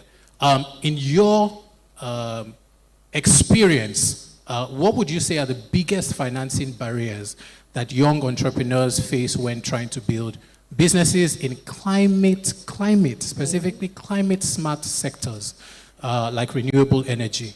Of course, everybody in this room has, if I was going to ask or do a poll, I know we all have alternative power sources, do we? Some of us even have our power banks in the room, right? So renewable energy is a big conversation. But in your experience, what are the biggest financial barriers that young entrepreneurs are facing, especially to build businesses in climate smart sectors like the one you work in? Thank you very much. And I think I'll start by saying one of the biggest problems youth face generally is the fact that people look at them as too risky to be people that you can invest in. And I think it's this fight or flight, situation where people do not really understand that a young person can actually have value. I recently judged on the Holt Prize, and I was quite impressed with the kind of solutions that the young ones were bringing up, even in the renewable energy space that I had never even thought of. So I think traditional finance has always looked at them as too risky. The financing structures are not often designed for early stage climate solutions. They are not for businesses, because one thing with climate solutions is they need longer payback periods. And because they demand that people do not really see them as, number one, you're young, we're thinking you might jackpot the next day, and then you're now doing a project that is saying, I have to give you money that you pay me over a very long time. So that patient capital is not there. And then when you look at it, it also excludes women, because for all of the things that have been said today, you can imagine that women are actually placed behind the scene when it comes to quickly funding them to move projects along. And because if you see the marriage between renewable energy and climate is really very tight. I started my cap of working in this space in climate, and now I've been able to move seamlessly into renewable energies, because I thought, okay, if we keep talking about climate and it's up in the air and people do not really understand how do they key in, then you need to understand how to prefer the technologies that reduce the climate effect so people know, can actually do that. So financiers do not, it's still very, even though it's really improved, I mean, like you said, I've been here since 2005 and it's, to be honest, improved a lot, and thankfully to a lot of programs, but there's still a lack of certainty of how the renewable energy space will run if there is no subsidy tied to it. So all of these things are what makes it hard for people to, the challenges that the youth face. And at SOSE, we saw that it's not just about financing them at an early stage, it's also very important for you to prefer to the solutions and the business to the people in the community in such a way that they can trust you. Because what I've realized with working in this space is they will be able to even carry things by themselves, do businesses that are climate inclined, if only they trust who is telling them about it. So there's a big deal with trust. There's distribution support. Who is going to bring the solutions to me so that I can actually carry it forward? And then in all of this, let's realize that it's not just about providing electricity or climate smart technology. It's also ensuring that those technologies are positioned in such a way that it fetches economic growth to those people in the communities as well. And that's what we do. Absolutely. Please, a round of applause thank you so much for that. So risky, it tends to be quite risky. And this jacked by the uncertainty of people relocating and moving geographically. And then you talked about the distribution networks as well. Let me come to you, Nana, because I know that you do a lot of work around de-risking, especially from an institutional investment or institutional capital perspective. What role would you say that public-private partnerships play in de-risking youth entrepreneurship financing and attracting long-term investment? Because from what Habiba has said, this is a growing sector, and we're not just looking specifically at energy, but again, I know you've done work with climate, with energy, so you have that experience. How can, or what role do you think public-private partnerships can play in de-risking youth entrepreneurship financing? Thank you. Good afternoon, everyone.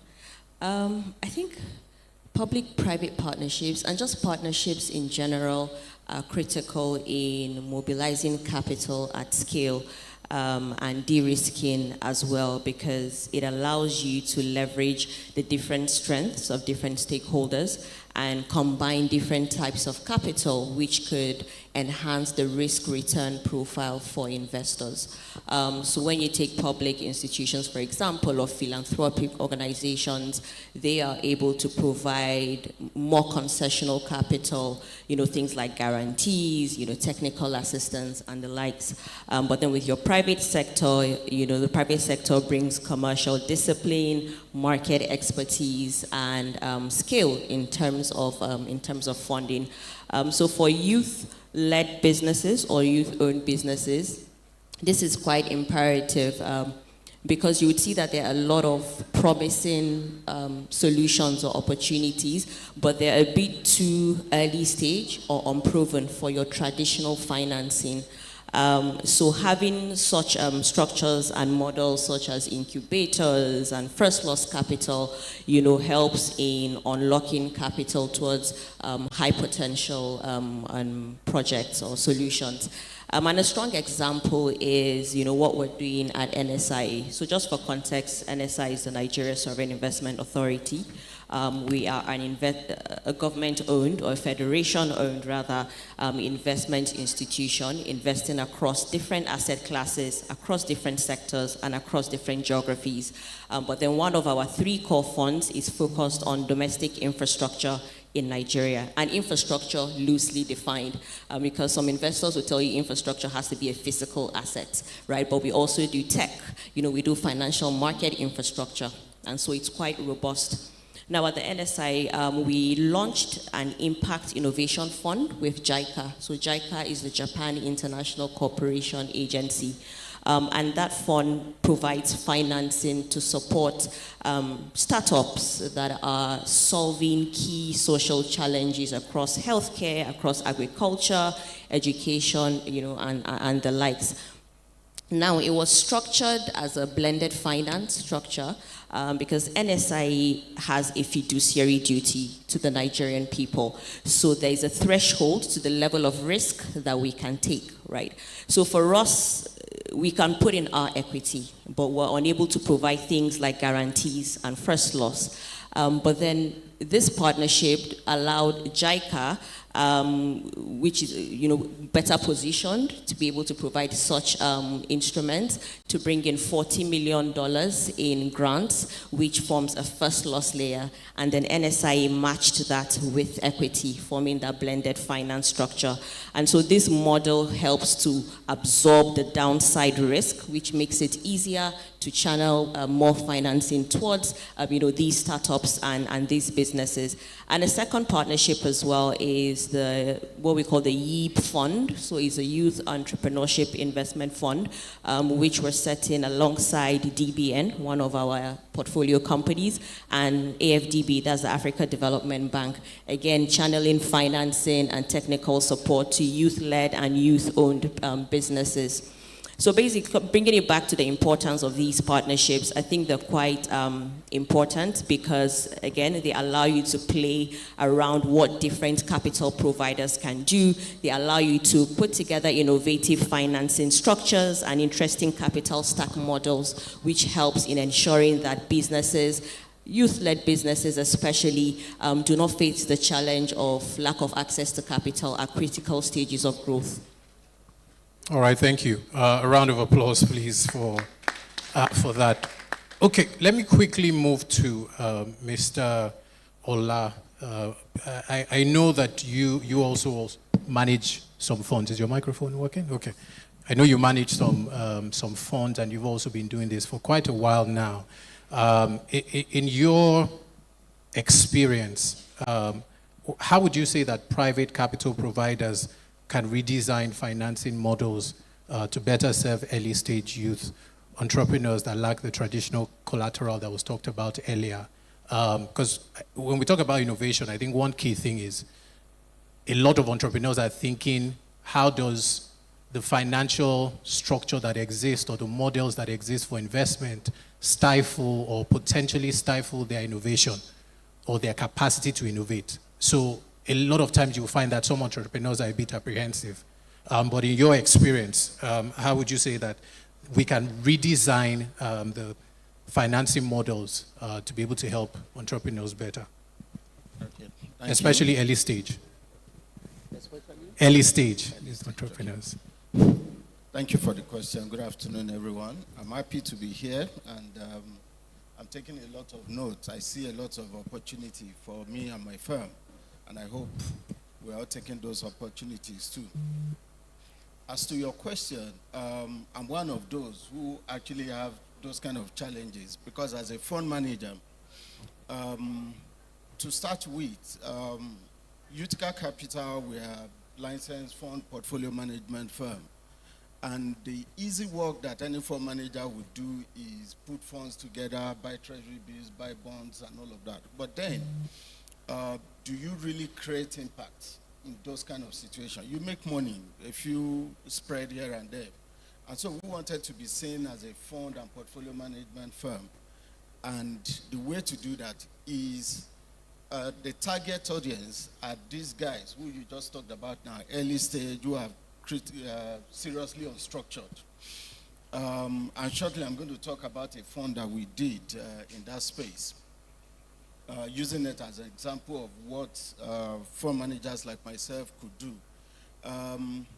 So there are a lot of good points that have been made by prior speakers talking about whether at women or youth level where collateral is not available for you to seek funding. And so one of the things that is important for us to do if we need to create impact is create product, financial opportunities that has no collateral. But then you realize that as fund managers, we're custodians of people's wealth. And so you need to be sure that those funds are also properly guided. Creating structure is important. Recently, and because a lot of the point I'm going to be talking about are already said, I'm going to try to speak from practical example. So it's one thing to be an entrepreneur. It's another to make it profitable for your funders to want to come in it. Recently, I was involved with the Afretech Disability Program, and I was a judge on the platform. And you see a lot of young guys who have created beautiful opportunities that you would want to put your money in, but they don't have structure. And investors do not invest in good ideas. Grants, we invest in potentials. Grants, we invest in social impact. But for investors, you want money. So what investors will look at is how do we scale this business, these ideas that you put up. And of course, structure is then important. How do you create that structure such that we're not dealing with the individual involved? Because if it's an individual, all sorts of things can happen. How do we recoup our money? So the things that can be done is create products that do not necessarily need collateral, but yet providing guidance around return of money. The second is what the lady from the bank said earlier. And I think a lot of the banks are doing quite well now, creating products that help to be catalytic funds. You know, of course, the Ministry of Youth Development, Ministry of Women Affairs needs to create this kind of fund, because before a fund manager will touch a project, you are looking at return. In fact, actually, you're looking at two things. Will my money come back? And then in what multiples? So, but for Ministry of Finance, or perhaps we could encourage the banking sector. As at this time last year, the net profit from the top 10 banks was about 2.7 trillion. Now, how do we encourage those banks to put aside, just imagine 10% of that profit?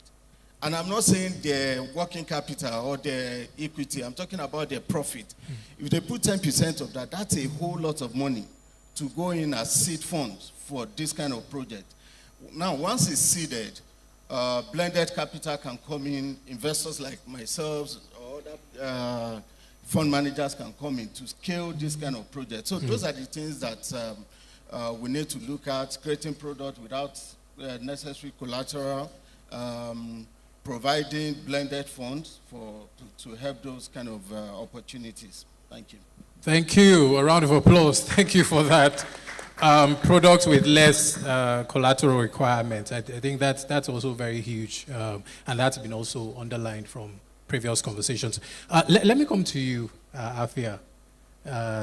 Not the least. For finally, let me come to you. You do a lot of work, of course, with Bridge for Billions. So I guess there's a lot of billions involved in the work that you do. So we've talked about, we've heard, what the other panelists have said. You also do a lot of ecosystem building, right? So how can ecosystem builders ensure that young women, underserved founders, who are not within the regular or conventional spaces, and entrepreneurs outside the major cities can actually not be excluded? They are included in innovation, growth systems and support systems. How can we ensure that that happens? Thank you, and good afternoon to everyone. Very excited to be here. So just a bit of context about Bridge for Billions. We are a global social enterprise. We focus on enterprise development and ecosystem building. So on the one side, our focus is really how do you get entrepreneurs? We focus at the very early stage. So how do you get entrepreneurs with great business concepts to a place where they are profitable and sustainable on the market? And then on the other hand, a key pillar that we work on is being an ecosystem enabler ourselves, because how do entrepreneurs become these thriving ventures? They don't get there by themselves. They get there through a supportive ecosystem. And so the second part of our work is really working to build these supportive ecosystems country by country.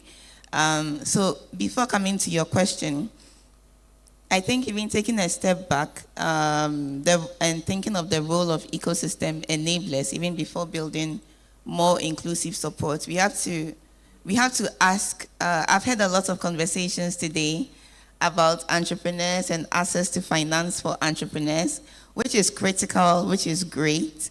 What I haven't heard perhaps is support for BDS providers, because the truth of the matter is entrepreneurs don't get to the place where they are ready for finance by themselves. And the reason there is often shortage of pipeline, many fund managers have funds, but they can't find entrepreneurs to give them to, is because many entrepreneurs have to navigate this journey of, moving from ideation to finding the financing partners, to finding the markets, to overcoming regulatory hurdles. They have to navigate this themselves. So the journey is very rough. Imagine if, Tolulope was talking about her daughter, her child who was in crèche. So imagine if you had a child and you have to figure out which school how do they, complete mathematics and science, and how do they eventually get to the place where they can be employed. That would be almost impossible to do. We have the school system that makes that seamless, and it connects the dots for children, so that from crèche you move to primary school, you move to high school, at least in Ghana, and then you move to the university. In the entrepreneurship ecosystem, it's not the case. So as Samuel presented, the ecosystem is very fragmented. So you have entrepreneurs who get ideation or incubation support, and that's it. There is no hand-holding or support to move them to the next stage. They need to figure that out themselves. And part of the reason that ecosystem is so fragmented is the support organizations, who I like to call the schools of the entrepreneurs, are not supported. So you have entrepreneurs who are such critical key players in the economic development of our nations, being supported by infrastructure and schools that are critical for the growth of these entrepreneurs, but often these schools are overlooked. So imagine if in the country we were all focused on students and no one was investing in the schools, No one was building universities, everyone was just running classes whenever they could. We will have a very fragmented, uneven, kind of educational system. And that's what happens in the entrepreneurship ecosystem. There is very little collaboration. There is very little support for the support infrastructure. And so because that is not fixed, entrepreneurs struggle a lot on their own. Entrepreneurs don't get the hand-holding they need in the early stage. And so we have a high rate of failure from entrepreneurs who are so critical for the development that we need. So coming back to your question, how do we build inclusive ecosystems for entrepreneurs? I'll say we first build inclusive support systems with the BDS providers. We first need to begin to see these BDS providers as institutions that also need support, that also need to be capacitated, that also need to be invested in. So as fund managers or as banks, are we in any way also exploring how are BDS providers funded? How are they held accountable? How are they supported? If we build that layer really well and really strongly, we can be assured of an effective support system for entrepreneurs. Now, how does it get more inclusive? Tolulope made a lot of really great points talking about the rural women ecosystem, etc. And so we don't, our programs don't become more inclusive only by reaching out to entrepreneurs in the rural area or inviting more women to join the program. It really gets inclusive by first understanding the needs, the gaps, the challenges, of those that we want to include. So she was talking about climate entrepreneurs.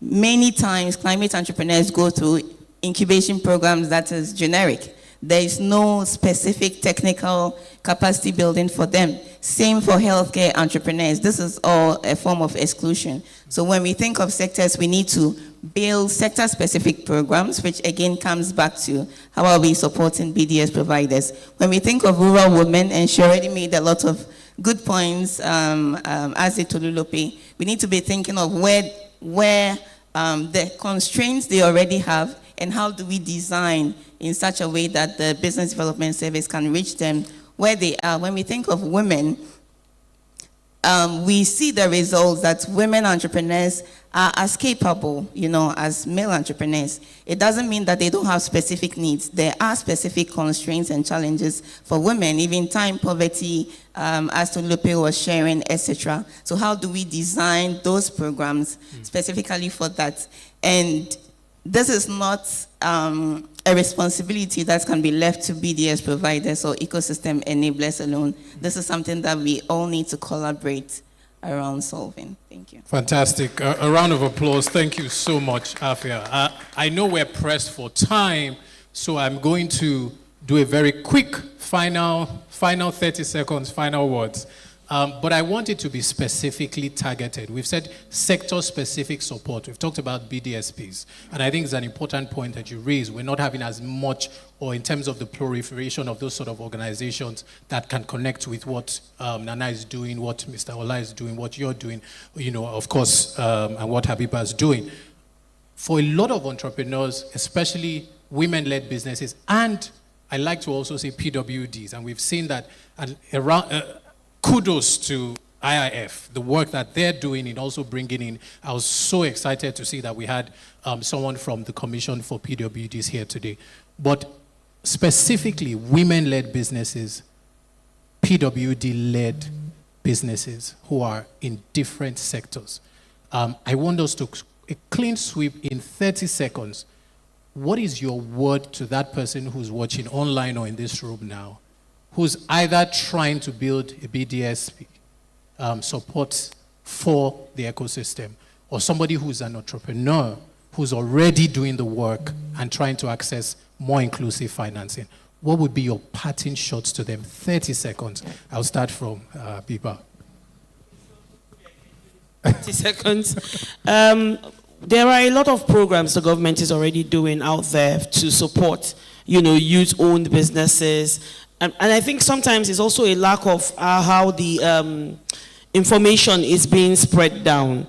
Because as we were speaking, I was thinking about the kind of solutions that have actually helped us as well to ensure that renewable energy get to where it is currently. Yeah. When I started in 20, whatever it is, to start my work, I remember even pitching a solar solution to someone was quite difficult. But as soon as the government got involved, so that is one of the major things we need to do.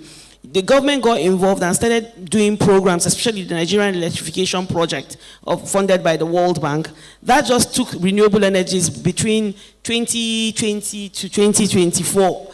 It just went sky high. And now if I'm landing any city, the roofs are all, solar paneled. So there is always something out there. And this is because that result-based financing, which is the NEP project, helped us to feel better. I mean, there were subsidies to the solutions. There were reasons why you want to do it, why you want to take it down to the people now. And they were not being specific to the fact that, okay, women-owned businesses, male-owned businesses, or youth-owned businesses, but at least the fact that that was there has helped this grow. So what I'm saying simply is people, entrepreneurs, BDSPs, and all of us should actually pay attention, because such programs exist. I saw recently SMEDAN asking for BDSPs to, work with them in supporting small and medium enterprises. The government has a certain loan now for small and medium enterprises. So there are these opportunities out there. Why are we not just looking deeper and tapping into them? Thank you. Thank you so much, Habiba. Afia? So I don't get kicked off. Just 30 seconds. Yes, I'll say collaboration, because you can't do this on your own. So find the right people to collaborate with. And understand the needs of the people that you are looking to serve. Collaboration, understand the needs. Thank you. Over to you. Okay. I was actually going to also talk about collaboration. And again, if you permit me within the 30 seconds, I'll talk about my experience with the Unilag guys that I just talked about. Now, we have about 5 teams. One of the teams built a prototype, of course, of a sunglasses that makes the blind to recognize currency. And another team built glasses that allows the blind to navigate an environment, the university environment, University of Lagos, to go unaided without a cane and all that. You just put on your glasses. And we realized that these guys were working in silos. So it's our responsibility to bring them together, because we thought that instead of having 2 pair of glasses as a sight impaired person, you could just have one. In the same breath, you can recognize your currency and move about. So Fantastic. collaboration is important. Also, creating the right structure, team. Okay.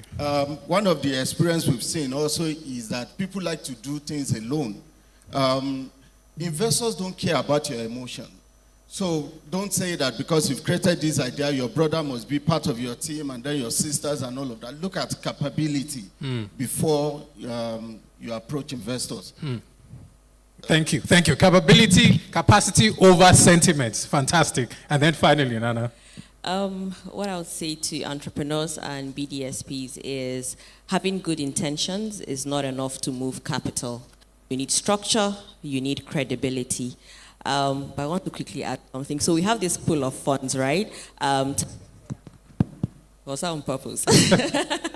We have this pool of funds targeted at climate-aligned infrastructure investments. And Sose Renewables is actually one of the beneficiaries, even though this is my first time meeting Abiba. It just goes to show how structure and credibility unlocks capital from different sources. Fantastic. Ladies and gentlemen, a round of applause for our panelists. I think this has been really short but very instructive. Collaboration, very key. Sentiments, putting away sentiments, credibility and structure. And underscoring the importance of more inclusive investment and capital going towards BDSPs, because there is a significant role that they play in the entire ecosystem. Thank you very much to our speakers and our panelists for this conversation. And I hope that was insightful. Apologies, we couldn't take any question from the audience, but I'm sure that our speakers are still around for a few minutes. If you'd like to see them, you could do so. Joma, over to you. Please put your hands together for them. Very short but very insightful. Please, may we ask that our CEO joins in for a photograph? You could see that Mr. Ola had more to say, but it really takes passion to drive us to do the things that we do. And it's very evident.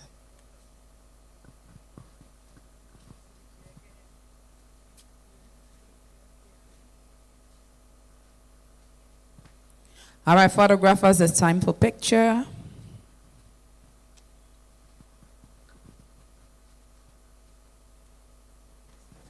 All right, thank you. Please put your hands together again for them. Thank you, thank you, thank you, thank you. And now we will move into our breakout sessions. And of course, we'll be having, first of all, in one of the rooms, meeting room 1, we'll be having our invite-only policy roundtable. That one we have strictly by invite. Those who are meant to be in that room know. So the roundtable will be happening in meeting room 1. And there we'll be looking at advancing policy implementation for inclusive gender lens investment in Nigeria. Our facilitator is a partner at Tech Law Development Services. Are we putting our hands together? Please put your hands together for Inye Kemambota. All right, so this is happening in meeting room 1, and it's our policy roundtable. We also will be having 2 hands-on workshops, and they're happening concurrently. One will happen here on the main stage, and the other will happen in our meeting room 2. The first one happening here on the main stage is Diagnostic Jesse Toolkit and designing an organizational data framework. We have Ifeoluwa Ogunfuwa and Samuel Efosa Austin of IIF. They will be here to facilitate this. Please put your hands together for Ifeoluwa and Samuel.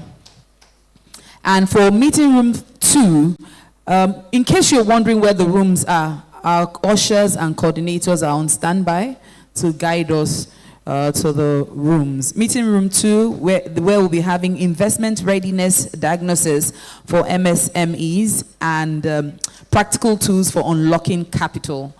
We have our facilitator for that as well, who is Dr. Steve Ogidon, CEO, Successory Advisory. Please, may we have Dr. Steve? I think he should be in room 2 already. I think our facilitators have already headed to their rooms. So if you're meant to be in meeting room 2, please head out. Yes, please. Yes. Downstairs. Okay, so meeting room 1, where we're having our policy roundtable, it's downstairs. Like I said, the ushers and coordinators are waiting just by the door to point you to the meeting room 1 for the invite-only policy roundtable, okay? So let's move out. And those of us as well going to meeting room 2, where we are going to be discussing investment readiness, diagnosis for MSMEs, and practical tools for unlocking capital. Please join Dr. Steve in meeting room 2. The ushers are also waiting to point you there. And here we're looking at the toolkit and designing an organizational data framework. We have Ifeoluwa and Samuel to help us with that. So please, may we quickly move out to our breakout sessions. It's going to be very interactive. You don't want to miss it. Right after that, we'll have our lunch break.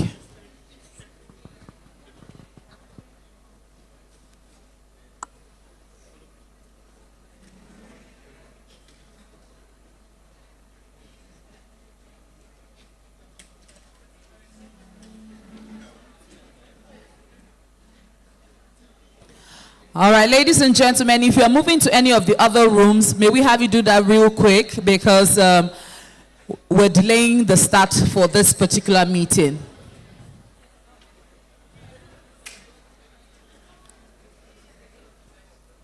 So for clarity, policy roundtable is happening meeting room 1.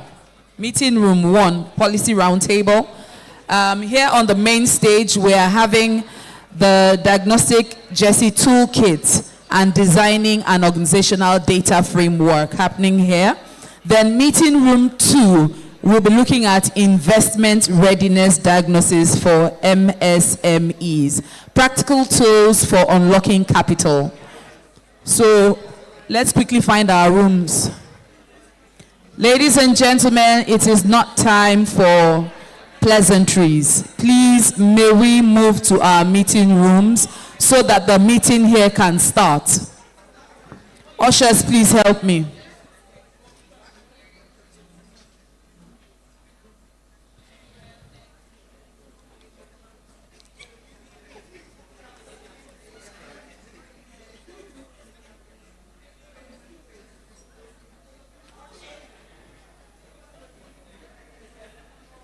Are you married? Not yet.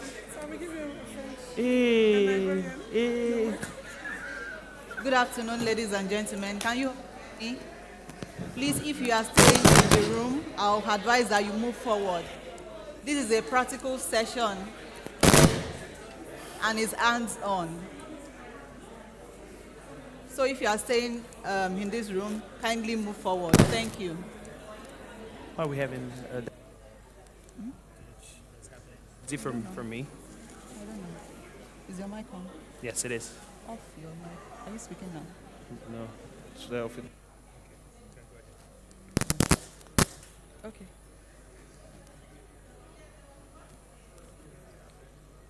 People are still standing.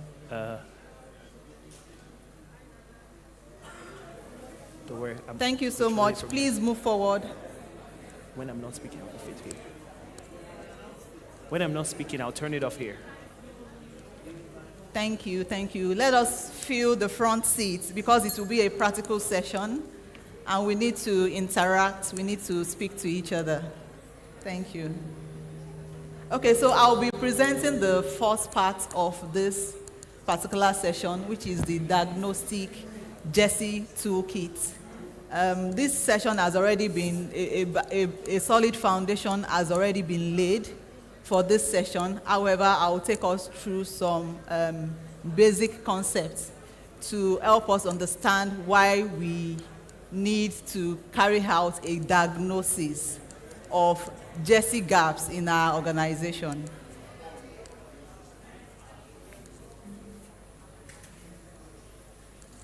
Are my slides up?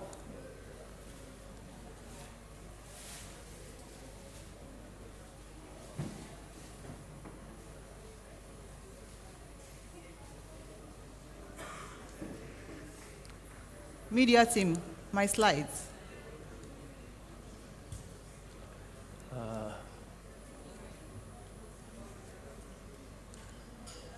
Sorry, just got to say, if you're participating in this session, if you don't mind moving forward so that we know that you're with us, it'd be great. You can fill the front seats.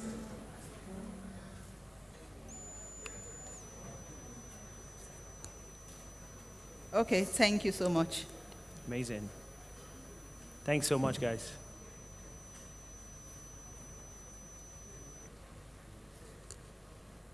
Okay, so the slides are up. So this afternoon, we'll be going through the core concepts of JESI. I'll be taking you through what JESI means and what GLI means. GLI stands for Gender Lens Investing. We've already talked about JESI this morning. We'll also be looking at the importance of JESI, how to apply it, and tools to help us carry out a JESI diagnosis. I won't waste so much time on the key concepts that we are already aware of. Like we all know, JESI stands for Gender Equity and Social Inclusion, and it is an approach that is used by different organizations, development organizations, to address the root causes of exclusion, especially for women, youth, and persons with disability.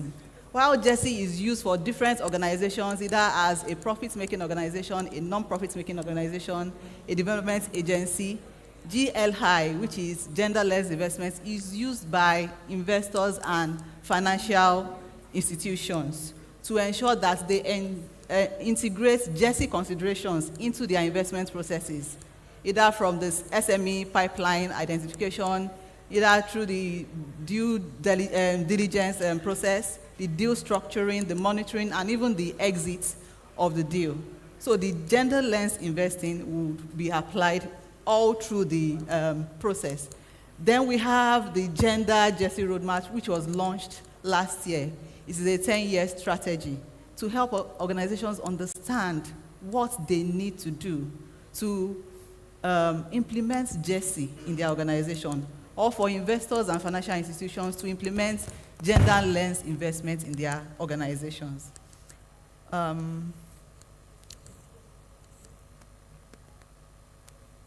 So let us look at why JESI matters for organizations. It is very, very critical for closing the financing gap. We've had statistics of and data of how women are excluded, youth are excluded, and persons with disability are excluded from accessing financing.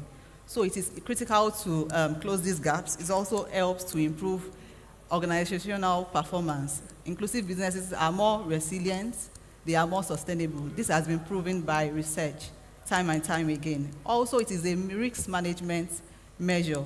It also helps organizations to make better decisions. Some organizations exist, they like the concept of JESI, but they are not being intentional about this. So it helps them to make that decision to integrate JESI across their operations.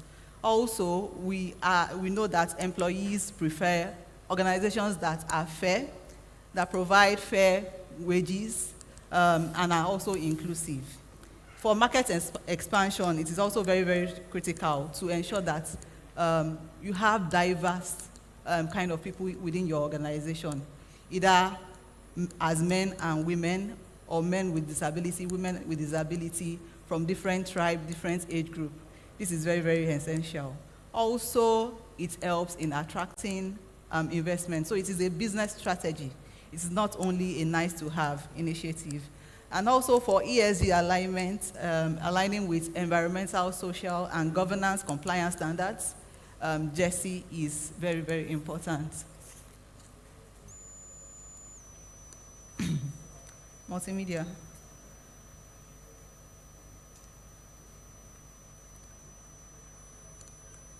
So let's go into the tool that we actually want to demonstrate this afternoon, which is a JESI diagnostic tool.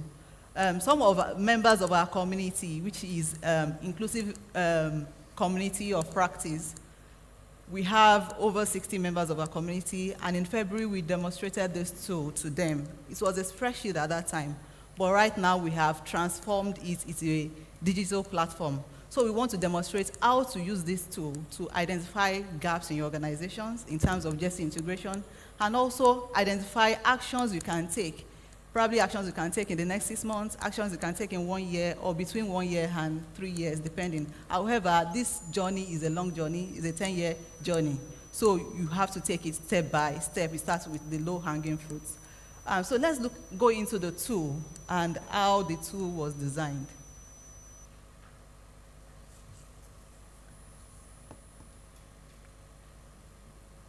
The tool was designed using the 2X criteria. The 2X has about 6 criteria that you use it to assess JESI integration. We have the entrepreneurship and ownership in terms of the percentage of women, youth, or persons with disability that you have on your board, or even in your management team, that is under the leadership. Also, in terms of the ownership of the business, what percentage of the business is owned by a woman or led by a woman? Then we have in terms of employment, what's the percentage of women in your workforce? Also, in terms of supply chain, do we have women in your supply chain, young people or persons with disability? Are you intentional about getting these people to be part of your businesses? In terms of products and services, are your products affordable and accessible by these groups of people? Are they affordable and accessible by women, persons with disability, and youth? We've had examples of bank this morning, how the CBN building were designed to ensure that persons with disability, they are able to access them, and also financial institutions, despite that we have like a specific door or security door in front of banks.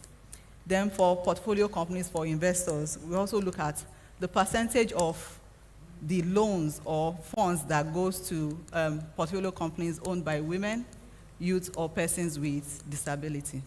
Sorry, the screen is not working. Media team, we need the screen to work so that we can go into the tool.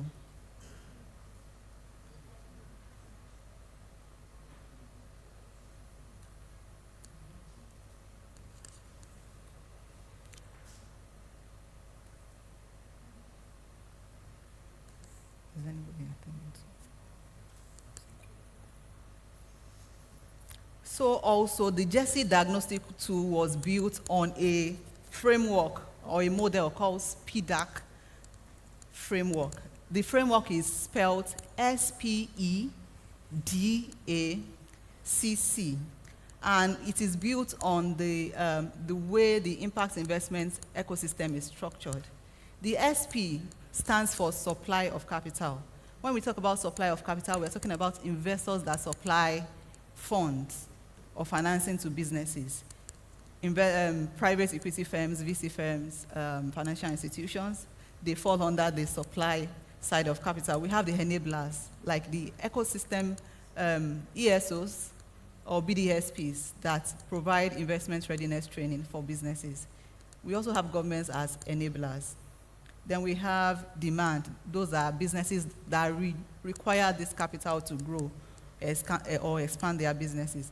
Then we have the cross-cutting. These cross-cutting are interventions that and that are supposed to be carried out by all these different stakeholders in the ecosystem, either as a supplier of capital, as an enabler, or as the demand side of capital. So I would like us to scan this QR code so that we can go into the tool and demonstrate how to use the tool.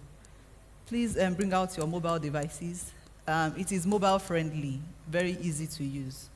So let us scan the QR code so that we can go into the platform. Okay, so let me share on Zoom.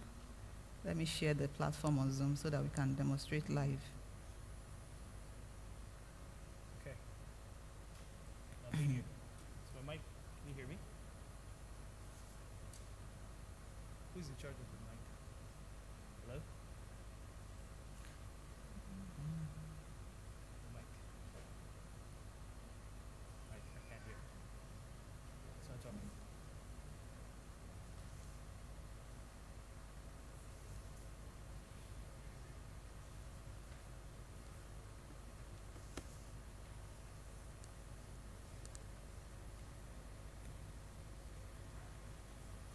So have we all scanned it? If you have scanned it, please wave and let me see you. Please scan and get into the tool. You can type in the link. There's a. So if you can do bit.ly, bit.ly/Jessie tool. bit.ly/GESI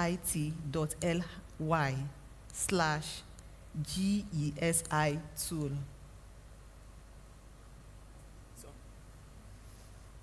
Will you take over? Hello? Can you hear me? No? Take over. I think my own audio is still. It's working. Can you take over so I will go around and support them? Okay. I guess you can hear me now.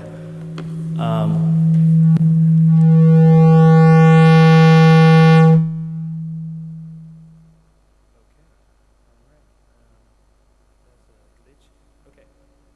So I will just run us through how the platform works. What you have to do is sign up. So while you're signing up is so that you can have your own profile, you can track your own interventions and see what's going on. And after we run through this, I will also talk to us about data and how to design data for your organization. It's very important at this moment when we're talking about impact.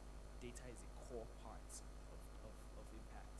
So again, if you've signed up and Ife will be going around, it's not loading up. It doesn't show. Okay, you know what? I'm gonna actually just do it all the way from the beginning. I'm gonna sign out now. Right, so if you start your profile, right, you would see right there at the bottom saying create one. Did you click the create one? Okay, so what's not working? Typing in your email is not working? Or typing in your email and your password. The create one is not working.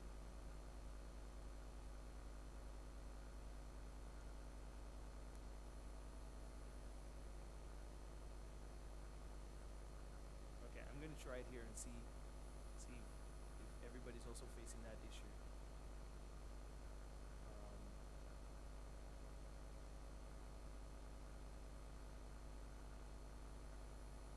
It's working. So we have people that's working. Okay, so again, like I said, just type in your email. You can follow me as I'm doing this.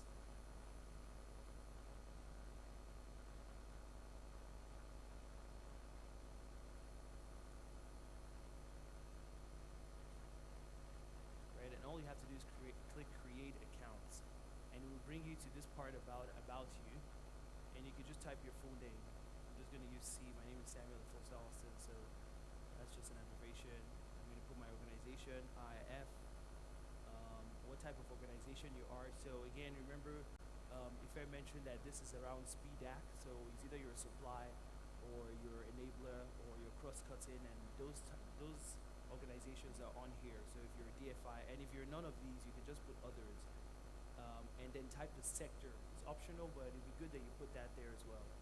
And put your team size. I'm just going to go through this as fast as I can. Internet is unstable. All right. Again, we're collecting this data just so we can be able to.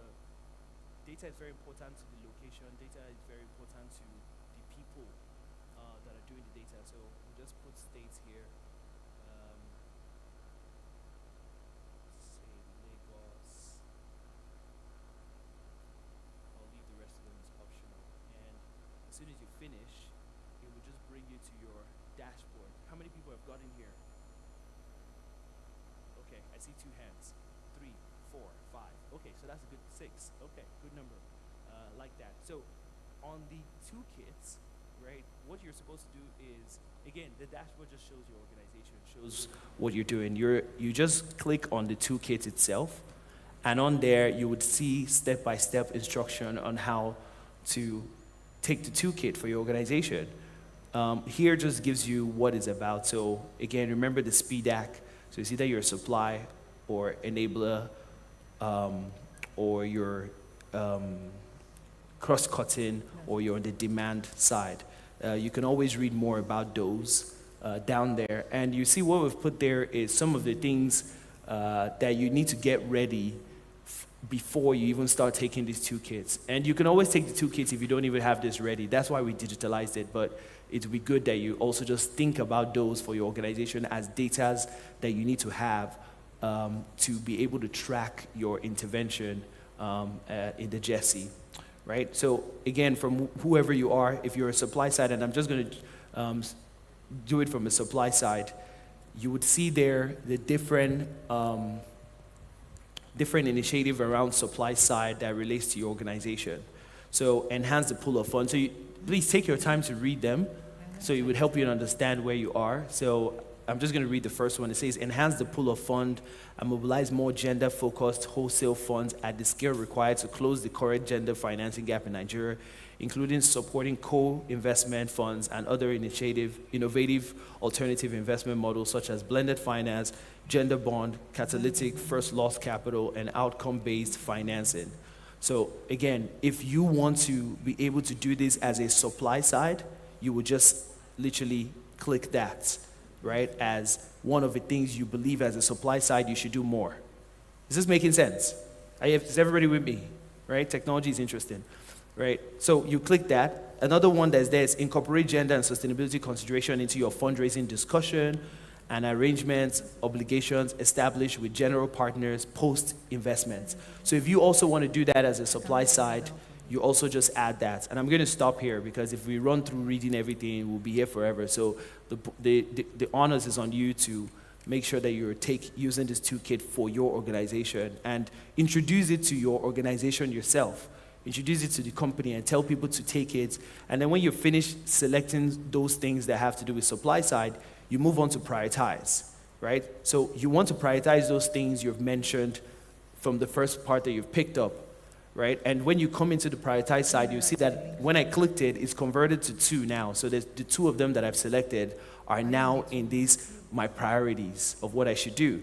And so you see the first one I said there, enhance the pool of funds and mobilize more gender focus, including supporting, again, that's one of the things I've selected. But you would see here, what we're trying to do is to see all the things you need to do that, right? How relevant is it for your organization? So here, if it's relevant to you, you put it as high, right? What about the impact? If we do this, is this impactful to us? You can put that as high or low, right? I'm going to put it as high. I'm just going to put everything as high because it's very important that we do that, right? What level of effort are you already doing in your organization? Is there a lot of these things happening in your organization? If it's happening in your organization, and it's best to be honest with data, because is garbage in, garbage out. If you lie to the data, you lie to yourself. That's the beautiful things about computers and even the AI world. If you lie to it, you will lie to yourself. So try and put in the truth of yourself. Jesus is the truth. You two become the truth. I just preached a little there. come on. You know what I mean? Right. So level of effort you've put in. If it's low, tell us it's low. Don't go and lie and say it's high because you think that IIF is going to be looking at you. We're really not looking at your data. All of us are looking at it together, right? And I'll show you how that's working. So you can put it as medium. I'm putting it as medium because I don't know how much effort we're putting a lot of effort, but I'll put it as medium, right? How much time frame? Do you have enough time to do this? Or is there less time to do this? If it's low, if it's high, then you can put that there. Do you have the skills, the budgets, available resources for this? If it's high, you put that. Do you have data evidence, right? You can also just, again, you get the idea. And when you finish this, if you move to the heat map, it would give you the average of what you've selected as priority in those interventions and let you know that on average, you are doing very well with that first one, right? Because all of it that you've put there is that you're doing a lot of it, you're putting your efforts into it, you're putting your impact, you're putting your data, all of that into that. And you see that it's green in the first one because that one I was already putting high, high, high. So that means you're good. But if you look at the second one, it's already in the middle. So that means I'm not doing a lot with that. So that means I need to do more on that intervention. And so what you do when you finish that is go to track and you can see, okay, I think I need to start doing something on this. And you can see, we've put this here, but we'll be doing more in this later where you can add information to it. Whether it's, oh, I've planned to do this now, the owner of it in my organization, you can add their names. What is the target dates that we want to do this intervention to make it move from amber to green now?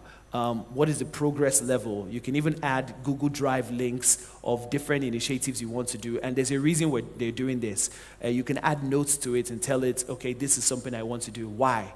If you look next to it on the left-hand side, you can see that there is an AI coach there. And the coach is to help you now make decisions, right? So, you know, I've put in some things there right now. I'm just going to put this prompt that is right here. So we've given you some prompt. Build a 30-day plan to integrate Jesse into our investment thesis. Cite what I've put from the supply side. Remember, I selected supply side, so the AI coach is already seeing that we have that, right? Beautiful tool, right? Please put your hands together for me. Amazing. Thank you so much. I just had to get that for a bit. Okay, so it would do this, and it would give you that plan, right? We should be using AI for awesome things like this. So you can see it's already giving me what I should watch out for, the constraint, and it's doing this based on the things that I've selected, right? Here's a plan to help. So you can use this to coach yourself on what you should be doing. What? Yeah? Okay, once you are done with the AI, please kindly go back because some people are still behind. Okay. I was moving too fast. I mean, sorry. I'm too fast. I'm an AI. I'm an AI.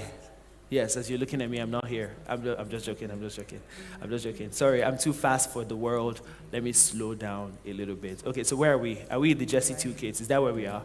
We're here, right? So, okay, so the point is that you can't do everything today. So the straightforward thing is to understand what this is about, okay? The Jesse Toolkits is just to, you have a question? Yeah, so like I said, I want to just show you how it's working now. So this page, when you come on it, will tell you everything about if you are in the supply side, as Ife mentioned, or you're in the demand side, or you're in the cross-cutting, or you're in the enabler of the ecosystem, right? And from that, you can read more about the things that you need as those people. So if you're supply side, you'll be an investor, fund manager, bank, DFI, pension, HNI, and other capital provider. Don't go and put a supply side if you are just an ecosystem builder or you are training. You are not supplying anything. If you're an NGO, then you'll probably be around the enablers of the ecosystem. So regulators, MDA, ESOs, accelerators, development partners are NGOs, right? So you select the enablers. And again, I'm going to do enabler this time now because I'm looking directly at that auntie that thinks I'm very fast, right? Okay, you're not auntie, but you get the point. So you would see the E3 from E1 to E3 there for the enablers. The first thing you want to do is read them and see, is this important to my organization? I want to commit to developing regulatory instrument that enables GLI and Jesse principles into national and subnational framework, conduct comprehensive gender audits and analysis. These are things that we just do in our organization generally, right? Okay, so you can just select them because it's just about tracking yourself and making sure that you're also bringing your whole team to also track what you're doing in the GESI and also the GLI, right? I also want to, can I chime in? Yes, please. So this particular E1, you can see stakeholders written under it. So Aha. it's meant for National Assembly, state and local governments, CBN, SEC, Federal Ministry of Industry, Trade and Investment, and then the Ministry of Women Affairs. So if you are not in those organizations, just keep it. And it does not even look familiar to you. Skip it and move to the next one. Yeah, and again, one of the part of why it's stakeholders, just to add to what Ife said, is that those are the people that you'll be working with if you were going to be doing this part of it. Another thing you see below it is the type of data that is required for that intervention. So it's numbers of GESI or GLI policy in your organization, how many regulation has been adopted, percentage of MDAs with this budget line, numbers value of established instrument deployed. Again, if you are not doing anything with this type of high-level people, don't click it with your thing because you are just going to be confusing yourself. And I think that's what used to happen to us in this country. We just confuse ourselves with plenty information and then we are paralyzed. This is to help you filter yourself. Okay, so I'm going to stop there and move to, after you've done that, you move to prioritize, right? Because now you want to prioritize the parts of making this work for you, right? So I want to commit to doing this. How aligned or relevant is this to what I'm doing? If it's high, then you click high, right? What's the impact, right? If it's high, you want to click high. I'm going to do high everything, don't mind me. I'm just going to do it for this purpose. What's the level of efforts that has been put into it? Okay, we're having a bit of a, okay, so it's calculating as it's doing that, so just to do for the average, but just click it and make sure that you get to that place where it's doing that. What's the level of effort needed for this? Is it high level in your organization or low, right? It could be that you want to add this to your priorities, but it's not, you don't put many efforts in it. The people that need to put more efforts in it is the government. So I guess you want to put it as low in your organization, and you get the point. When you finish this, you move to the heat map. And the heat map now, you see, because I've already selected supply, and I'm also enabler, it has shown me now that in supply, as a supplier, because some people can be supplier and they are also enablers, right? Like IIF, we supply and we enable, right? So we can do both. You can see now that I'm now having scores on both of them, right? So as much as you want to add to it, and you can see our scores is very high as IIF. We're green, green, green. We're so green. Look at this room, green. We're always green in all things impact. So you don't play with us. Okay. So, it's the truth. Are you following? Or it's not comedy. This is. I hope you are following what I'm showing you here. Yeah, you guys are with me. Awesome. Okay, great. So after that, you can then track. You can then track what you're doing. And with the tracking, like I said, we're working in IIF to make sure this tracking is more powerful. And what we've done there is that we've put the type of things you can put to track. So I can start by saying I'm planning, it's in progress now. We're going to focus on doing this, right? This is the person that is going to do it, Adaize Okafor. It's not Adaize Okafor, but you can put the person that's going to be doing it in your organization. What we'll be doing with this is that other people can sign up on the application and you can add them to this. So we're working on that for phase 2, but phase 1, we want you to test its application and track your GESI, okay? You can put other things like evidence, add Google Drives, and save those. What this does for you is that if you can add this data to this platform, the AI coach can help you do better. Does that make sense? Is everybody with me now? Well, I've caught up on where I am. Okay. Yeah. So now, from the AI coach, the last thing, I mentioned that this platform is not for us to just be seeing your data. Yes. If you were looking at the other login that was happening before, Ife was an admin. Yes, she is an admin. She's the leader of it. So she can see some of the data in the back end, maybe to nudge your organization, send you an email saying, you filled this thing 3 months ago. You have not done anything since you filled it out. That's her job, to make sure that she's tracking you, right? But the whole point of it is that I can now see everybody that is happening in the whole of Nigeria and where are they at, and I can compare myself. I'm not saying we should compare. He that compares is a fool. But the whole idea is to be able to see if this person is doing better than me, maybe I can reach out to them and say, I can see that you're Jesse, you're doing better than us. What are you doing differently, right? And those are the kind of things in the leaderboard that we can say, okay, I can filter it by states, I can filter it by the whole of Nigeria and say, okay, Lagos is the one that is doing the most. That is my state. These are the people that are doing best in Lagos. I can look at the whole of Nigeria and be like, okay, it looks like more people in the north are doing better things in Jesse. That's why the Sultan came here today. Maybe I need to start doing more work in the north, okay? So that's the tool. Put your hands together for me. Thank you for me. Please put your hands together for Ife as well. All right, awesome. Ife, how much time do we have? Can I? We can take questions. Okay. For like Any questions? 2 to 3 minutes. Yeah. Am I able to run through the designing of the data for your organization? Do we have time to do that one? Yeah. Yeah? If there are no questions, then we can take them. Okay. Any question? You have a question? Question here. Okay, please. Where's the mic? We need the mic so we can. Need the mic. Someone has a question here. Can someone help? Ushers. I'm hearing some ushers hanging out in the backyard there. Okay, you are now the usher. It's not me that need mic. See the person that need mic. See them. I've caught them. They have come out. Look at him with his suits. This guy. It was the one in the backyard. They were just in there. I saw them earlier. Give the mic to the. Okay, fantastic. Please help me distribute the mic. All right. Questions? Good afternoon, everyone. My question is, what are the advantages of this? If I do want to answer that? Okay, so what do you do in your organization? It's a charity. It's a like charity Quality organization. Education Zero no poverty, like eradicating period poverty. We distribute sanitary pads to young girls and making use of pieces of clothes and cotton wool. So it helps you to be able to track progress, especially in terms of the number of girls that you're reaching with your initiative. If you also need to structure organization, not just in terms of the outreach or charity, to ensure that Jesse is integrated into your employee, into your governance, into your management level, into your operations. So this helps you to identify the gaps. What do you need to do more? What are you doing less that you need to improve on? So it helps you understand that. Okay, thank you. Awesome. Yes, another question here. 2 more questions. Hi, good afternoon, everybody. Good afternoon. My name is Uriah Fayola. I'm the founder of G6 Technologies.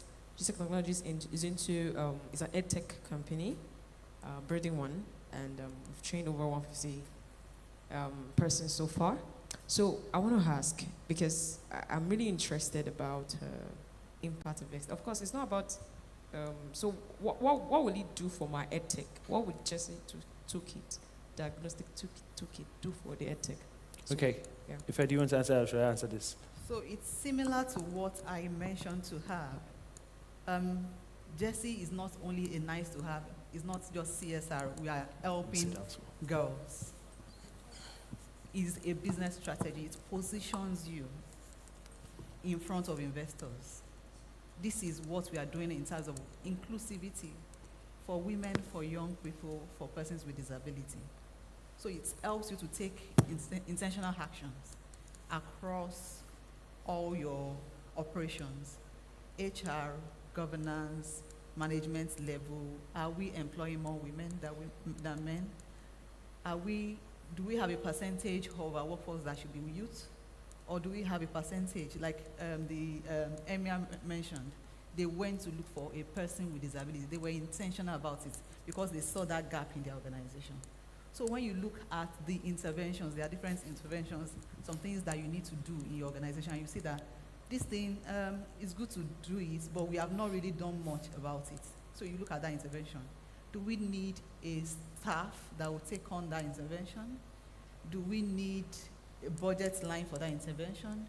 Do we need partnership to achieve that intervention? Those are the things that you look at. If you look at those interventions one after the other, you'll be able to know, okay, this is what we can do in the next 3 months. Maybe the first thing is to even have a Jesse policy. Some people, they like Jesse, they hear about it, they come for events. But do you have a policy? The policy for your organization will tell you that in your management staff, you need, maybe presently you only have one lady. You need more ladies, and you have a quota for it. In your policy, you say, okay, we want 50% women among our management staff, and you start working towards it. In our workforce, we need maybe 60% women, or we need 20% youth. That will be your policy. And we need probably 5% persons with disability. And you are intentional when you are recruiting.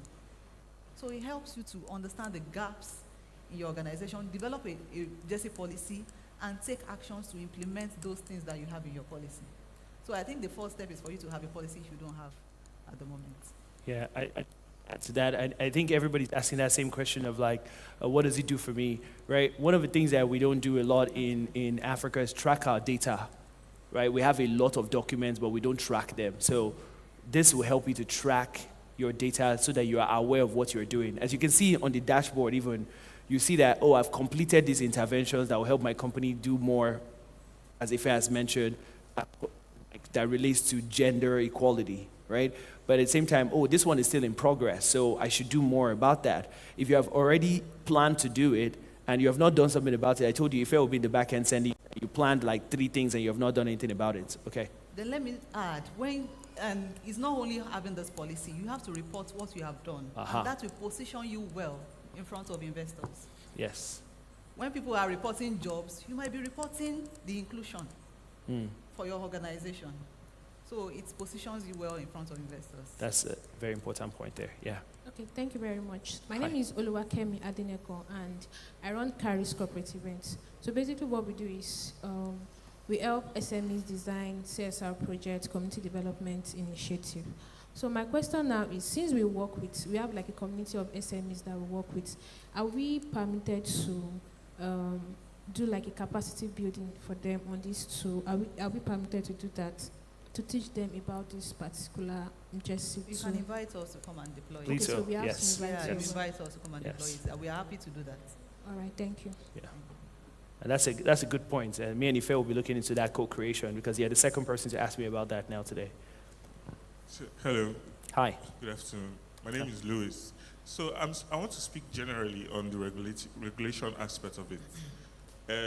If you can go back to the next slide, the leaderboard. I want to know if you guys are solely dependent on the information these guys are going to be giving you on the app. How do you regulate? Are they telling the truth? And how are they because there seems to be some type of competition when you see other organizations that may or may not be doing better than you.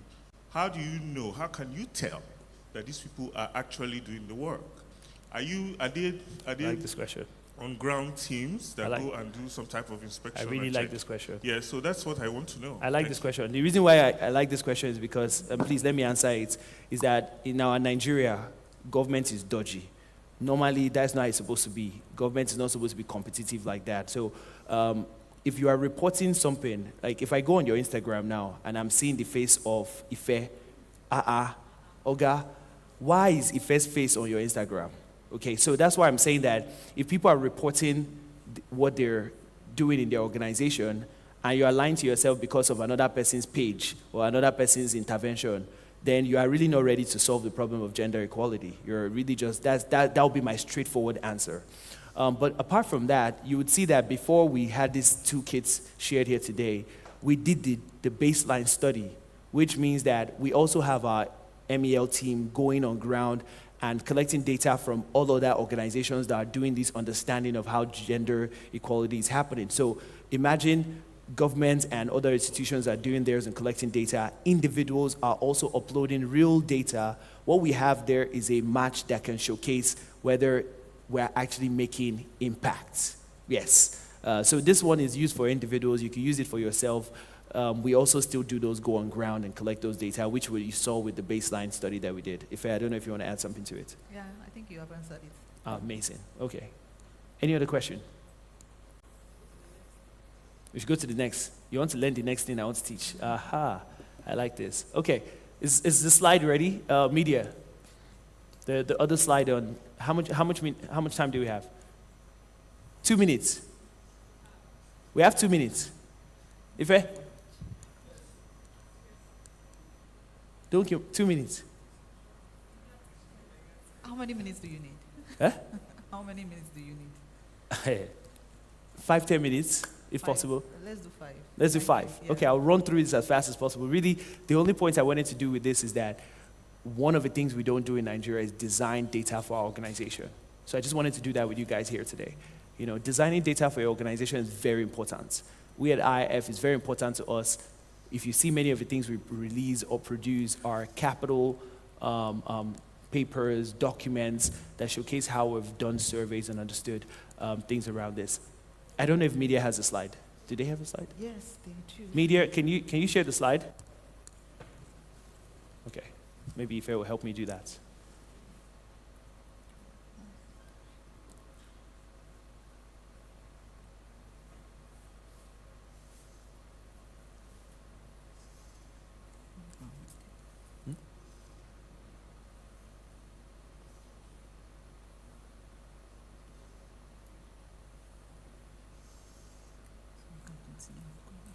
Okay.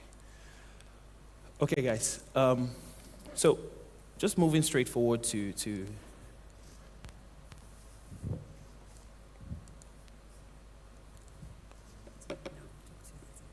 So many organizations already have good intentions, right? Good intentions to do great things. They also do many activities, events, training, even some of them, because of the money they've been given from the funders, they have great reports to report what they're doing.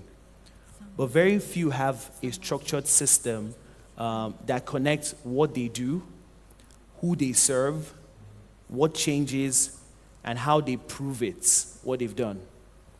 So what I want to do at the end of this session is that you can have a practical impact framework, identify the data gaps that happen in your organization, and make one commitment today to activate within the next 90 days what you should do.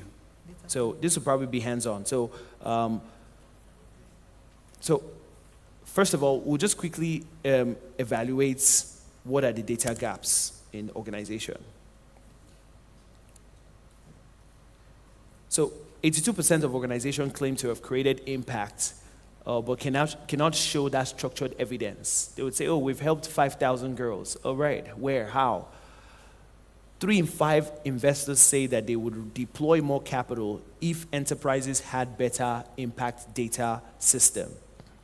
And 91% of impact reports rely on the anecdotes and activity counts rather than the outcome measurements. This is one of the things that our M&E person in our organization is always saying. He's like, I'm seeing you people do many activities. Where is the output? Okay? Second, let's walk through a simple 4 pillars of impact investing, right? I've mentioned the gap, and I'm just rushing through this. An impact data framework is simply a structured system that defines what data you collect, how it flows. I'm saying that there's a slide already, but I can't move the slide. So if somebody can give me a clicker, I don't know how to move this slide now. So what data you collect. So guys, if you're with me, I'm on slide 4. So if you don't mind moving to slide 4. So the structured data would be what data you collect, how it flows, who owns it, and how it connects to decision and reporting. And I'm glad you asked that question about how do you prove the data is real. That's why I said if it's Mr. Samuel Efosa Austin that put that data, and the data is not real, it will cast eventually, Abi. That's the problem with data and the internet. It will cast. That's why I said if you have a social media page, and I come on your social media page, and you say your name is Samuel Efosa Austin, and then you start seeing Mr. Evans on my page, you'll be wondering, over a time, you'll be like, this guy is not serious, right? So who owns the data is very important. So here are the 4 pillars, right?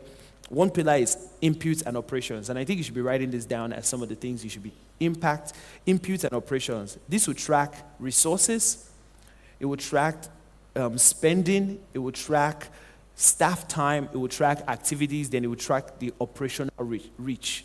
The second part is stakeholder data. So who do you serve? What is demographics? What is the engagement that you use in those demographic? What is the satisfaction level of those places? And did they really participate while you were doing that? The fourth pillar is, and for pillar 2, essentially what you're doing is, who are we reaching? If you get to pillar 3, is outcomes and change. To measure what changed when you went there, right?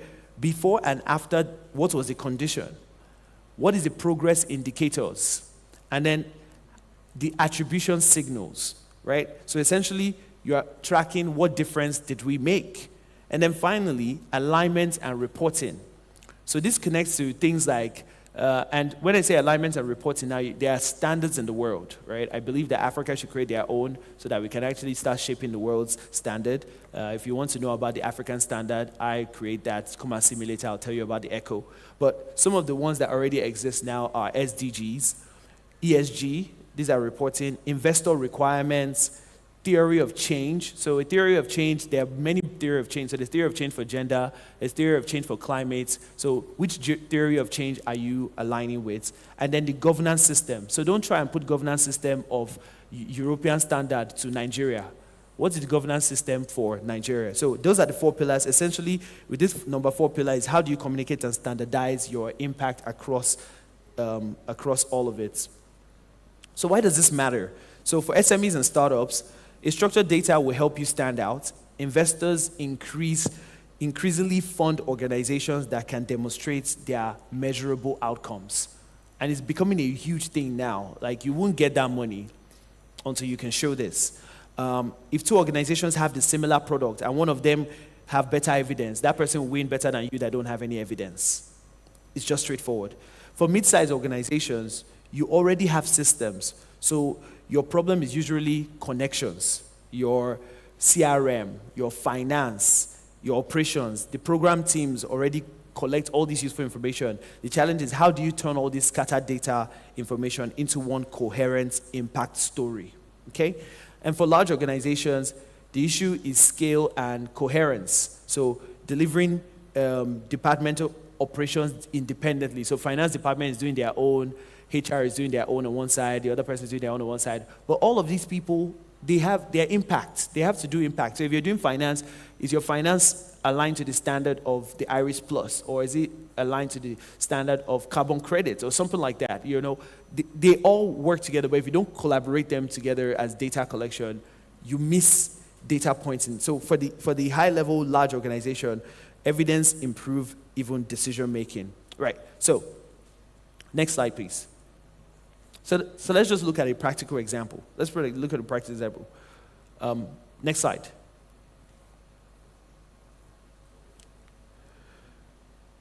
This is what a working impact data system can reveal, right? One is ecosystem trend, readiness score. You can see that we did a score today now to show where you are with Jesse. That's readiness score. Reporting maturity, investment alignment, and evidence gap. What becomes powerful is not just your data collection, it's visibility. You begin to see where your evidence is weak, and then you begin to see, let me be looking at this also as you guys are looking at it. You begin to see where your evidence is weak, and then where systems are disconnected and where decisions lack measurable backing when you use those structures that I've just mentioned. If you do that, I trust me, you will even be seeing in your own organization what impact you're making and what you're not doing. But like I said, it's about the structure. What structure are you putting around your data? If you don't put that structure around your data, nothing is happening. So it's your turn now. For the next 12 months, I want you to do this very importantly in your organization, to build your own rapid impact framework. You have gone too far. Please go back to slide 7. I was still there. You want to build your own rapid impact framework, right? And it's not about making it perfect and that it's all looking as cool as our tool that we showed you today, but making sure that it has clarity. So your objective is to identify what already exists. What do I already have? What is missing in my data? And what must I improve on? Right? So I've shown you that these are some of the frameworks that will reveal what you're doing. So impact ecosystem. In the ecosystem of the business I'm doing, what do other people report that I don't report? What is my own organization structure, right? what is the evidence that I'm trying to map? And then, you remember, we're doing it with other people in the ecosystem as a benchmark, the leaderboard that I just showed you. Try and check it with other people of what are they also collecting as well. Very important for you to do this framework. Please, next slide. All right, I want us to do it now. It will be your turn, right? I want us to do it together. Next slide. So, I want you to name your own pillar owners. So, who handles operation? Who is handling stakeholder engagement? Who is handling the outcome in my organization? Who is then reporting? That's the first thing you want to do. Identify those in your organization. Write them down so you can see them. The next thing is to list out the data you already collect. What do we collect in my organization? You will likely discover that you already have more than you think, whether it's sheets, whether it's Excel sheets, whether it's Google Sheets, Google Documents, you would see them already there, right? List all that data that you already collect. You can do them now if you want. It's very easy to even get them done. Number 3 is identify your top 3 gaps, right? So what is critical the most? What is critical? What is missing? And number 4, write down 90 days commitment to say, I want you to complete the sentence as I put there. By these so dates, our organization will begin systematically collecting these data points using this method. And this will be your activation statements. So for example, I told you about SDGs. If you're not collecting any data on your SDGs, you should be writing it down saying, by these dates, my organization systematically will be collecting SDG data using this method. Or we're going to be collecting how many gender that we've helped or how many people we have elevated from poverty using SDG as a metrics. And you know that SDG is not just the 17. How many people know that? So there's SDG 1 will have 1.1, 1.2, 1.3, 1.4. If you go use those metrics, you will do great things about your organization. All right? So please, practice this exercise. If you don't want to do them here today, practice this exercise. So, next slide. I think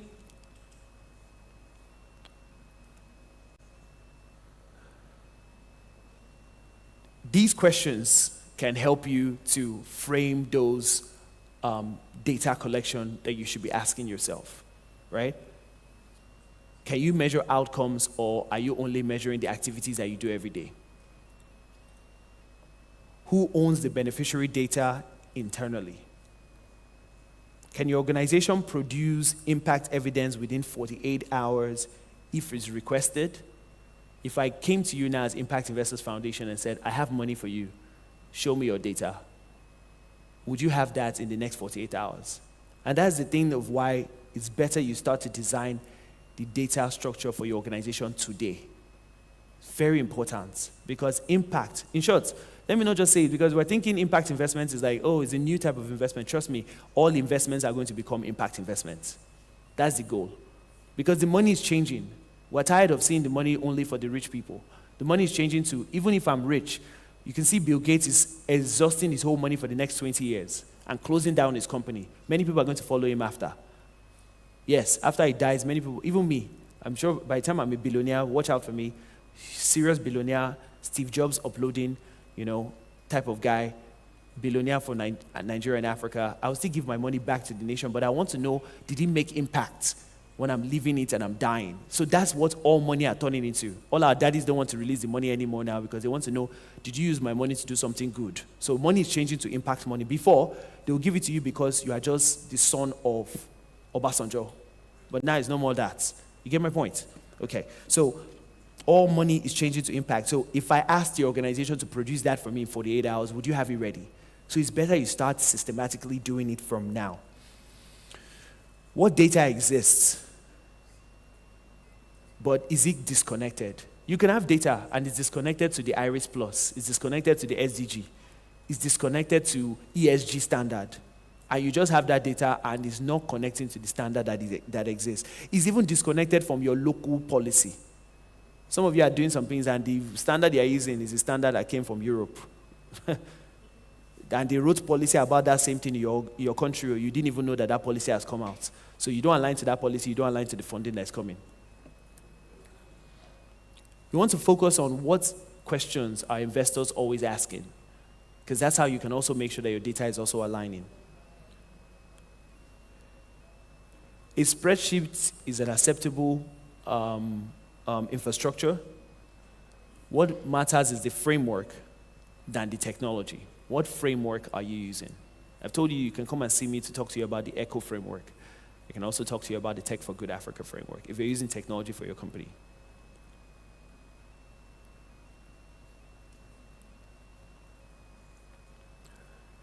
Today, what weak commitments will look like is that you say that we will be improving our reporting. But what strong commitment will look like is to say that by August, we will begin quarterly beneficiary outcome survey using Google Forms managed by our program team. You see that? That's different. But if you just say, oh, we're going to improve our reporting, you will never do anything. So what are some quick wins? I think I've come almost to the end of my presentation. What are quick wins? Next slide, please. If you're an SME, what? I've gone too far. Yes, thank you. So what are some quick wins? If you're a SME, 1 to 50 staff, add 3 outcome questions to your customer feedback form. Create a simple dashboard, beneficiary reached, service that were delivered, what did they score? You see these 3 things I've put here? They are the 3 things that you can even put in those questions for your SME. Yeah, I saw a lady saying that she has an event planning organization. When they finish event planning, oh, we served 5,000 people in that event. We serviced, the delivery was given to this sector. The sector of that event was wedding. That means if there's wedding, that means family planning got better. Abi? It's an impact, right? And then what did they tell us when we finished that event? If you're even putting that satisfaction score, you can tell them, oh, let me do my satisfaction score from how clean was the place. Did you see us gather plastic to be recycled? Them just answering those questions for you. I'm not joking.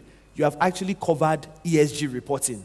You would think you didn't do that. But just asking in an event planning that, did you see that we took plastics and were recycling them, and they just give you that satisfaction score, say, we saw that you did that. You are adding to your score, right? And then document it as a theory of change in 1 page and hand it down, even hand-drawn counts. Let's say, look, I do event planning, but this time in our event planning, we have changed the way we gather plastics. We're now gathering plastic and giving it to this organization. You have changed a whole dynamics entirely. So you are not just an event planning company now. You have turned into a ESG compliance event planning organization. As simple as that, because of the type of data you collected. Again, you can look at the bigger corporate companies. Large institutions connect a CRM system to reporting. This is our customers. After they finish a business with you from the CRM, you're sending them a feedback form. They're filling that out. Again, remember that I've given you some structures.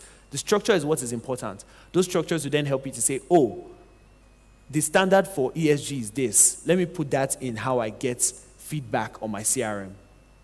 You might think it's not doing anything, but one day, investors asking you, like, oh, look at all this feedback we got back. It showcased that our customers really see how we are more compliant.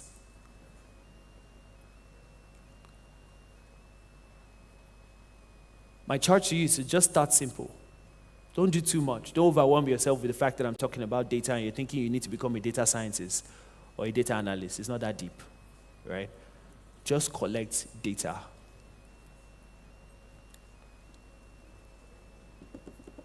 All right. Next slide. I was going to do this with everybody here to just see if somebody can do this with me real quick. Is anybody willing to do this? You're willing to do it? Okay. Can we have the mic? Where's this usher guy again? It's disappeared. Where's the usher guy? Right. So I want us to just do this. What is the biggest gap you discovered in your impact data? Just answer it in 2 minutes. Please help that lady. Which pillar surprised you? Did you have more or less data than expected? what is the one metrics you will start collecting within 90 days? You can answer one of the questions or you can answer all. Depends on how badass you are from what I was teaching. What did you capture? If you captured it, that middle one is the one that I know that many people did not capture those pillars I told them. I'm sure. I saw this uncle himself, he was like, ah, Jesus, this guy did that. I feel like I'm in University of Lagos again.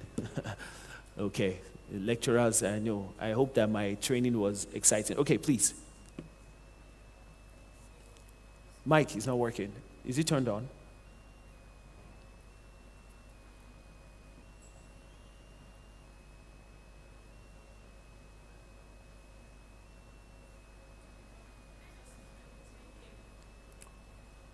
Yes, I can hear you, but everybody can't hear you.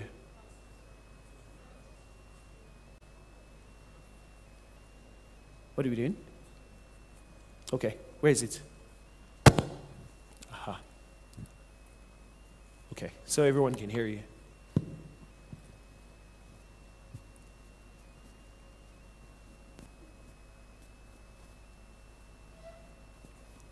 Okay, thank you. You're welcome. Yeah. Okay, so I think, because I'm not sure. I think I'm just going to answer number. Did you say you don't understand the question? Number one. What was your biggest gap you discovered in your impact data? It's okay if you don't know it though. Question. Again, I've mentioned some of the pillars that exist, right, in what an impact data framework will look like. So if you know, okay, maybe it's the inputs and operations that we're seeing, we're not collecting data on, or it's our stakeholder data, we don't collect that, or the outcomes or the changes we're making, or are we aligning to the high-level reports? Those are the 4 pillars that I gave today, and I've given you expo to number 2 questions if you're paying that. That's why I told you write them down. Yes. Okay, so from number 2, right? For me, I think I have less data than expected. Which of them surprised you that you have less data? Do you want me to name the 4 again? And again, this is what I'm going to drill more into our mind. Those 4 are the 4 pillars for data. If you're collecting data for impact, 1, inputs and operations. I mentioned resources, your spending, your staff time, your activities, your operational reach. That's the first part. The second part is stakeholder data. Who am I serving? The demographics, engagement, satisfaction. Some people have served customers that are in the north and they've never recorded that they did that, right? So that's important. The other one is outcomes and changes, right? What changed? Before and after condition, progress indicators, attribution signals. And then the final part is alignment and reporting, aligning to the ESG, SDGs, government policy, all of that kind of stuff. So yeah, I know the aspect of alignment, yes. Okay, okay. But where my issue is I think I'm not recording. An example, I did an outreach in Ilorin, and I don't have data about it. Wow. But I know in my head that I did this, maybe with 1 or 2 pictures, right? So I think that part. Then another part for me is, I think within the 90 days, I'm looking to collect more data. I'm looking to what I'm giving to people. In my head, I might think this is what is achieving and is not achieving it. So I'm looking to collect more data. I'm looking to what's the right word? I'm looking to get the part of the benefits, if that's the right. I think this yeah, I'm going to give you those 2 things you're looking for, those words you're looking for. And again, I said write them down. It's very important. The 2 things you're looking for is I'm going to collect data on more on the stakeholders that engage. And then I'm going to record also the outcome of what happened when I served these stakeholders. Yes. So you might not be doing data on your inputs and your operations, maybe because you are just a one-man team and operations is just you doing it. But you want to collect data on, okay, there was 500 people in the room, and then many of them did not have the knowledge on menstrual poverty. Now they now have the knowledge on menstrual poverty. And how do they do that? Whatever you train them on, you send them a survey after and tell them to fill out the survey and tell them, what did you learn? So you see, you've collected data from them. These are all the stakeholders. This is what they got after you finished the training. So you see? So in the next 90 days, stakeholders, outcomes. Thank you so I did that much. one for you for free. See me later for my consultation fee. Just kidding. Anybody else want to try? Anybody else wants to try? Nobody? You people don't like data in this country. I don't know why.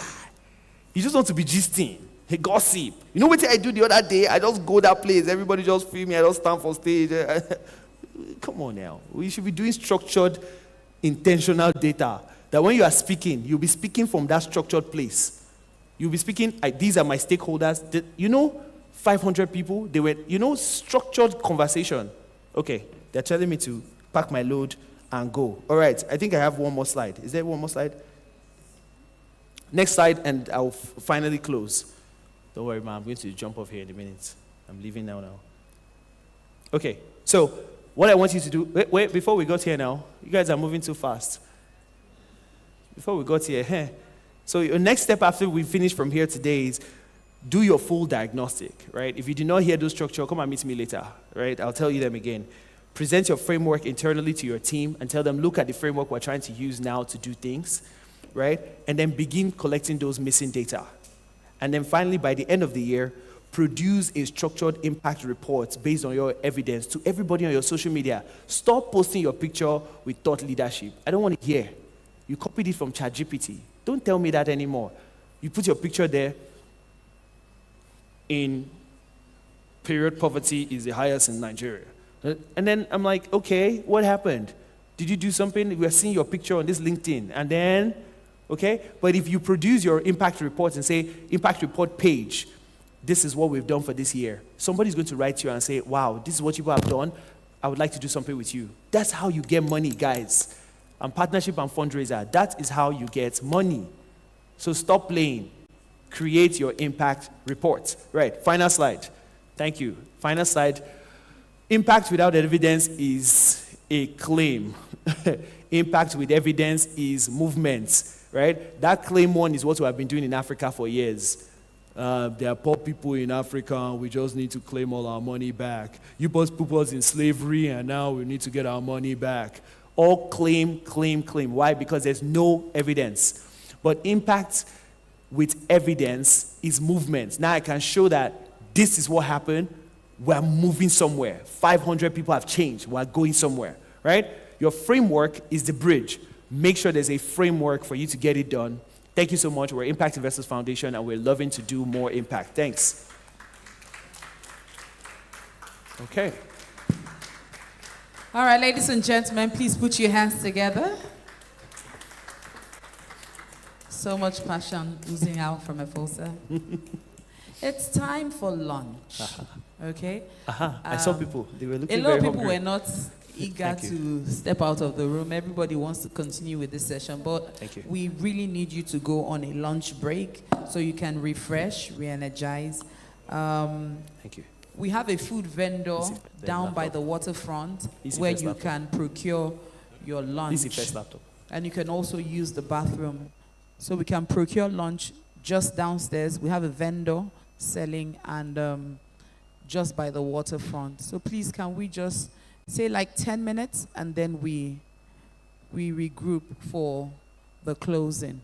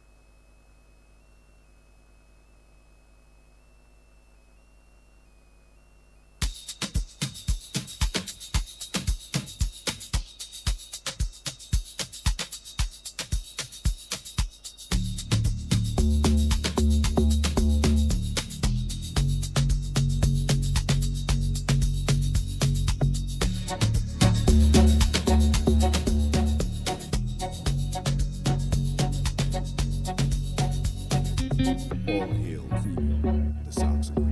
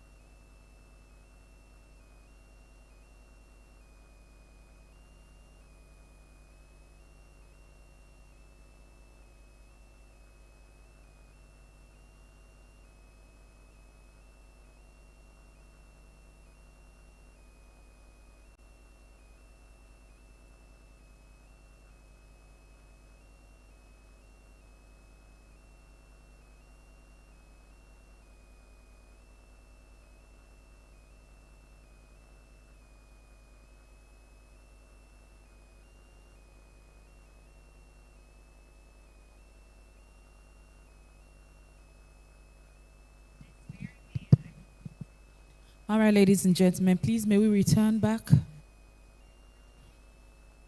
Ushers, coordinators, please help us coordinate and get the people to come back inside so that we can round up.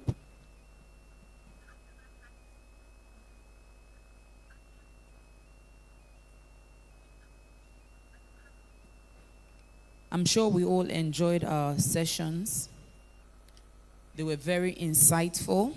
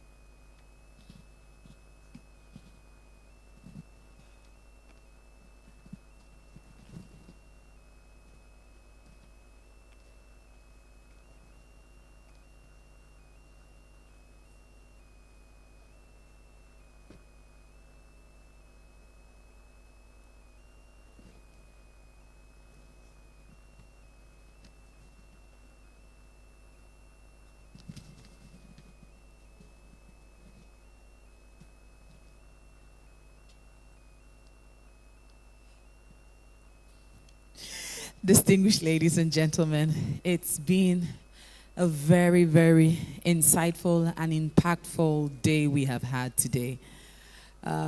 So much has been learned, so much has been shared, and of course you know that to whom much is given, much is expected. And so much more is expected from us. We trust that by the time we come back again for the next summit, we'll be giving reports of the impact that we have made in our different spheres and in our spaces. I feel like we shouldn't go. Should we have another session? All right, ladies and gentlemen, for the closing remarks and call to action, please join me welcome our CEO, Impact Investors Foundation, in the person of Etemora Glover. Please put your hands together for her. Put your hands together. Thank you.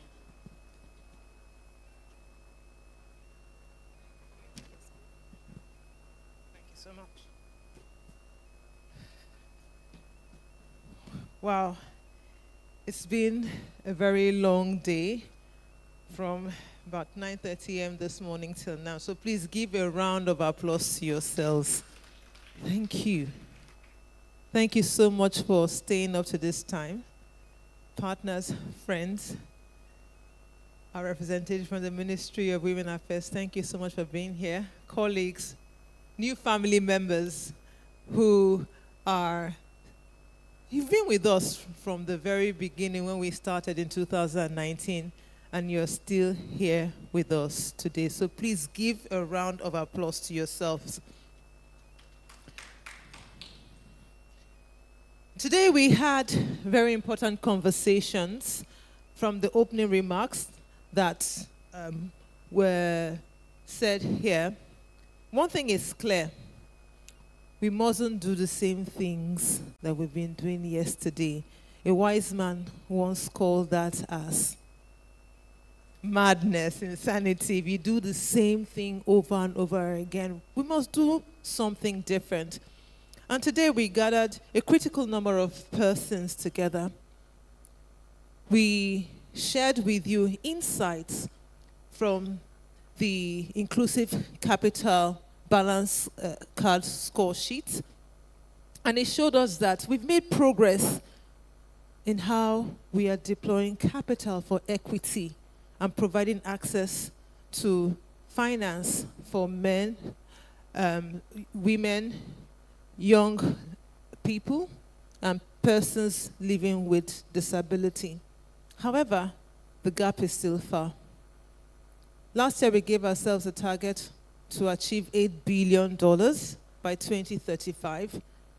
The scorecard shows that we already have $1.25 billion being deployed for equitable investment into these categories of persons.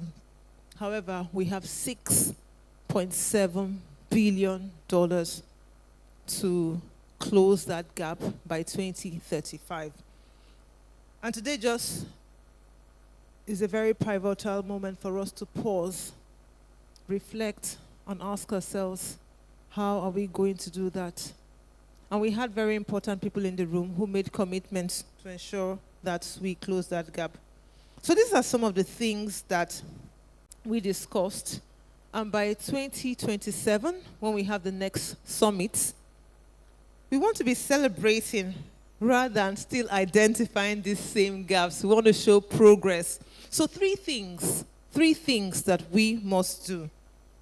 We must institutionalize gender equity and social inclusion as a core investment practice.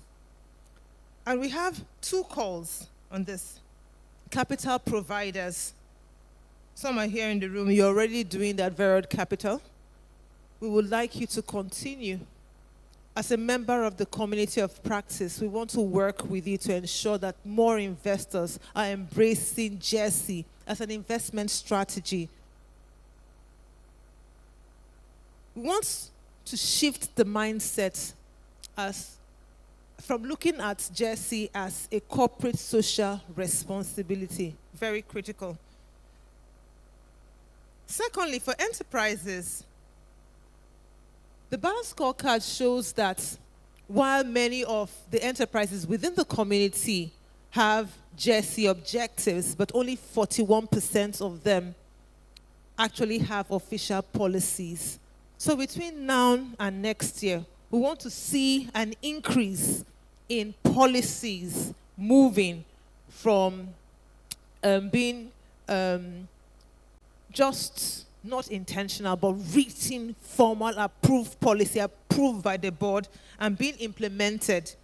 We want to see an increase in women as leaders in their organizations, women taking board positions, women taking senior positions in the management, as well as women as employees.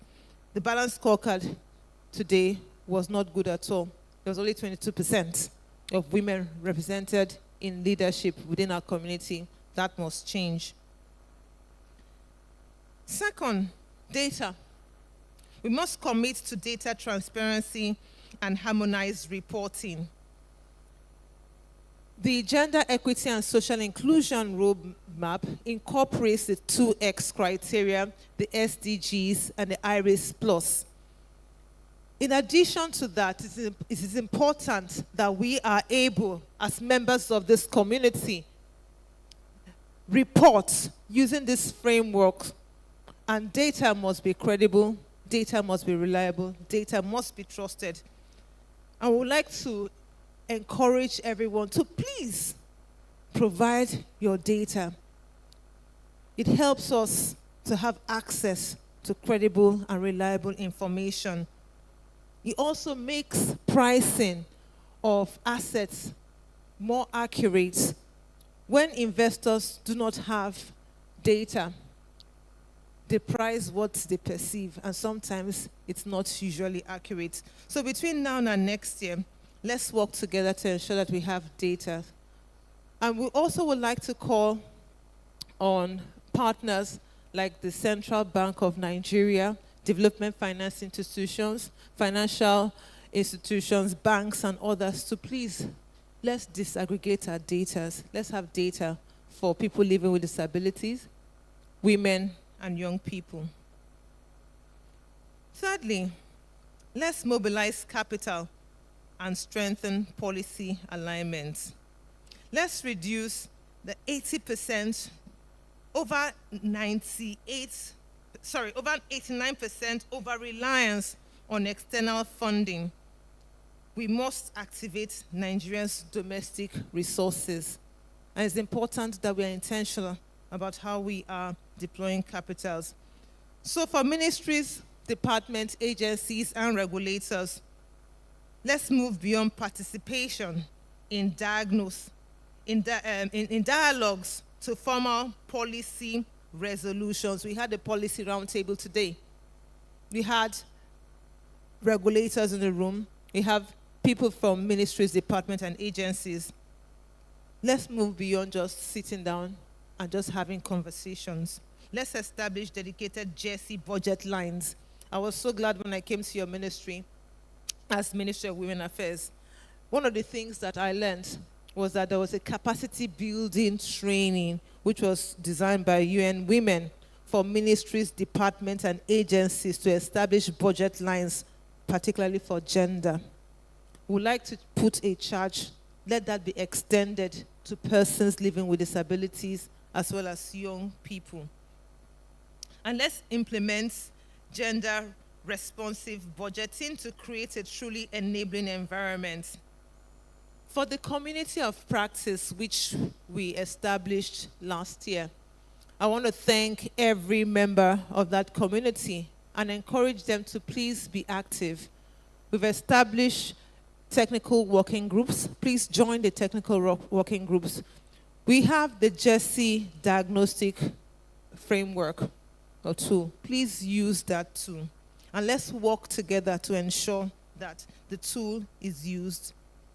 And then we are reporting on the progress that we've made so far. One of the things, too, that we promised that we're going to do here today was to ensure that wealth moves within the building. I just want to report that we had a deal room downstairs. 10 businesses met with 3 investors. And in the pipeline, we have between $100 and $200, $250, $1,000 commitment from the investors to those businesses. So that is progress. Thank you to the deal room team. And also today, we had small businesses that were led by young women, persons living with disabilities, and some other small businesses who took some booths and showcased their goods and services. I'm happy to see that there were some sales, and some kind gentlemen amongst us donated $1 million. Somebody is excited at the back. 1 million naira to support the business of someone living with disability. Though it may look as if it is small, but it is just the beginning.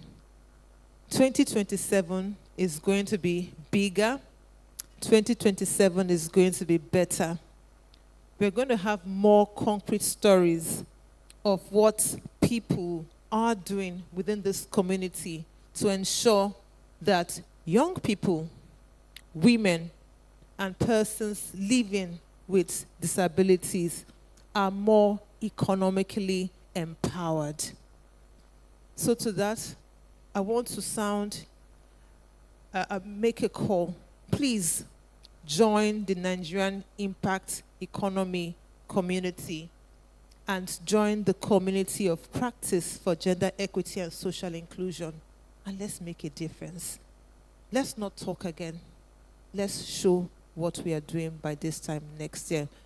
With that, ladies and gentlemen, we've come to the end of the 4th Gender Impact Investment Summit. I want to say thank you to each and every one of you. Thank you to the IF team. Thank you to the project manager for the gender space. Stand up, Ife. Let's recognize you. Thank you for the hard work. Thank you, and enjoy yourself. Thank you very much.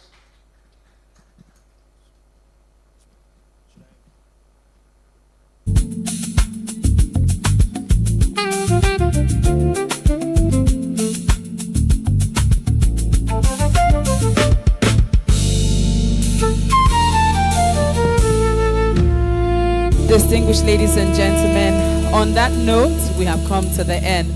My name remains Chioma Agunobi. It has been my absolute pleasure doing this with you. Looking forward to the next summit. And remember, let's go out and make impact. Thank you.